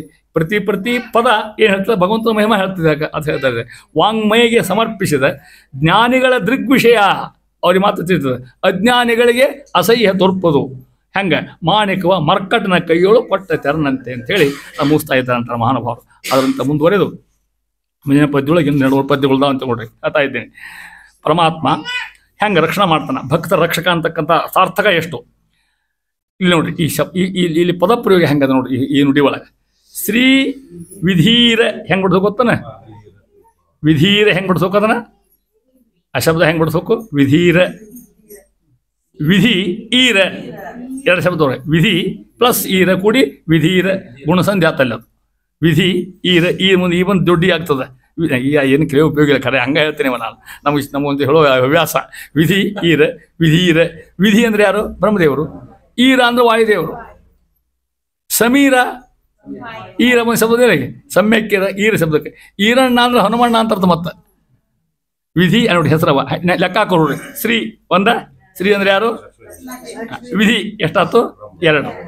ಈರ ಹೌದಾ? ವಿಪ ಗರುಡ. ಅಹಿ ಅಹೀಶ ಶೇಷದೇವರು. ಶಚೀವರ ಇಂದ್ರ, ಯಚೀವರ ಇಂದ್ರ. ಇಲ್ಲಿ ಬಂದು ಭವ, ಇಲ್ಲಿ ಬಂದ ಆತ್ಮಭವ ಅಂತ ಅರ್ಥ, ಕಾಮ. ಅರ್ಕ ಸೂರ್ಯ, ಶಶಿ ಚಂದ್ರ, ದಿಗ್ದೇವತೆಗಳು, ಋಷಿಗಳು, ಗಂಧರ್ವರು, ಕಿನ್ನರರು, ಸಿದ್ಧರು, ಸಾಧ್ಯ ಗಣಾಶೇವ. ಅರ್ಧ ಪದ್ಯ 16 ಮಂದಿ ತೊಗೊಂಡ್ರು ದಾಸರಾಯ. ಶಬ್ದ ಕೌಶಲ್ಯ ಹೆಂಗದ ವಿಚಾರ ಮಾಡಿ. ಇರುವುದ 3 ಸಾಲು, 16 ಮಂದಿ ತುಂಬಿದ್ರೆ ಇಷ್ಟು ಎಣಿಸಿ 16 ಆಗ್ತಾವೆ ತಿಳ್ಕೊಡು. ಎಣಿಸಿ ನೋಡಿ ನಾಗಲೇ ಅವನಷ್ಟು ಕೂಡ. ಸಿದ್ಧರೇ ಬೇರೆ, ಸಾಧ್ಯರೇ ಬೇರೆ, ಗುರು ವಿಷಯ ಅಲ್ಲಿಂದ ಬಂದು ಲಕ್ಷ್ಮಿಯಿಂದ ಬಂದು ಅಲ್ಲಿಂದ ಕರ್ನಾಟಕ ಬರ್ತಾ ಇದ್ದಾರೆ. ಇಷ್ಟು ಇವ್ರೇನು ಹಂಗಾರೆ ಇವರು ಸೇವಿತ ಪದಾಂಭೋಜ. ಇಂತಿಂಥ ಮಹಾನುಭಾವರು ಭಗವಂತ ಪೂಜಾ ಮಾಡ್ತಾರ, ಅವನ ಪಾದ ಪೂಜೆ ಮಾಡ್ತಾರ. ಕೆಳಗೆ ಹೋಗಲು ಸಾಧ್ಯ ಇಲ್ಲ. ಪಾದೇನ ಬಣ್ಯತೆ ನೋಡ, ಮಧ್ಯೆ ಶಬ್ದ ಹೇಳ್ಬಿಟ್ಟಾರ. ಶ್ರೀರಮಣಿ ಕರಕಮಲ ಪೂಜಿತ. ಪರಮಾತ್ಮನ ಪೂಜಾ ಮಾಡೋ ಯೋಗ್ಯತೆ ನಮ್ಗೆ ಯಾರಿಗೆ ಇಲ್ಲೇ ಇಲ್ಲ ತಿಳ್ಕೊಡ್ರಿ. ನಿಮಗೆ ಅಲ್ಲಿ ಹೇಳ್ಯಾರ, ಅಧಿಕಾರ ಬೇರೆ ಹೇಳ್ಯಾರ. ಲಕ್ಷ್ಮೀದೇವಿ ಮಾತ್ರ ಅವ್ನು ಮುಟ್ಟಿ ಪೂಜಾ ಮಾಡುವ ಅಧಿಕಾರ. ನಮಗೆಲ್ಲ ಮಹಿಮೆ ಸೂತ್ರ ಅಧಿಕಾರ ಅಷ್ಟೇ. ನಮಗೆ ನಾವು ಪೂಜಾ ಮಾಡ್ತೀವಿ ಅಂದರೆ ಶಂಖದ್ವಾರ ಲಕ್ಷ್ಮೀ ಹೇಳಿ ಪೂಜೆ ಮಾಡ್ತಕ್ಕಂಥ ಕ್ರಮ ನಮ್ಮಲ್ಲಿ ಎಲ್ಲ ನೋಡ್ತೀರಿ ನೀವು. ಅದನ್ನು ಹಾಕ್ತಾ ಇದ್ದಾರೆ. ಸೇವಿತ ಪದಾಂಭೋಜ ಪರಮಾತ್ಮ. ಇಂತಿಂಥ 16 ಮಂದಿ ದೇವತೆಗಳು, ಇವರೆಲ್ಲರೂ ಕೂಡ ಭಗವಂತನ ಪಾದ ಪೂಜೆ ಮಾಡ್ತಕ್ಕಂಥ ದೇವತೆಗಳು. ಪಾದಾವಲಂಬಿಗಳಾದ ಭಕುತರೆ, ಇಂಥ ಏನು ದೇವರಿದ್ದಾರಲ್ಲ ಅವರು ಪಾದ ಮಾಡ್ತಕ್ಕಂಥ ಭಕುತರ. ಕಾವ ಕಾಯುವ, ಯಾವ ಕರುಣಾ ಸಮುದ್ರ, ಯಾರವ ಭಗವಂತ. ಲಕ್ಷ್ಮೀ ಹುರ್ತ್ಕುಮುದ ಚಂದ್ರ, ಭಾರಿ ಪ್ರೀತಿ ದಾಸರಿಗೆ. ಲಕ್ಷ್ಮೀ ಹುರ್ತ್ಕುಮುದ ಚಂದ್ರ. ಲಕ್ಷ್ಮಿ ಅಂದ್ರೆ ಲಕ್ಷ್ಮಿ, ಹೃತ್ ಅಂದ್ರೆ ಎದಿ ಮನಸ್ಸು, ಅದು ಒಂದು ಕಮಲ. ಲಕ್ಷ್ಮೀದೇವಿಯ ಮನಸ್ಸು ಅಂತಕ್ಕಂಥ ಕಮಲಕ್ಕೆ ಚಂದ್ರ ಇದ್ದಂಗೆ ದೇವರೇನು. ಅದು ಚಂದ್ರ ಬಂದ ಅಂದ್ರೆ ಹೂ ಅರಳ್ತದೆ. ಪರಮಾತ್ಮ ನೋಡಿ ಲಕ್ಷ್ಮೀ ಮಾರಿ ಇಷ್ಟಗಾಲ ಆಗ್ತಂತ. ಹೌದೇ, ಹೆಂಡತಿ ಮಾರಿ ನೋಡಿ ಗಂಡಗಾಲ, ಗಂಡು ನೋಡಿ ಹೆಂಡತಿ ಮಾರಿಗೆ ಆಗ್ತದೆ. ಮತ್ತೆ ಇಲ್ಲಿ ವಿರುದ್ಧ, ನಮ್ಮ ವಿರುದ್ಧ ಇರ್ತಾವ. ಲಕ್ಷ್ಮೀ ಹುರ್ತ್ ಕುಂಬುಲ ಚಂದ್ರ ಅಂತ ಹೇಳ್ತಾ ಇದ್ರೆ ಅರತಕ್ಕಂಥ ಮಹಾನುಭಾವರು, ಭಕುತರ ಭಕ್ತನ ನೋಡಿರ್ತಕ್ಕಂಥ ಮಹಾನುಭಾವರು. ಇಷ್ಟು ಅದ್ಭುತವಾದ ಮಹಿಮೆ ಹೇಳಿ ಅಂತಾರೆ ಮುಂದುವರೆದು. ಭಗವತ್ ಕಥಾಶ್ರವಣ ಮಾಡ್ತಕ್ಕಂಥ ವಿವೇಕಿಗಳು ಏನು, ಇದು ಭಾಳ ಚಂದ ಹೇಳ್ತಾರೆ. ಅಲ್ಲಿ ನೋಡ್ರಿ, ಆದರಿಸಿ ಅದನ್ನು ನಿಮ್ಮ ಬುಕ್ನಾಗ ಆದರ್ಶ, ಅದನ್ನು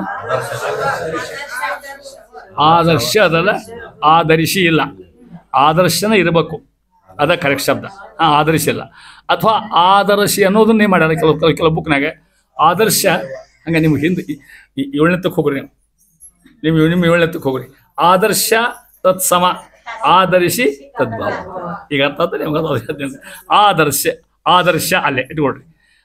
ಗತಾಕ್ಷ ಲಘು ಅರ್ಥ ಆಗೋದಿಲ್ಲ. ಇದು ಭಾಷಾಭೇದದಿಂದಲೇ ಕರೆಯಲು ಅದನ್ನು ನಿಷೇಧಗೈದವ ಅವಲೋಕಿಸದೆ ಬಿಡುವರಿ ವಿವೇಕಿಗಳು. ಮಾಧವನ ಗುಣ ಪೇಳುವ ಪ್ರಾಕೃತವಾದರೆಯೂ ಸರಿ, ಕೇಳಿ ಪರಮಾಹ್ಲಾದ ಪಡುತಿಪ್ಪರ ನಿರಂತರ ಬಲ್ಲ ಕೋವಿದರು. ಇಲ್ಲಿ ಏನು ಹೇಳ್ಬೇಕಾಯ್ತು ದಾಸರಿಗೆ ಮುಖ್ಯ ಮೂಲ. ಮೇಲೆ ಮೇಲೆ ಬಂದು ಹರಿಕಥಾಮೃತ ಯಾರೋ ದಾಸರ ಟೀಕಾ ಮಾಡ್ಯಾರ. ಆಗಿನ ಕಾಲಕ್ಕೂ ಇವರೆಲ್ಲ ಕಾಲಕ್ಕೂ ಇರೋರ ಇವರು. ಎಡಕ್ಕೆ ಬಲಕ ಮುಂದೆಲ್ಲ ಇವರೇ ಇರ್ತಾರೆ. ಏನು ಜಗನ್ನಾಥ ದಾಸ್ ಅಂತ ಎಷ್ಟು ಓದಿದ್ದ, ಹೊರಗಿನ ಹೋತ್ರ, ಅಸಾಧ್ಯ ಪಂಡಿತ, ಪಾಠ ಪೂಜೆ ಮಾಡ್ದ, ಎಲ್ಲ ಬಿಟ್ಟು ಆ ಕಾರಣಾಗ ಹರಿಕಥಾಮೃತ ಬರ್ದು ಏನು ತಲೆ ಒಂದು ಅನ್ನೋರಿದ್ರು ಆಗಿನ ಕಾಲಕ್ಕೆ. ಕನ್ನಡ ಗ್ರಂಥ ಇದು ಯಾರು ಓದ್ಬಾರ್ದಿದ್ದಾನೆ, ದಾಸರು ಅಂತಾರ. ಅದಕ್ಕೆ ಉತ್ತರ ಕೊಡ್ತಾರೆ ದಾಸರು. ಅಲ್ಲಿ ನೋಡ್ರಿ, ಆದರ್ಶ ಗೊತ್ತಾತ. ಆದರ್ಶ ಶಬ್ದಕ್ಕೆ ಲಘು ಅರ್ಥ ಆಗೋದಿಲ್ಲ ನಮಗೆ. ಕನ್ನಡಿ ಆದರ್ಶ ಅಂದ್ರೆ ಕನ್ನಡಿ. ಗತಾಕ್ಷ, ಅಕ್ಷ ಅಂದ್ರೇನು ಕಣ್ಣು. ಗತ ಕಣ್ಣು ಹೋದವ ಅಂತ ಅರ್ಥ. ಯಾಕೆ ಬಂದಿದ್ರ ಇಲ್ಲಿ ಅಂದ್ರೆ ಕಣ್ಣು ಇಲ್ಲದೆ ಇದ್ದವ ಕನ್ನಡಿ ನೋಡ್ತಾನ ಕನ್ನಡಿನ ನೋಡುದಿಲ್ಲ. ಗತ ಅಕ್ಷ ಕಣ್ಣಿಲ್ಲ ಅವಾಗ. ಎಷ್ಟು ಚಂದ ಹೇಳ್ತಾರ ಹೇಳೋದನ್ನ. ಭಾಷಾಭೇದದಿಂದಲೇ ಯಾರೋ ಒಬ್ಬ ಕುರುಡ, ಅವ ಏನು ಕಾಣೋದಿಲ್ಲ ಕಣ್ಣಿಗೆ. ಅವನ ಮುಂದೆ ಕನ್ನಡಿ ಹಿಡಿದ್ರು ಯಾರು ನಮ್ಮಂತ್ರ ಹೋಗಿ, ನೋಡು ಕನ್ನಡದ ಇಲ್ಲೇ ಅಂದ್ರ ಅವಂದ ನೋ ಐ ಡೋಂಟ್ ಎಗ್ರಿ ಅಂದವ. ಯಾಕೆ ನೀವು ಕನ್ನಡ ಹೇಳಿ ಸಂಸ್ಕೃತ ಹೇಳಿ ಒಪ್ಪಿಗೋತೀನಿ ಅಂದವ. ಆದರ್ಶ ಸಂಸ್ಕೃತ ಭಾಷಾ, ಕನ್ನಡಿ ಕನ್ನಡ ಭಾಷಾ. ಆದರ್ಶ ಶಬ್ದ ಕನ್ನಡದಿಂದ ಸಂಸ್ಕೃತ ಹೇಳ್ತಾರೆ, ಕನ್ನಡದಿಂದ ನಾವು ಕನ್ನಡ ಅಂತೀವಿ. ಅದಕ್ಕೆ ಆದರ್ಶವನ್ನು ಗತಾಕ್ಷ ಆಗಿದೆ ಕಣ್ಣು ಹೋಗಿರ್ತಕ್ಕಂಥವ ತೋರಿಸಿ ಕನ್ನಡಪ್ಪ ಅನ್ನೋ ಅಂದ್ರೆ ನಾನು ಅನ್ನೋದಿಲ್ಲ ಅಂತ ನಾವು. ಯಾಕೆ ನೀ ಸಂಸ್ಕೃತ ಬಲವ ಸಂಸ್ಕೃತ ಮೂಡಿರ್ತಕ್ಕಂಥವ ಅಂದ್ರೆ ಕರೆಯಲು ಅದನ್ನು ನಿಷೇಧಗೈದು ಅವಲೋಕಿಸದೆ ಬಿಡುವರಿ ವಿವೇಕಿಗಳು. ಯಾವಾಗ ನಾ ಅನ್ನೋದಿಲ್ಲ ಕನ್ನಡ ಅಲ್ಲಿದು. ಯಾಕೆ ಆದರೆ ಸಂಸ್ಕೃತ ಅದಂತಂದ್ರೆ ಮಂದಿ ಕನ್ನಡ ಬಿಡ್ತಾರೆ ಅಂದ್ರೆ ಅದನ್ನು ನೋಡ್ತಾರೆ ಅವ್ರು ತಿಳಿದಿರ್ತಕ್ಕಂಥವ್ರು. ಅರ್ಥಾತ್ ಎಲ್ಲ ನೋಡ್ಬೇಕು. ಇಲ್ಲಿ ಇಲ್ಲಿ ಇಲ್ಲಿ ಇಲ್ಲಿ ಏನು ವಿಚಾರ ಅನ್ನೋದು. ಕಣ್ಣಿಲ್ದವ ಕನ್ನಡಿ ಕೊಟ್ಟರು ಕೈಯಾಗ ಕನ್ನಡಿ ಇದು ಅಂತ ಹೇಳಿದ್ರೆ ನಾನು ಭಾಷಾ ಭೇದ ಬೇಕಲ್ಲ. ಇದು ಯಾವ ಭಾಷೆ ಹೇಳಿದ್ದೀನು ಕಣ್ಣಾಗ ಹೇಳಿದ್ವಿ. ಸಂಸ್ಕೃತ ಹೇಳಿ ಒಪ್ಪಿಕೊತ್ತೆ ನಾನು ಅಂತ ನಾವು ತನಗರ ಕಣ್ಣಿಲ್ಲ ಮಗ ಅವಾಗ ಹೌದಿಲ್ಲ. ಇಂಥದ್ದು ನಮಗೆ ಹೇಳ್ತಾರೆ ದಾಸರಾಯರು ಅಂತಾರ. ಮಾಧವನ ಗುಣ ಹೌದಾ. ಪೇಳುವ ಪ್ರಾಕೃತ ಕನ್ನಡ ಅಂತ ಅರ್ಥ. ಪ್ರಾಕೃತವಾದರೆಯೂ ಸರಿ, ಇದೇನಿದು ಕನ್ನಡ ಭಾಷಾ ಆರು ಕೂಡ ಸರಿ. ಕೇಳಿ ಪರಮಾಹ್ಲಾದ ಪಡೆದಿಪ್ಪರೆ ನಿರಂತರ ಬಲ್ಲ ಕೋವಿದರು. ಪರಮಾತ್ಮನ ಗುಣ ಯಾವ ಭಾಷಾದಾಗರ ಯಾಕೆ ಹೇಳ್ರಿ ನೀವು? ಜ್ಞಾನಿಗಳು ಹೂನ ಅಂತಾರ ಅದಕ್ಕೆ. ಅವ ಗತಾಕ್ಷರ ಜ್ಞಾನಿಗಳು ಕಂಡಿಲ್ದಿದ್ರಲ್ಲ ಅವರು. ಕಂಡಿಲ್ದವ ಭಾಷಾ ಭೇದ ಮಾಡ್ಕೊತ ಅಡ್ಡಾಡ್ತಾನೆ. ಈ ಭಾಷೆ ಬೇರೆ ಆ ಭಾಷಾ ಬೈತಾನ. ಕಂಡಿದ್ದಿರ್ತಕ್ಕಂಥ ಜ್ಞಾನಿಗಳಾಗಿರ್ತಕ್ಕಂಥ ಕೋವಿದರು ತಮಿಳು ಇರಲಿ, ತೆಲುಗು ಇರಲಿ, ಹಿಂದಿ ಇರಲಿ. ಆಕಿ ಮೀರಾಬಾಯಿ ಅಖಂಡ ಹಿಂದಿ ಭಜನೆ ಮಾಡಿದ್ಲು. ಆಕಿ ದೇವ್ರಿ ಹಿಂದಿಯಾಗ ಒಲಿ ಅಂತೇಳಿ ಏನದ ಇಷ್ಟು ಮಂದಿ ದಾಸರಾಗಿ ಹೋಗ್ಯಾರ. ತಿಳ್ಕೊಡ್ರಿ, 100 ಮಂದಿ ದಾಸರಾಗಿ ಹೋಗ್ಯಾರ. ಪುರಂದರ ದಾಸರು ಅಲ್ಲಿ ಶ್ರೀಪಾದದಿಂದ ಬರ್ರಿ ಎಷ್ಟು ಮಂದಿ ದಾಸರು ಎಂತಾನ. ಅವರೆಲ್ಲ ಹಾಡ್ದಾಗ ದೇವರು ಹಾಡು ತಗೊಳ್ಳಲ್ಲ ಅಂದ್ರೆ ನಾವು ಇವತ್ತ ಸಿದ್ಧಾಂತ ಉಳಿದಿದ್ದು ನಿಮ್ಮಿಂದನ, ಭಜನೆಯಿಂದನ, ಹಾಡಿನಿಂದನ ಉಳಿದಿದ್ದು. ಬಿಡೆನು ನಿನ್ನಂಗರಿ ಶ್ರೀನಿವಾಸ ಈ ಈ ಹಾಡಿಂದ ಏನು ಆನಂದ ಆಗ್ತದೆ? ಸಂಸ್ಕೃತ ಅಂದ್ರೆ ಆನಂದ ಆಗುವುದೇ ಇಲ್ಲ. ಮತ್ತೆ ತಿಳಿದಿರಲ್ಲ ಭಾಷಾ. ಅದು ಭಾಷಾಕ್ ಮಹತ್ವ ಅಲ್ಲ, ಭಾವಕ್ಕೆ ಮಹತ್ವ ಅಂತ ಅರ್ಥ. ಏ ಭಾಷಾಶಾಸ್ತ್ರೇಶು ನಿರತಾಹ ತೇವೈ ನಿರಯಗಾಮಿನ ಅಂತ ಭಾಗವತದ ಮಾತು. ಭಾಷಾಶಾಸ್ತ್ರ ಮಹತ್ವ ಅಲ್ಲ. ಭಾಷಾದಾಗ ಏನದ ಮೊನ್ನೆ ಹೇಳಿದ್ದೀವಿ ನಾನು. ಇಲ್ಲೊಂದು ಸಂಸ್ಕೃತ ಗ್ರಂಥ ನನ್ನ ಮುಂದೆ, ಇಲ್ಲೊಂದು ಕನ್ನಡ ಗ್ರಂಥ. ಈ ಸಂಸ್ಕೃತ ಗ್ರಂಥ ಬರೀ ಹೆಣ್ಮಕ್ಳ ವರ್ಣ ಕಾಮಶಾಸ್ತ್ರ ಇದು. ಅಖಂಡ ಕಾಮಶಾಸ್ತ್ರ ಬರೀ ಅಂತ ಇಂಥ ವರ್ಣ ಅದ ಇಲ್ಲ ಅದ್ರಾಗ ಸಂಸ್ಕೃತ. ಇವು ಬರೀ ಕೀರ್ತನ, ಉಗ ಭೋಗ ಹಾಡವ. ಯಾವ ಶ್ರೇಷ್ಠ ಇದ್ರಾಗ? ಅದು ಶ್ರೇಷ್ಠ ಅಂತಾರೆ ಯಾರು ಅದಕ್ಕೆ. ಯಾವುದು ಭಗವಂತನ ಹೊಗಳ್ತದೋ ಅದೇ ಸಂಸ್ಕೃತ. ಅಂದ್ರೆ ದಾಸರಿ ಮಾಡೋಕೆ ಗೊತ್ತೇ ಇಲ್ಲಿ. ಕನ್ನಡವನ್ನ ಸಂಸ್ಕೃತ ತೂಕಕ್ಕೆ ಪ್ರಯತ್ನ ಮಾಡಿರ್ತಕ್ಕಂಥ ಮಹಾನುಭಾವ ಅದನ್ನ ಹೇಳ್ತಾ ಇದ್ದಾರೆ ನೋಡ್ಲಿ. ಮಾಧವನ ಗುಣ ಪರಮಾತ್ಮನ ಪೇಳುವ ಹೇಳ್ತಕ್ಕಂಥ ಪ್ರಾಕೃತವಾದರೆಯೂ ಸರಿ. ಇಲ್ಲಿ ಮದ್ಗೋದು ಭಾಗವತದ ಮಾತದು. ಏಕಾಸ್ಕಂದ ಭಾಗವತ ಅಲ್ಲಿ ಕೃಷ್ಣ ಹೇಳ್ತಾನ, ಪುರಾಣೈ ಪ್ರಾಕೃತ ಇರಪಿ. ಪುರಾಣ ಪ್ರಾಕೃತ ಇರಲಿ, ಅದು ಪುರಾಣನ. ಯಾವುದು ಭಗವಂತನ ಹೊಗಳ್ತದ ಅದೇ ಸಂಸ್ಕೃತ, ಯಾವುದು ಹೊಗಳಲ್ಲ ಅದು ಪ್ರಾಕೃತ ಭಾಷಾ. ಹಿಂಗೆ ತಗೊಂಡ ಪ್ರಾಕೃತವೇ ಸರಿ. ಕೇಳಿ ಪರಮಾಹ್ಲಾದ ಪಡೆದಿಪ್ಪರೆ. ಯಾರು? ಬಲ್ಲ ಕೋವಿದರು, ಜ್ಞಾನಿಗಳು. ಪರಮಾತ್ಮ ಗುಣ ಯಾವ ಭಾಷಾದಾಗ ಹೇಳ್ರಿ ಅದು ನೋಡಿ ಸಂತೋಷ ಪಡ್ತಾರೆ. ಈ ಭಾಷೆ ಯಾಕೆ ಹೇಳಿ ಕೇಳೋದಿಲ್ಲ. ಭಾಷಾ ಮಹತ್ವ ಅಲ್ಲ, ಭಾವ ಮಹತ್ವ. ಅಲ್ಲಿ ಹಿಂದಿಲ್ಲ ಮಳೆ ನೀರು ಒಣಿಯಲ್ಲಿ ಪರಿಯಲು ಅಲ್ಲಿ ಹೇಳ್ತಕ್ಕಂಥ ಸಿಂದ ಅಂತಾರ, ಟೀಕಾರ ಯಾರಂತಾರ. ಅವ್ರ ಭಾಷಾಂತರ ನೆಟ್ಟಿಗೆ ತಿಳ್ಕೊಡ್ರಿ. ತತ್ವಪ್ರಕಾಶಿಕ ಅವ್ರ ಗ್ರಂಥ.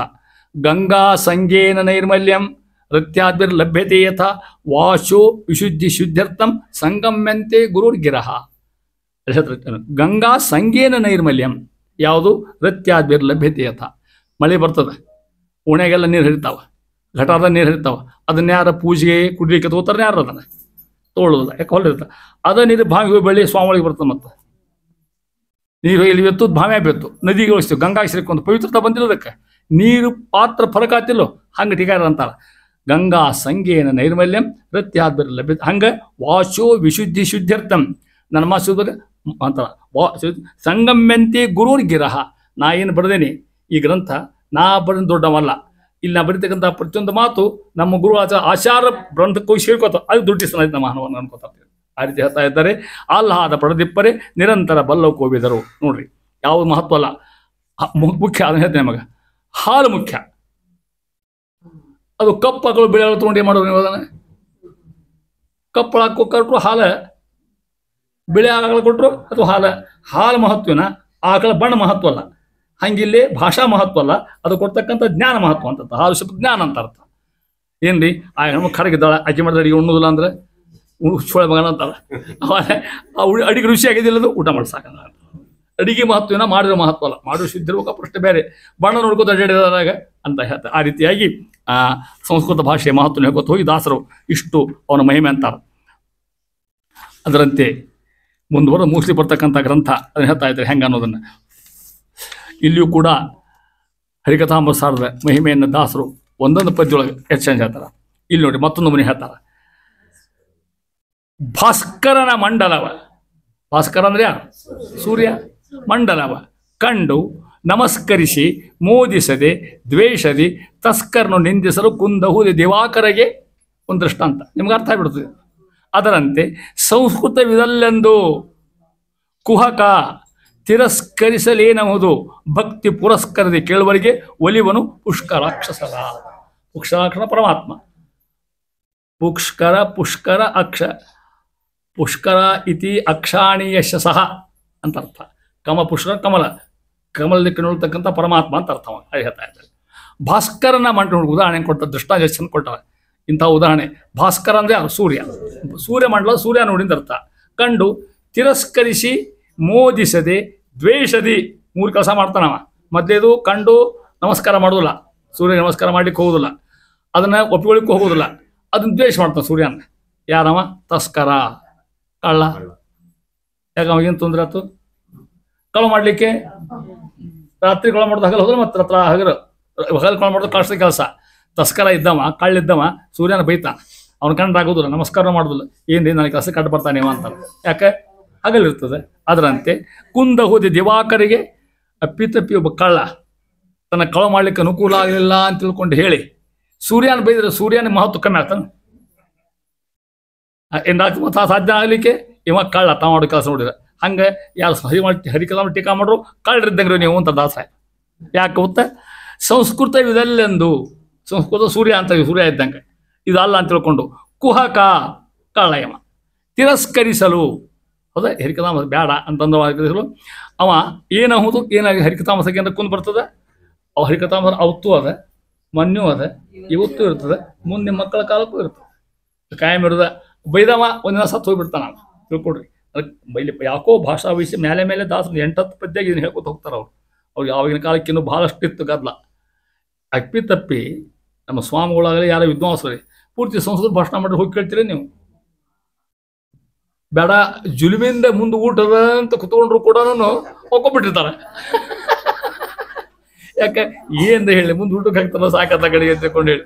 ಹಂಗಿದ್ದಂಗೆ ನೋಡ್ರಿ ಭಾಷಾಕ್ಕೆ ಮಹತ್ವ ಅಂತ ಹೇಳ್ತಾರೆ. ಎಲ್ಲರೂ ಕನ್ನಡಗೆ ಹೇಳು, ನಿಮ್ಮ ಭಾಷೆ ಮಾತೃ ಭಾಷಾ. ಅದಕ್ಕೆ ದಾಸರು ಅಂತಾರ. ನಾ ಯಾಕೆ ಬರ್ದೇನ್ರಿ ಇದನ್ನ?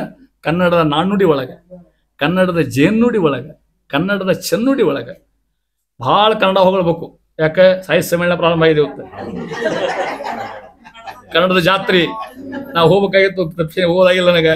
ಇಲ್ಲೆದಂತ ಹೋಗಿಲ್ದು ಕೂಡ ನನಗೆ ನನ್ನ ಕವಿತೆ ಓದಲಿಕ್ಕೆ ಹೇಳಿದ್ರು ನನಗೆ. ನಾವು ಅಲ್ಲೇನು ಹೋದ್ರು ನಾಡ್ಸೋರು ಹೋಗ್ತಿರ್ಬೇಕಾದ್ರೆ ನಾನು ಅಲ್ಲಿ ಕಾವ್ಯ ವಾಚನ ಇರ್ತದೆ ಅಲ್ಲಿ. ಹೌದಾ? ಅದು ಸಿಲೆಕ್ಟ್ ಮಾಡಿರ್ತಾರೆ ಕಾವ್ಯ ವಾಚನ. ಒಂದು 100 ಮಂದಿ ಏನು ಎಷ್ಟು ಮಂದಿ 2 ಸಲ ಓದೋದಿರ್ತದೆ, ಭಾಳ ತಿರೋದಿಲ್ಲ ಅದು. ಅಂತೂ ಅಲ್ಲಿ ಇರ್ತದೆ ಕಾವ್ಯ ಕಮ್ಮಟ ಅಂತ ಇರ್ತದೆ, ಅಲ್ಲಿ ಓದ್ಬೇಕಾಗಿರ್ತದೆ. ಇನ್ನು ಕಮ್ಮಿ ಬೆಳಗಾಗ ಓದಿ ನಾವು ಕಾವ್ಯ ಕಮ್ಮಟದಾಗ. ಅದಕ್ಕೆ ಹೇಳ್ತಾ ಇರ್ತಾರೆ ಯಾವ ಭಾಷಾ ಮಹತ್ವ ಅಲ್ಲ, ಭಾವ ಮಹತ್ವ ಅಂತ ಹೇಳಂಗೆ ಹೇಳ್ತಾ ಇಲ್ಲಿ. ಸಂಸ್ಕೃತ ವಿದಲ್ಲೆಂದು ಇದು ಒಂದು ಹರಿಕಲಾಮೃತ ಸಾರ. ನೋಡ್ರಿ, ಇಷ್ಟು ಮಂದಿ ಹೋಗ್ತಾರೆ, ಇಷ್ಟು ಮಂದಿ ಪಾರಾಯಣ ಮಾಡ್ತಾರೆ. ಅದನ್ನೇ ಹೇಳಿ ನೀವು ನಾವು ಪಾಂಡ್ರಂಗಿರು ಸಣ್ಣವರಿದ್ದಾಗ ಯಾರು ಓದ್ತಿದ್ದೇ ಇಲ್ಲ ಇದನ್ನ. ಈ ಎಲ್ಲ ಸ್ವಾಮಿಗಳು ಇದನ್ನ ಓದ್ಲಿಕ್ಕೆ ಹೇಳ್ತಾರೆ. ಯಾಕೆ? ಇವಕ್ಕೆ ತತ್ವಪ್ರಕಾಶಿಕ ಇವು ಅರ್ಥ ಆಗಲ್ಲ, ಇದನ್ನ ಓದಿದ್ದಾರೆ ಕಡೆಗೆ ಅಂತ. ಇಲ್ಲಿ ಅದ ಬೇರೆ ಏನಿಲ್ಲಲ್ಲ.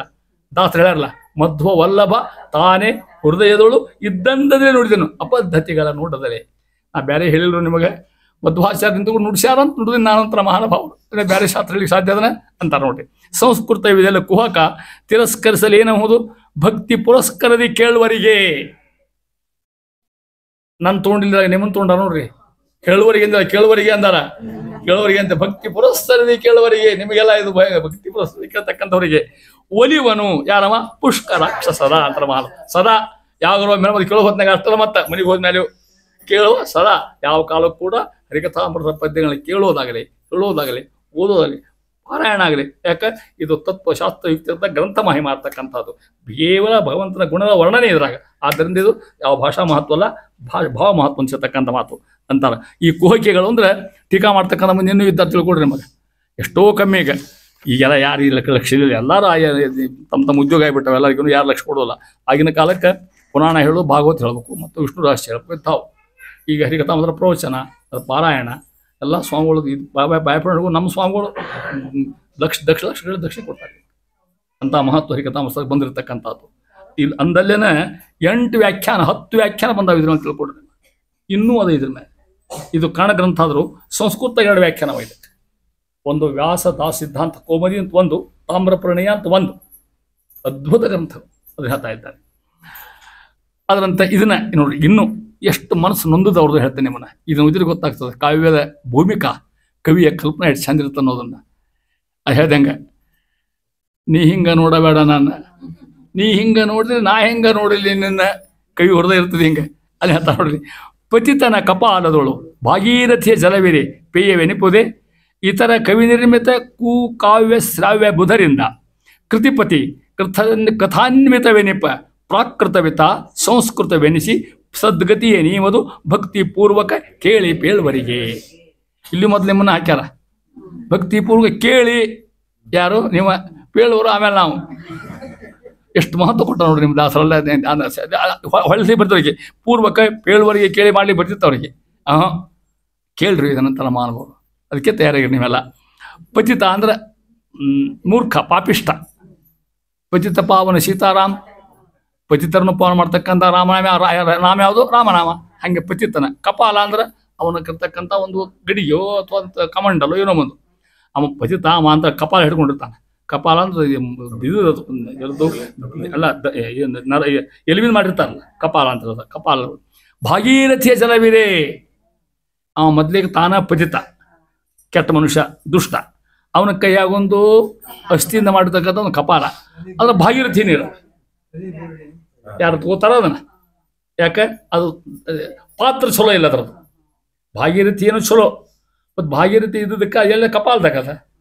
ಅದು ಅಸ್ಥಿಯಿಂದ ಮಾಡಿರ್ತಕ್ಕಂಥದ್ದು. ಇದು ಒಂದೇದು. ಹಿಡ್ಕೊಂಡವ ಪತಿತ, ಮೂರ್ಖ, ಅಜ್ಞಾನಿ, ಅಹಂಕಾರತಕ್ಕಂಥವ. ಭಾಗೀರಥಿ ಪೇಯ ನೆನಪುದೇ ಕುಡ್ಲಿಕ್ಕೆ ಬರ್ತಾವ, ಯಾರು ತಗೊಳ್ಳೋದಿಲ್ಲ. ಅದರಂತೆ ಇತರ ಕವಿ ನಿರ್ಮಿತ ಕುಕಾವ್ಯ, ಬ್ಯಾರೆ ಕವಿ ಬರ್ತಕ್ಕಂಥ ಕೆಟ್ಟ ಕೆಟ್ಟ ಕಾವ್ಯಗಳು, ಜಗ್ಗ ಬಂದವ ಕಾವ್ಯಗಳಿವೆ, ಅಸಾಧ್ಯ ಅನ್ಸತ್ತಾರ. ಅದು ಶ್ರಾವ್ಯ ಕುಕಾವ್ಯ, ಅಶ್ರಾವ್ಯ. ಅದನ್ನ ಹೆಂಗೆ ಬಿಡಿಸ್ಬೇಕು? ಅಶ್ರಾವ್ಯ ಬುಧರಿಂದ ಬಿಡಿಸ್ಬೇಕು ಅದನ್ನ. ಅಶ್ರಾವ್ಯ ಕೇಳ್ತಕ್ಕಂಥದ್ದಲ್ಲ, ಯಾರಿಂದ? ಬುಧರಿಂದ. ಅಲ್ಲಿ ಬಿಡಿಸ್ಕೊಂಡು ಹಿಂಗೆ ಇಲ್ಲೇ ಬರೀ ಶ್ರಾವ್ಯ ಹಾಕಿದ್ರೆ ಅರ್ಥ ತಪ್ಪಾಗ್ತದೆ ನೋಡ್ರಿ. ಕವಿ ನಿರ್ಮಿತ ಕುಕಾವ್ಯ, ಕೂಕ ಅಶ್ರಾವ್ಯ ಬುಧರಿಂದ. ಶ್ರಾವ್ಯ ಅಂದ್ರೆ ಕೇಳೋದು, ಅಶ್ರಾವ ಕೇಳಿದ್ರು ಅಂತ ಅರ್ಥ. ಇತರ ಕವಿ ನಿರ್ಮಿತ, ಬೇರೆ ಕವಿ ಮಾಡ್ತಕ್ಕಂಥ ಅನೇಕ ಕವಿಗಳು ಎಂತೆಂಥ ಕವಿತೆ ಬರೀತಾರೆ ಗೊತ್ತಾ ನಿಮಗೆ? ನಮ್ಮಲ್ಲಿ ಒಂದು ಸ್ಟೈಲು, ಕವಿತಾ ಬರೀ ಅಂದರೆ ಬೇರೆ ಇರೋದ್ರೆ ಬರೀ ಹೆಣ್ಣಿನ ಮೇಲೆ ಬರೀತಾರೆ ಅಷ್ಟು.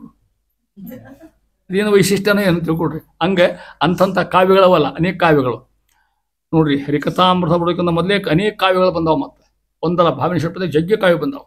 ಅವನ್ನೆಲ್ಲ ದಾಸರು ನೋಡ್ಯಾರ. ಅಲ್ಲೇನಿಂದ ಬರೀ ಅವನ ವರ್ಣನ, ರಾಜನ ವರ್ಣನ, ತಮ್ಮ ವರ್ಣನ, ಇಂಥವೇನೋ ಕಥೆಗಳು, ಯಾರೋ ಸಂಸಾರ ಕಥೆ, ಇವು ಉಪಯೋಗ ಇಲ್ಲ ಅಂತಾರೆ. ಭಗವಂತನ ಮಯ ಹೇಳ್ತಕ್ಕಂಥದ್ದೇ ಕಾವ್ಯ, ಬೇರೆ ಕಾವ್ಯ ಅಲ್ಲ. ಅದನ್ನು ಹೇಳ್ತಾ ಇದ್ದಾರೆ. ಕಾವ್ಯ, ಅದಕ್ಕಂದ್ರೆ ಕಾವ್ಯ ಕೆಟ್ಟ ಕಾವ್ಯ ಅಂತ ಅರ್ಥ. ಇದು ಸುಕಾವ್ಯ, ಹರಿಕಥಾಮೃತದ ಸುಕಾವ್ಯ, ಉಳಿದ ಕವಿ ಕಾವ್ಯ.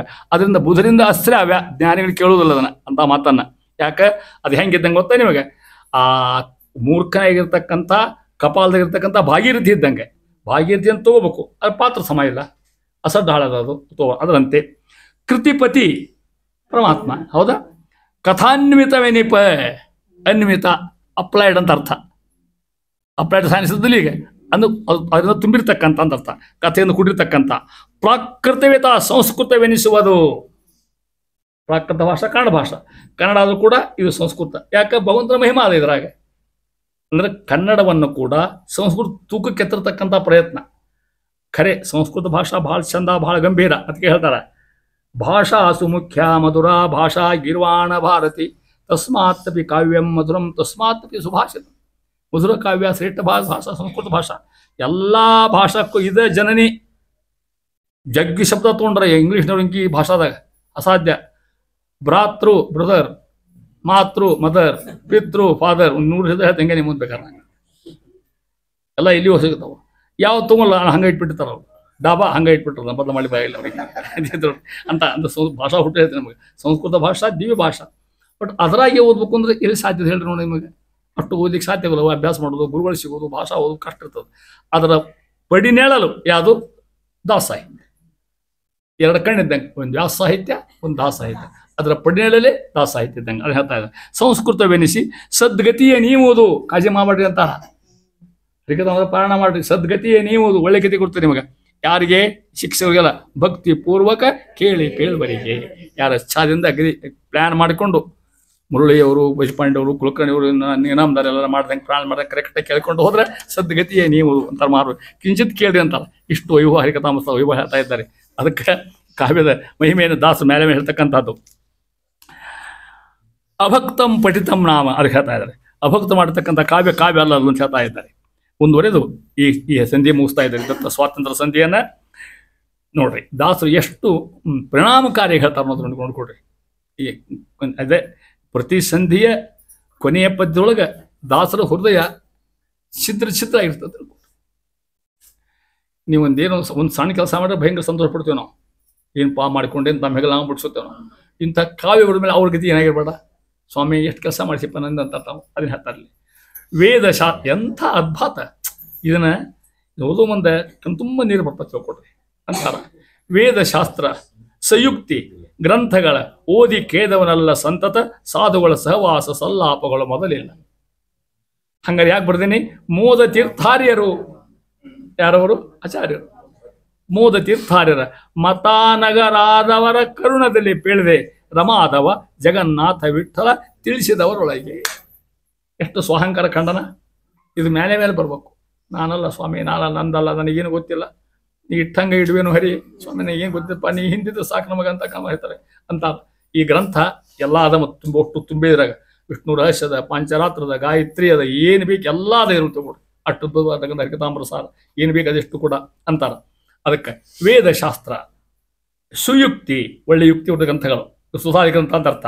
ಗ್ರಂಥಗಳ ಓದಿ ಕೇಳಿದವನಲ್ಲ ಯಾರು? ನಾನು. ಯಾರಂತಾರ? ದಾಸರು. ನನಗೆ ವೇದ ಗೊತ್ತಿಲ್ಲ, ಯುಕ್ತಿ ಗೊತ್ತಿಲ್ಲ, ಸುಧಾ ಅಭ್ಯಾಸ ಮಾಡಲಿಲ್ಲ ಅಂತ ಪೂಜಾ ಪೂಜಾ ಮತ್ತು ಅಂತಲ್ಲ. ಸಂತತ ಇಷ್ಟ ಅಲ್ಲ, ಸಾಧುಗಳ ಸಹವಾಸ ಸಲ್ಲಾಪಸ ಮೊದಲಿಲ್ಲ.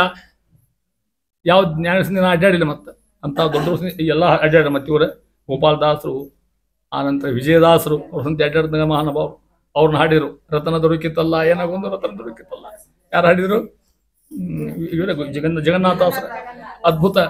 ಪಥದಿ ನಾ ಬರುತ್ತಿರಲು ಪ್ರಯತ್ನವಿಲ್ಲದೆ ವಿಜಯರಾಯರೆಂಬ ರತನ ದೊರಕಿತ್ತಲ್ಲ.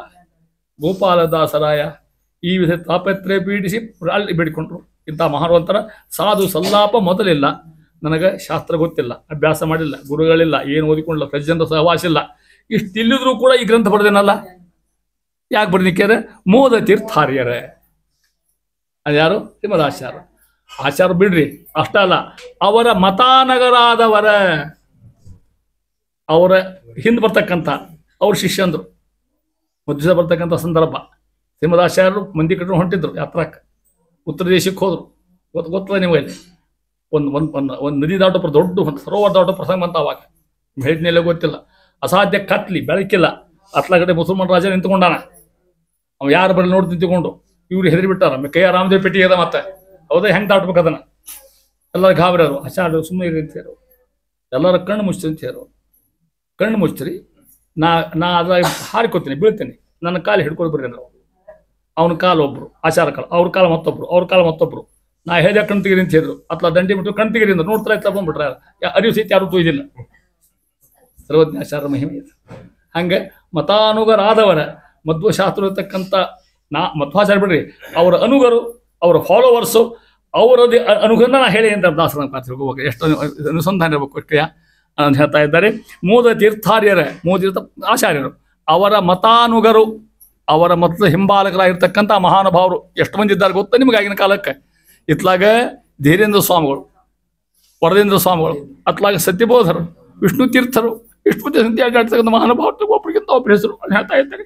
ಮತಾನಗರಾದವರ ಕರುಣದಲ್ಲಿ ಇಷ್ಟು ಮಂದಿ ಕರುಣ ನನ್ನ ಮೇಲೆ ಅಂತಾರೆ ಮಹಾನುಭಾವರು. ಯಾರ್ಯಾರು? ಮಧ್ವಶಾಸ್ತ್ರ ಮತಾನುಗರು, ಆಚಾರ್ಯ ಸಿದ್ಧಾಂತವನ್ನು ಫಾಲೋ ಮಾಡ್ತಕ್ಕಂಥ ಅನೇಕ ಜನರು ಅಂತಾರೆ ಮಹಾನುಭಾವ. ಅವರಿಂದ ಕರುಣದಲ್ಲಿ ಪೇಳಿದೆ.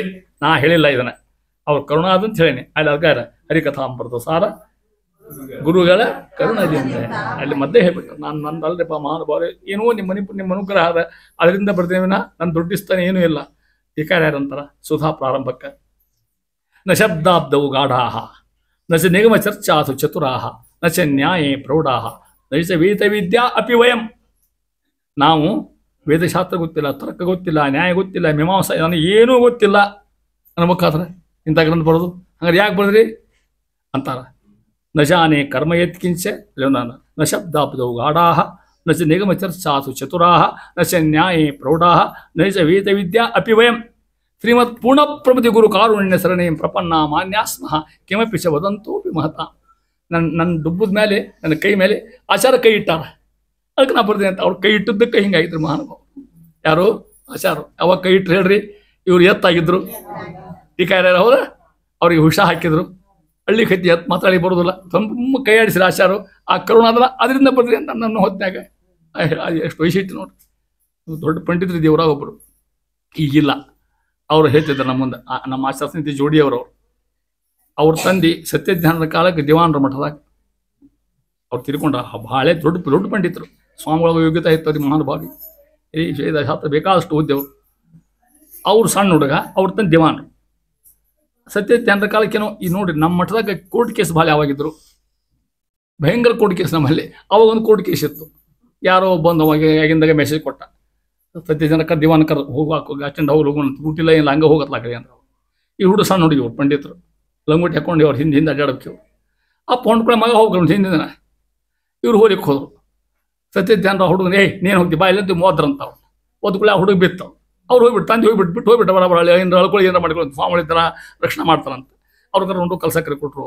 ಅವ್ರು ಹೇಳ್ತಿದ್ರು ನಮ್ಗೆ ಸತ್ಯಜ್ಞಾನ ಒದ್ದದಕ್ಕೆ ನಾ ಹಿಂಗಾಗೇನಿ, ಕರ್ಕೊಂಡಿದ್ದೆ ನಾ ಏನಾಗ್ತಿದ್ದೆ ಹೇಳ್ತಿದ್ರು ಮಹಾನುಭಾವ. ಒದ್ದದಕ್ಕೆ ಈ ಪುಣ್ಯ ಬಂದು ಅಷ್ಟು ದೊಡ್ಡ ಪಂಡಿತಿದ್ರು ಹೇಳ್ತಾರೆ ನಿಮ್ಗೆ ಅಂತಾರ ಮಹಾನುಭಾವರು. ಅದಕ್ಕೆ ಮೋದ ತೀರ್ಥಾರ್ಯರ ಮತಾನುಗರು, ಇದು ಬಹಳ ವೈಶಿಷ್ಟ್ಯ. ಭಕ್ತರ ವೈಶಿಷ್ಟ್ಯ ಹೇಳ್ತಾ ಇದ್ದಾರೆ. ನಾನಂದ್ರೆ ಆ ಭಕ್ತರ ಕಾಲ, ಅವ್ರ ಭಕ್ತರ ಕಾಲ, ಅವರ ಕರುಣದಲ್ಲಿ ಪೇಳಿದೆ. ಇಂಥ ಮಹಾನುಭಾವರು ಹಿಂದೆ ಅಡ್ಡಾಡಿ ನಿಂತುಕೊಂಡು ಹೇಳಿದೆ ಈ ಕಾಯಿ ಬರ್ದೇನೆ. ರಮಾಧವ ಜಗನ್ನಾಥ ವಿಠಲ ತಿಳಿಸಿದರೊಳಗೆ ಎಷ್ಟು ಕೊಟ್ಟನ ಅಷ್ಟಾಗ ನಾವು ಭಾಳ ಶಾಣೆ ಅಂತ ಹೇಳ್ಕೊಂಡಿಲ್ಲ ನೋಡ್ರಿ. ನಮಗೆ ಎಷ್ಟು ಕೊಟ್ಟಾರ ಅಷ್ಟೇ ಹೇಳ್ತಾನೆ, ಅಷ್ಟೇ ಹೇಳ್ತಕ್ಕಂಥ ಮಹಾನುಭಾವರು. ಎಷ್ಟೆಷ್ಟು ಮಂದಿ ಗುರುಗಳವರಿಗೆ ಒಂದೊಂದಲ್ಲ. ಅವ್ರ ಕಾಲಕ್ಕೆ ಇರ್ತಕ್ಕಂಥ ಮಹಾನುಭಾವರು ವರದೇಂದ್ರ ಸ್ವಾಮಿಗಳು ಅವ್ರು ಅಭ್ಯಾಸ ಮಾಡಿದ್ರು. ವಾದೇ ವಿಜಯಶೀಲಾಯ ವರದಾಯ ವರಾರ್ಥಿನಾಂ ವದಾನ್ಯ ಜನಸಿಂಹಾಯ ವರದೇಂದ್ರಾಯ ತೇ ನಮಃ. ಧರಣಿ ಮಂಡಲೇ ಖ್ಯಾತಂ ಧೈರ್ಯಾದಿ ಗುಣಬ್ರಹ್ಮ್ಯತಂ ಧಿಕೃತ ಅಶೇಷ ವಾದಿವಂ ಧೀರಸಿಂಹ ಗುರುಂ ಭಜೆ. ನೈವೇದ್ಯಗ ವಿಷಮ್ರಾಮೆ ವೀಕ್ಷಿತದ್ಭುಕ್ತಿ ಭಾಗ್ಗುರು ಯೋ ದರ್ಶಯತ್ ರವಿಂ ರಾತ್ರೌ ಸತ್ಯಬೋಧೋಸ್ತು ಮೇ ಮುದೆ. ರಾಮಂ ಸರ್ವಸುರಾಧೀಶಂ ರಮಾ ಬ್ರಹ್ಮಾದಿ ವಂದಿತಂ ಯಃ ಪೂಜೆತಿ ತಂ ನಿತ್ಯಂ ಸತ್ಯಬೋಧಂ ನಮಾಮ್ಯಹಂ. ಇಂತಿಂಥ ಮಹಾವೃಂದಿ ಅಡ್ಡಾಡಿದವರು ಜೀವನ ಕಳೆದ್ರು ಅವರು. ಹಂಗೆ ಅದಕ್ಕೆ ಬರೆದ ನೀವನ ನನ್ನ ಸ್ವಂತ ಇಲ್ಲ ಅಂತ ಅಹಂಕಾರ ಖಂಡನೆ ಇದು ಮಾಡ್ಕೋಬೇಕಾಗಿದ್ರು ಕೂಡ. ನಾ ದೊಡ್ಡ ಒಂದು ಪುಸ್ತಕ ಬೇರೆ ಕೂಡ ಮೆರೆಸೋದು ಅಡ್ಡಾಡಬಾರ್ದು ಅಂತ ಹೇಳ್ತಾ ಇದ್ದಾರೆ. ಇಷ್ಟು ನಮ್ಮ ದತ್ತ ಸ್ವಾತಂತ್ರ್ಯ ಅರ್ಥ ಮಾಡಿಕೊಂಡ್ರೆ ನಂದೇನಿಲ್ಲ ಸ್ವಾಮಿ ನೀ ಏನು ಕೊಟ್ಟಿದ್ದಿ ಅರ್ಧ ಅಷ್ಟೇ ನಾ ಬರ್ತೀನಿ ಅಂತಕ್ಕಂಥ ಮಹಾನುಭಾವರು ಅರ್ಥ ಮಾಡ್ತಾ ಇದ್ದಾರೆ. ಭಾಳ ತಾತ್ನ ಹೇಳಲಿಕ್ಕೆ ನೋಡಿ ಶ್ರೀ ಕೃಷ್ಣಾರ್ಪಣ ಮಸ್ತು. ದತ್ತ ಸ್ವಾತಂತ್ರ್ಯ ಸಂಧಿ ಮುಗಿದಂಗತ್ತಿಲ್ಲ.